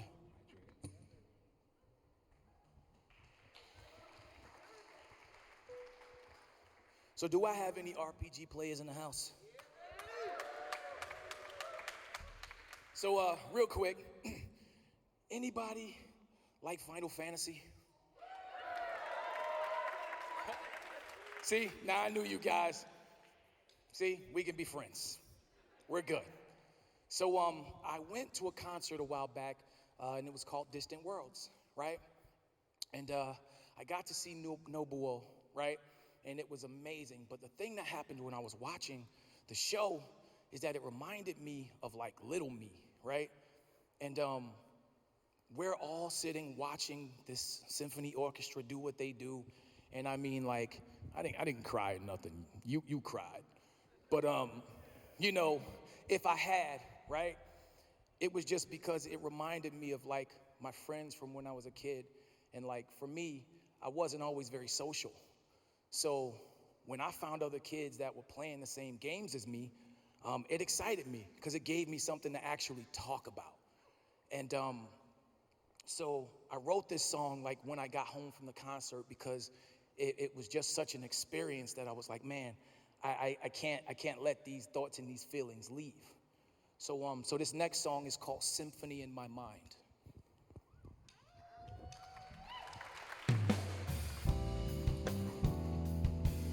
Uh-huh. Hey.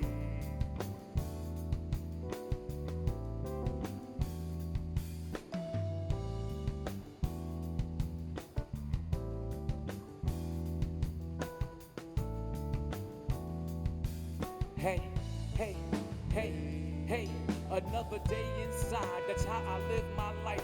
It was the only way that I could ever sleep at night. Seeing these worlds of their sounds and dangers not in sight. And oftentimes I'd rather stay and play my games online. See, in these worlds I can fly and choose what class I like. And I can become any character I can in life.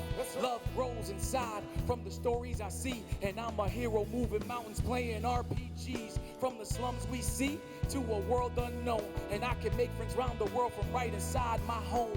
Guilds form, we grow. Now we're never alone. And I can make myself a family I can call my own. Nomads, we roam, playing game to game. And all the music I can hear, it's like it calls my name. My life was never the same. For that I'll always keep playing. And a fantasy can finally consume my pain and be like, there's a special place that I know that you could never define all the places I go. It'd be like, hey, stories I've seen. I'd rather stay inside and play my RPGs. It'd be like, hey, a universe filled with the sound. It's a place that I can go when there's no love to be found. It'd be like, hey, I go from all the stories I've seen. I'd rather stay inside and play my RPG. All the pain that I see in the world that hates me. There's a place that I need for my own mental peace. In my video games, all the scores that I see, because music's my drug, it can cure my disease. To my own distant world, to a cloud I can dream, and I can't get enough of the joy it brings me. So let it take me away and find me and bring me right back to rhyming. The loneliness fades around to the umpteenth degree. I'm immersed in a dream where the music takes me. Every challenge I face for a difficult stage only prepares my life for a difficult phase. So I'm playing it out in my digital days, and it's never a crime, cause I love what I do. And if you don't understand it, you should get you one too. I could never face my reality with nothing to do. It transcends throughout the galaxy and broadens my view. And be like, there's a special place that I know that you can never define all the places I go. It be like, hey, I go from all the stories I've seen. I'd rather stay inside and play my RPGs and be like, hey, a universe that's filled with the sound. It's a place that I can go when there's no love to be found. And be like, hey, I go from all the stories I've seen. I'd rather stay inside and play my RPGs. Come on. Hands up for me. One more time, hands up for me. Please, hands up. Hey yo, I'd rather stay inside and play my RPGs. Come on. Hands up. Woo!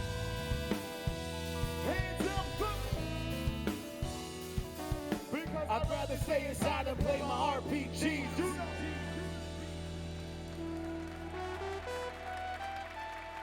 That feels amazing. There we go. So that feels a lot better. So listen, this next song is called Mystery. So do I have any anime fans in the house? So I always get really excited when I find out that there are like anime adaptation video games. And even though they're not always the greatest, some of them are amazing, right? Like, so I you know, for a little while I was kind of hooked on Naruto. So that was my thing for a minute. And this next song was kind of inspired by Naruto, and it's called Mystery.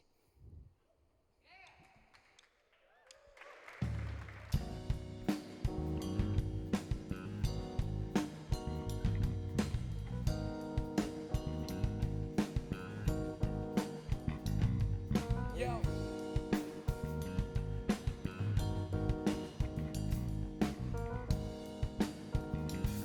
So check it, so check it, So check it, so check it, so check it. They say that life is crazy. I say it's so amazing. With all the hurt in my heart, I fight the world to change it. A butterfly in my dreams, I run the fields to chase it. It disappears in the dark, I need the light to save it. Wake up and open my eyes, feels like I'm going crazy. All these feelings inside, somebody had to see it. In and out of my life, but I feel. In and out of my life, but I feel. But I can't understand it. But I can't understand. Uh-huh. But I can't understand it. Come on.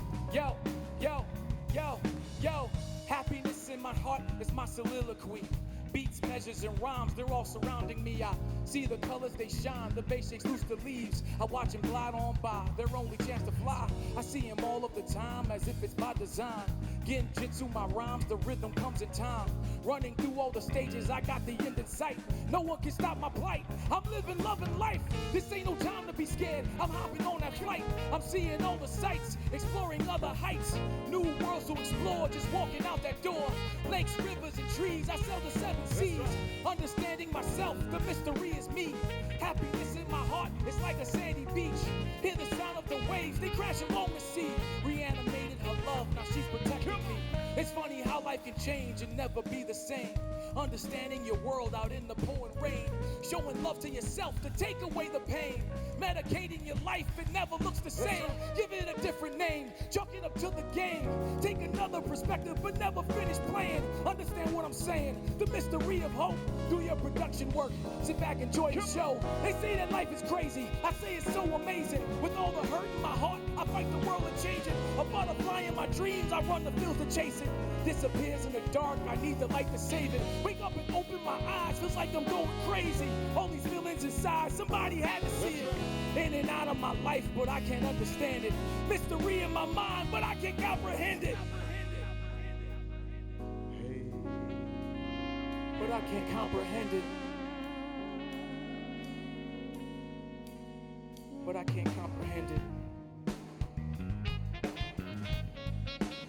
Then I can't comprehend it. See? Then I can't comprehend it.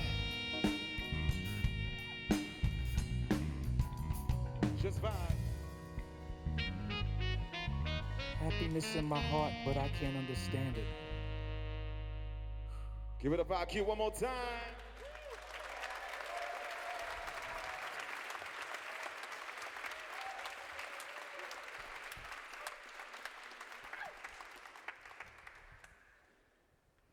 Okay, so this next song is called Fairy Tale.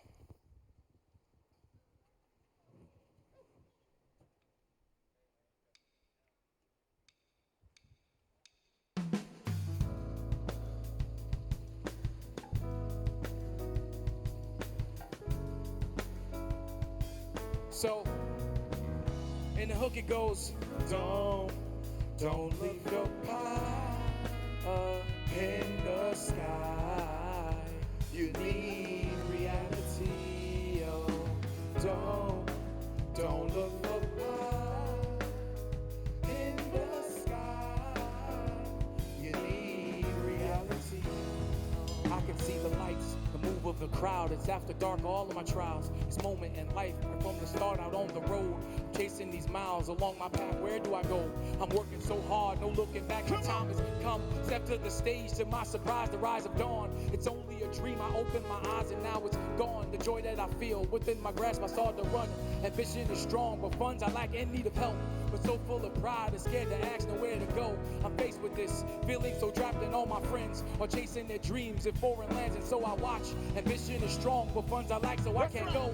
I watch all the success and fall back, try to counter-react. All the things that I lack, and this is not a comeback. My heart's where hip-hop lives. This is the air that I breathe. I need this music to live. So listen, some days I'm really hungry. Some days I'm really thirsty. Some days I sit in my house because I have no money. They tell me that you're winning. You're all over the country. Success is just what they see, but not the lack of funding. Sometimes I have to wing it with no real plans behind me. I say a prayer to the Lord and hope that he will guide me. I do the best that I can, not everybody likes me. You see the results of work. I want you to just live your life of the moment. Love and put all your hope in. Like not forever we shine and build a solar system. Leave every breath with purpose. Move towards the life you want to achieve, to follow your dreams. Tomorrow's never promised. Feel all the fields of glory. Trust you can move a mountain. Whatever's hurting your soul, know you can meet the challenge. No one will give it to you. You have to go and find it. Something that works for your friends may not be what is best for you to fulfill your purpose. Sometimes we never find it, but we must try to the end, and life's no longer granted. It's not about the fortune, it's all about the journey. Some say they're tired of life because they don't really live it. You say you love this music, but you won't suffer through it. When you're not booking shows and no one buys your music, this is the life I'm choosing. This is the path I'm moving, and this is no fairy tale because I love this music. Sometimes I'm really hungry, sometimes I'm really thirsty. Sometimes I sit in my house because I have no money.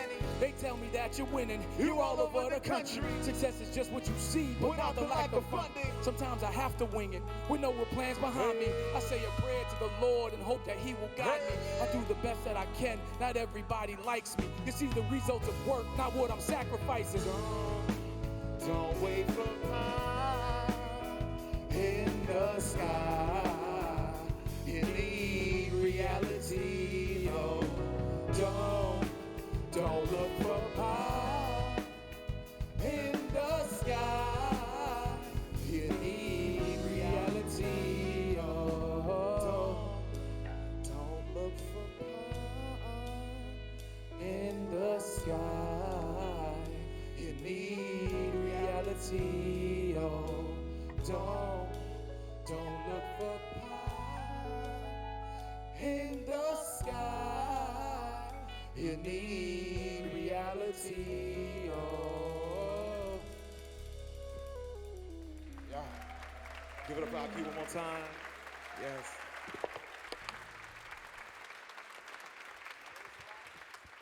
Okay, the nerves are out. You're here, you're doing what you do. But real quick, the reason why the song was so important to me, right, is when Anita Baker sung that song, she said that, you know, life, right, is the willingness to live. It's the willingness to go on. And the pie in the sky that you look at is really nice, right? But it's not achievable. It's not something that you can grab. And for me, at the time, so many of my creative friends, whether it be artists that draw, artists that write, art is a very important thing in this world, right? But it is not often appreciated. It is not often paid out. You know, it is not treated like most forms of things, right? Because paying somebody an exposure is not paying them, right? If I could pay people in my exposure bills, you know, I'd be doing all right right now. But that's not the way the world works. And so for all my creatives, man, that song was for you guys because I understand your struggle. I'm going through your struggle. I've been through your struggle. And no matter what you do, man, art makes this world go round. Love and support art. So guys, I got 2 more for you. And, you know, we're gonna call it a night. So, do I have any Kingdom Hearts fans in the house?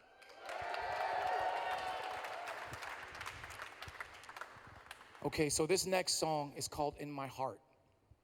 And so I had a friend who's like a brother to me, and his name was Sander. And me and Sander, you know, whatever system came out, we always got the opposite one, and we would always go back and forth, and we would fight about which system was better, right? And at one point, I was an Xbox guy, and he was a PlayStation guy, right? And then I was a PlayStation guy, and he was an Xbox guy. And one of the things that we had in common was that we both loved Kingdom Hearts. And if you're a Kingdom Hearts fan, like I've been a Kingdom Hearts fan, you know that the wait after those first couple of games was atrocious, right? Like every year we were like, oh man, I can't wait till they announce the next one. Like 10 years later, we're still all there like, oh my God, I can't wait till they announce the next one. And that was us, right? But by the time Kingdom Hearts had came out, my friend Sander passed away. And to this day, right, like I have an unopened copy of Kingdom Hearts, and I keep saying that I'm gonna play it, and one day I really will. But guys, life is precious, and please love each other. Please show others empathy, right? Please live your lives. I'm not saying recklessly, but I'm willing to bet you that there's something out there that you wish you could do, right? You have to try. Nothing can happen without trying. And so I wrote this song for my brother Sander.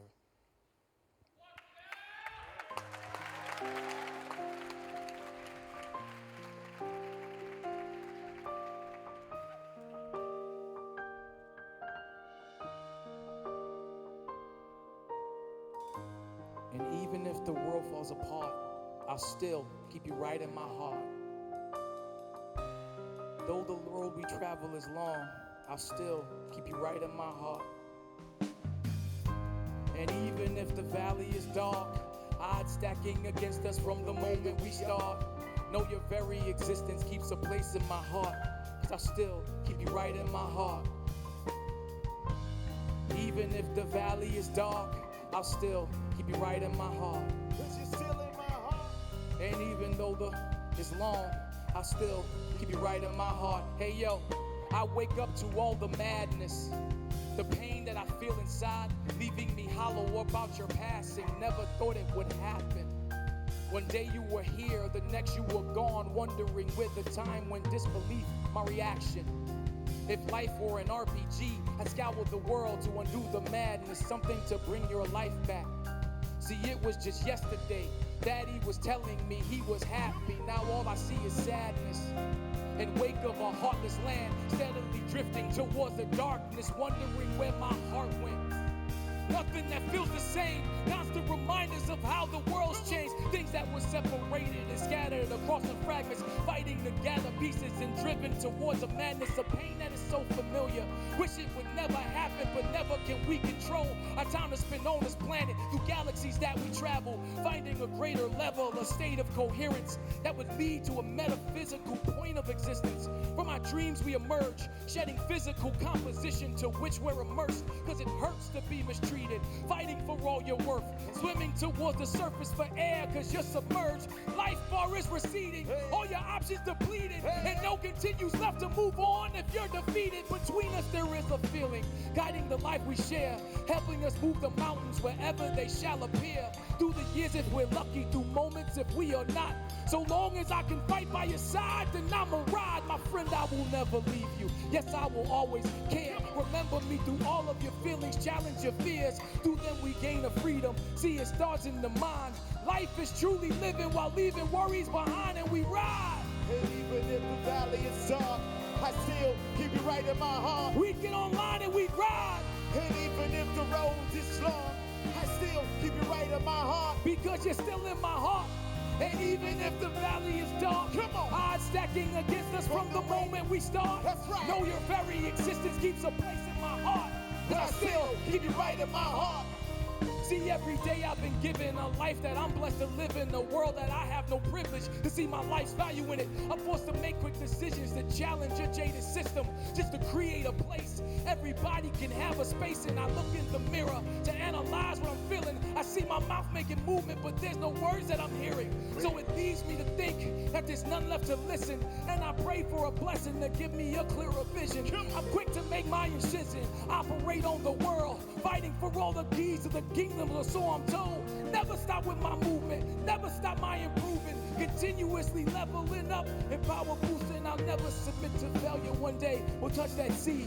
Together we will share all our lives right there on that beach. And though I know this challenge is hard, it starts within me, building us a kingdom of hearts. I'll set you all free, believe. And even if the valley is dark, I still keep you right in my heart, because it's still in my heart. And even if the valley is dark, I'll still keep you right in my heart. Hey, and even if the valley is dark, odds stacking against us from the moment we start. Come on. Know your very existence keeps a place in my heart, 'cause I still keep you right in my heart, because you're still in my heart. And even if the valley is dark, I still keep you right in my heart. And even if the journey is long, I still keep it right in my heart. And even if the valley is dark, odds stacking against us from the moment we start, know your very existence keeps a place in my heart. Cause I'll still keep you right in my heart, because you're still in my heart. Rest in peace, Sander. Rest in peace, I love Sanders. you, bro.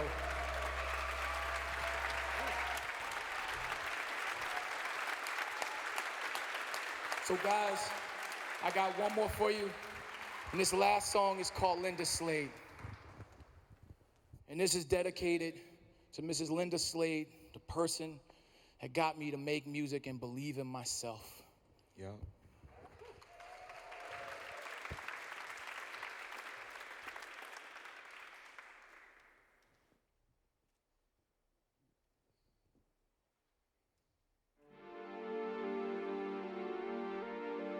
All PAX West, please give it up for IQ one more time. Thank y'all so much for rocking with us this evening. Thank you so much. It's been a You could blessing. be anywhere at PAX, but you're here with us, and we appreciate it. Feel free to put your hands up, wave, sing, get loud, dance, just feel it. For everything that I am, everything that I be, the love that you showed, the difference you showed to me, the hearts that you touched, the lives that you changed, I'm here to show you my love. This song's for you, Mrs. Slade. For everything that I am, everything that I be, the love that you showed, the difference you made to me, the hearts that you touched, the lives that you changed, I'm here to show you my love. This one's for you, Mrs. Slade.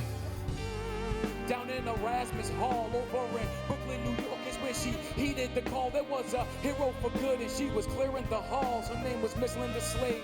She ain't play no games, ask anyone who she knew. I bet they say the same too. She was a hero for truth, an educational route connected to all the youth. You see, she loved us all. And if we were all plants, we sprout out your love. Look at this garden you grew, this house that you fill with love. She took her time to plant seeds. She was the greenest of thumbs. If you needed an ask, she'd always be there. And without hesitation, always showed that she cared. From all the basketball games, the after school things, she brought such joy to my life. And now I'm praising her name. Every chance that I get, so come on, for everything that I am and everything that I be, for all the love that she showed, the distance she showed to me, for every heart that she touched, the lives that she changed, I'm here to show you my love. This song's for you, Mrs. Slade, for everything that I am, everything that I be, the love that she showed, the difference she showed to me, the hearts that she touched, the lives that she changed. I'm here to show you my love. This one's for you, Mrs. Slade. Everything that she did with class and grace. And even in her last days, there was a smile on her face. As we talked on the phone, I started to cry. She told me she was okay, though there were tears in my eyes. Said we all had our time, for all of us this day comes. I feel that she smiled, told me to follow my heart. Miss Slade, you left me too soon. It tears me apart, but we all have our seasons and our missions from God. For everyone that I meet, it's like they get to know you. I represent who you are, and everything that I do, and every heart that I touch, every breath that I breathe. She gets to spread all her love through everything that is me. Every person she met, each heart that she felt with love. I know she's looking down on me, smiling from heaven above. From heaven above.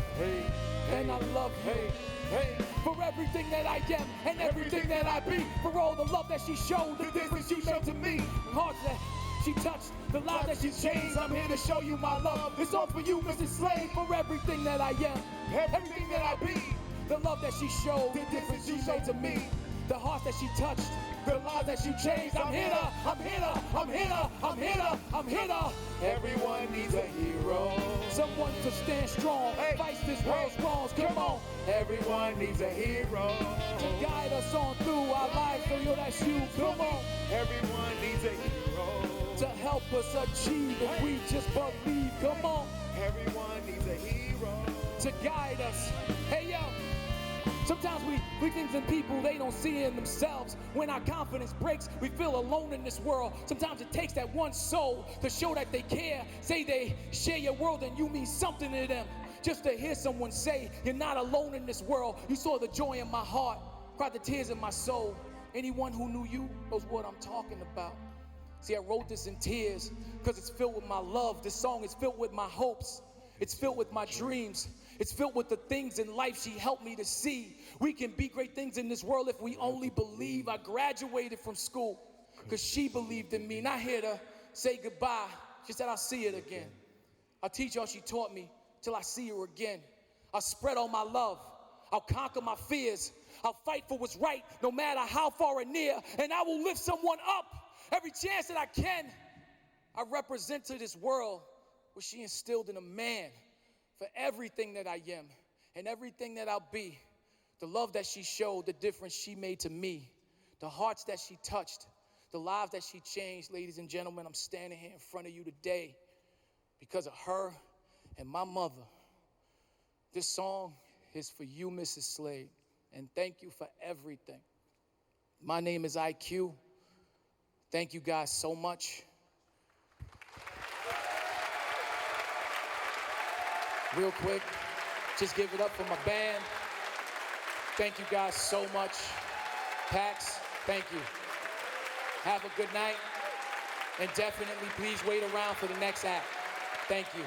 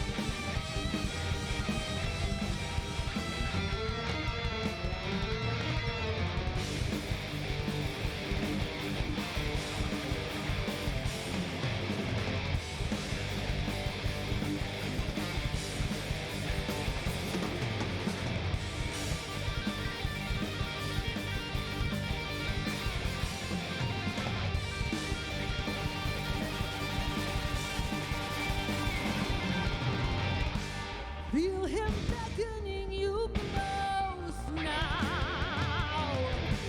You'll be knocking on death's door. Shadows bigger in your visage, drowning darkness in your own image. Closing swift now, it's familiar in a village dry. Come in nearer of your terror, but the strength that will break that tower.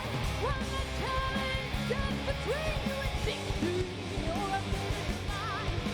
Destruction comes when the power strikes you down in the final hour. Where the chaos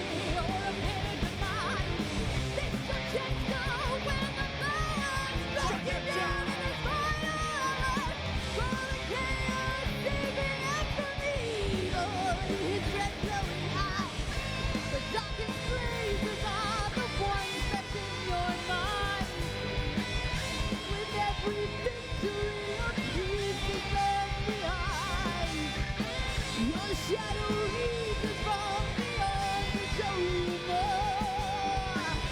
The drop awaits you as they close the final door.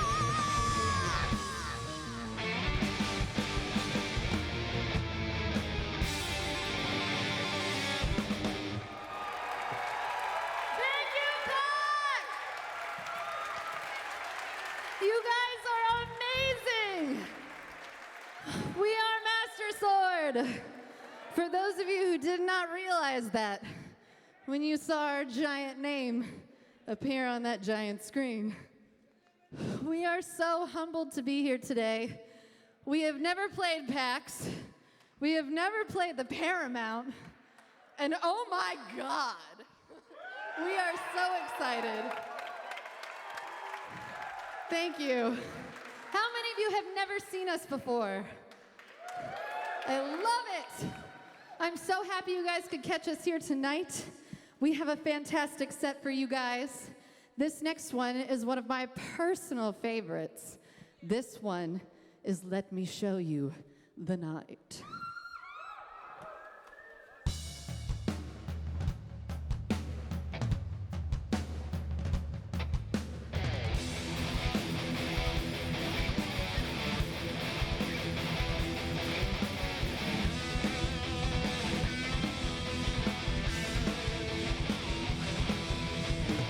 People of the fall linger in shadow. A sky without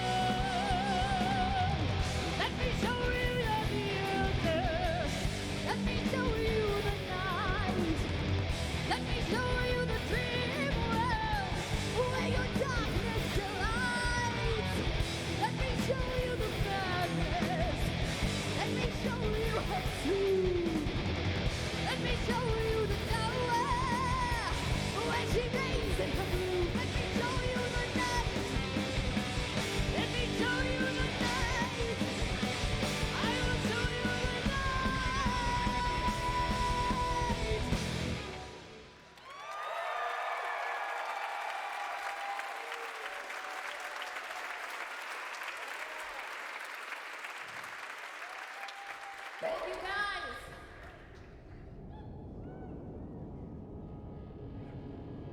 Some of you may recognize this one.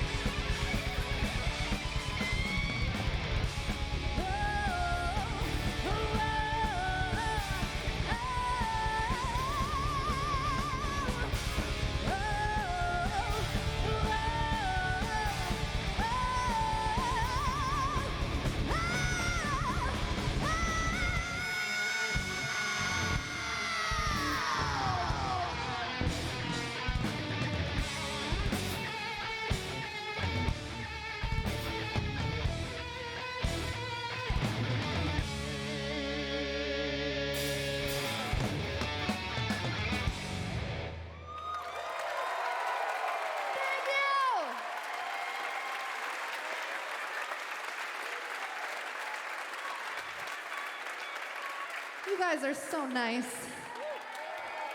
You are, though. This is our first show back after a long time, and it feels really good to be playing on stage again. This next one is about a guy I know. He rides around sometimes in some fields, saving some peoples. And I think most of you probably know him, so I hope you enjoy this one.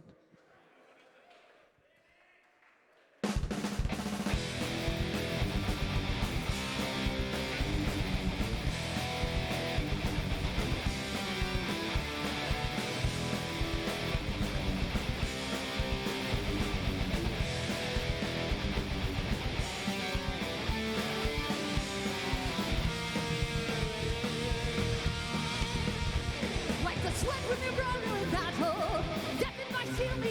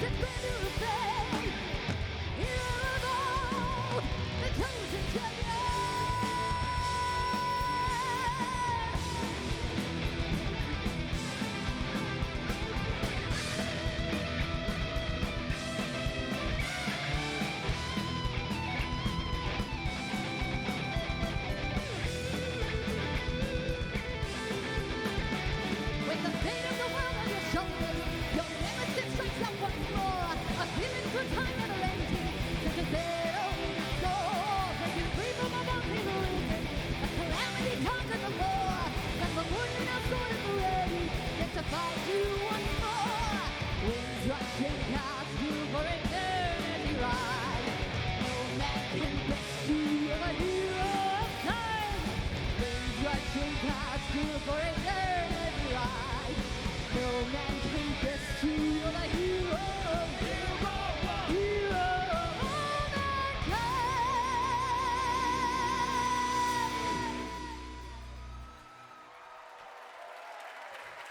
Thank you so much.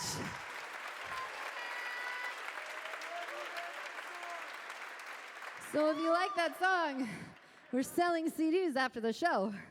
And we flew here, so you should buy one. But also because it's good. We're so excited to be here though. Honestly, like, it's been a rough time for a lot of people. And we just want to thank PAX for creating like such a safe atmosphere where we can still do this, but in like a safe, socially distanced kind of way. So thank you so much, PAX.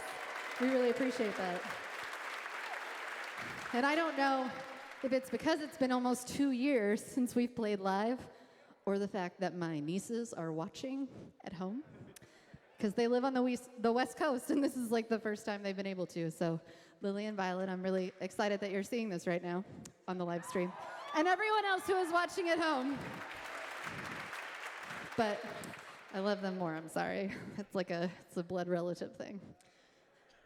So this next one that we're gonna do is a fun, happy song about dragons. So I hope you guys like it. It's called Kiss of the Flame.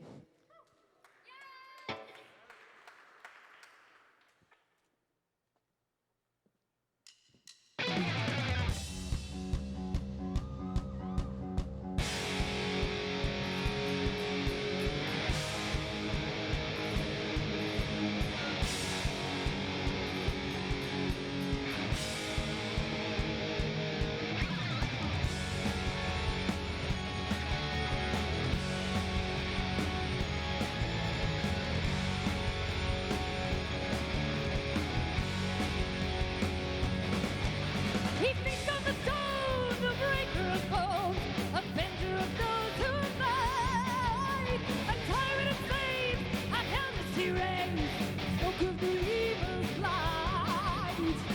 Who is the black consumed them? What did the dead free? Long for the hero to break the hammer free.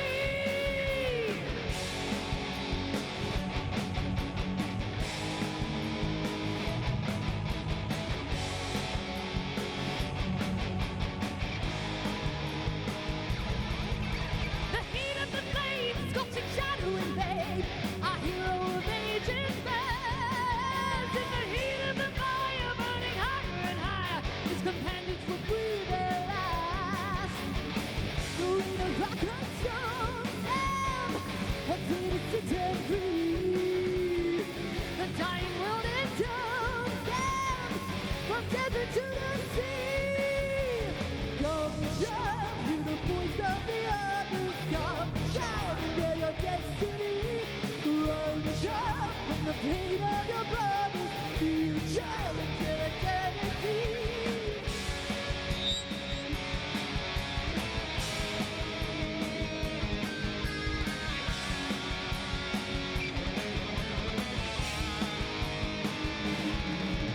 The battle is lost, his life at a loss. Now saved is the world embrace. No boy and no man, but both in one stand, defeating the now disgrace. Come child, in the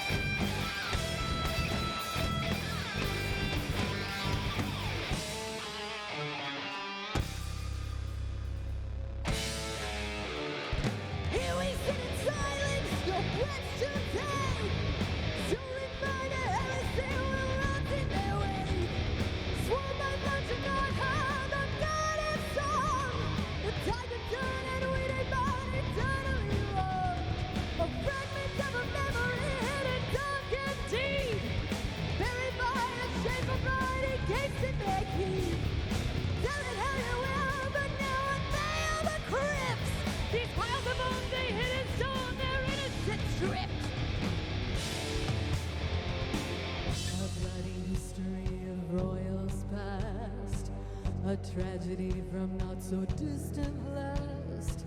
A truth disguised through crying eyes revealed. A horrid past behind these walls concealed.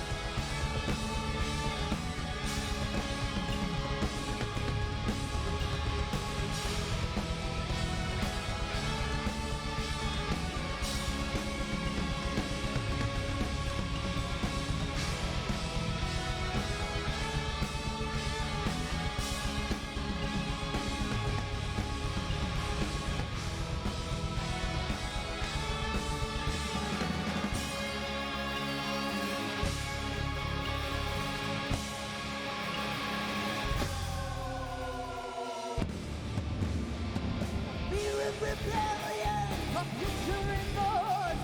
They murdered our brothers, they totally ignored. A city of thunder, our people now torn. Those blinded by reverence, those buried by scorn.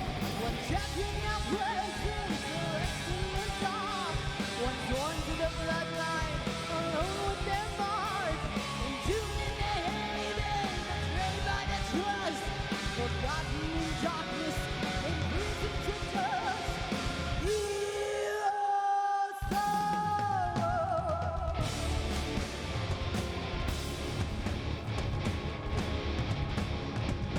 Here they lie, sent to die. Hear their cry.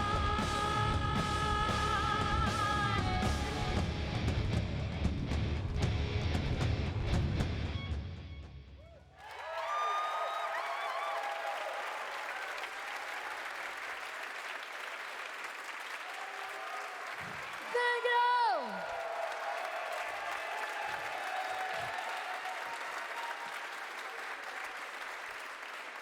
And sometimes we play metal. In case that was in any way unclear. See, now he knows. All right. You guys, seriously, thank you so much for coming out tonight. Can we please give a round of applause to IQ for being fan-freaking-tastic earlier today. And 88-bit yesterday, and ska tunes. We've had some phenomenal acts gracing this stage, and we're very excited about it. This next one we're gonna do is our second to last number, just to prepare you in advance. I know, it's very sad. This is also Sean, our bass player's last show. I know. We're very sad about it. Me too. We have found like a replacement bass player and stuff like that, but like this is his last ride tonight. So can we please give Sean a giant round of applause for being amazing?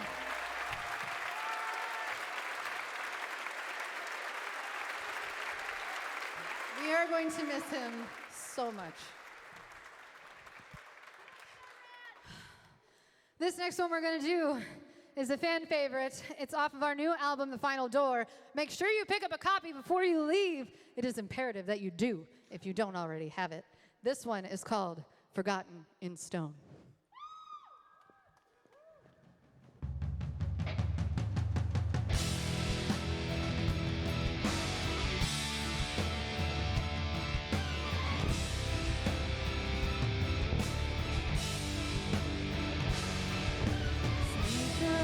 Survive until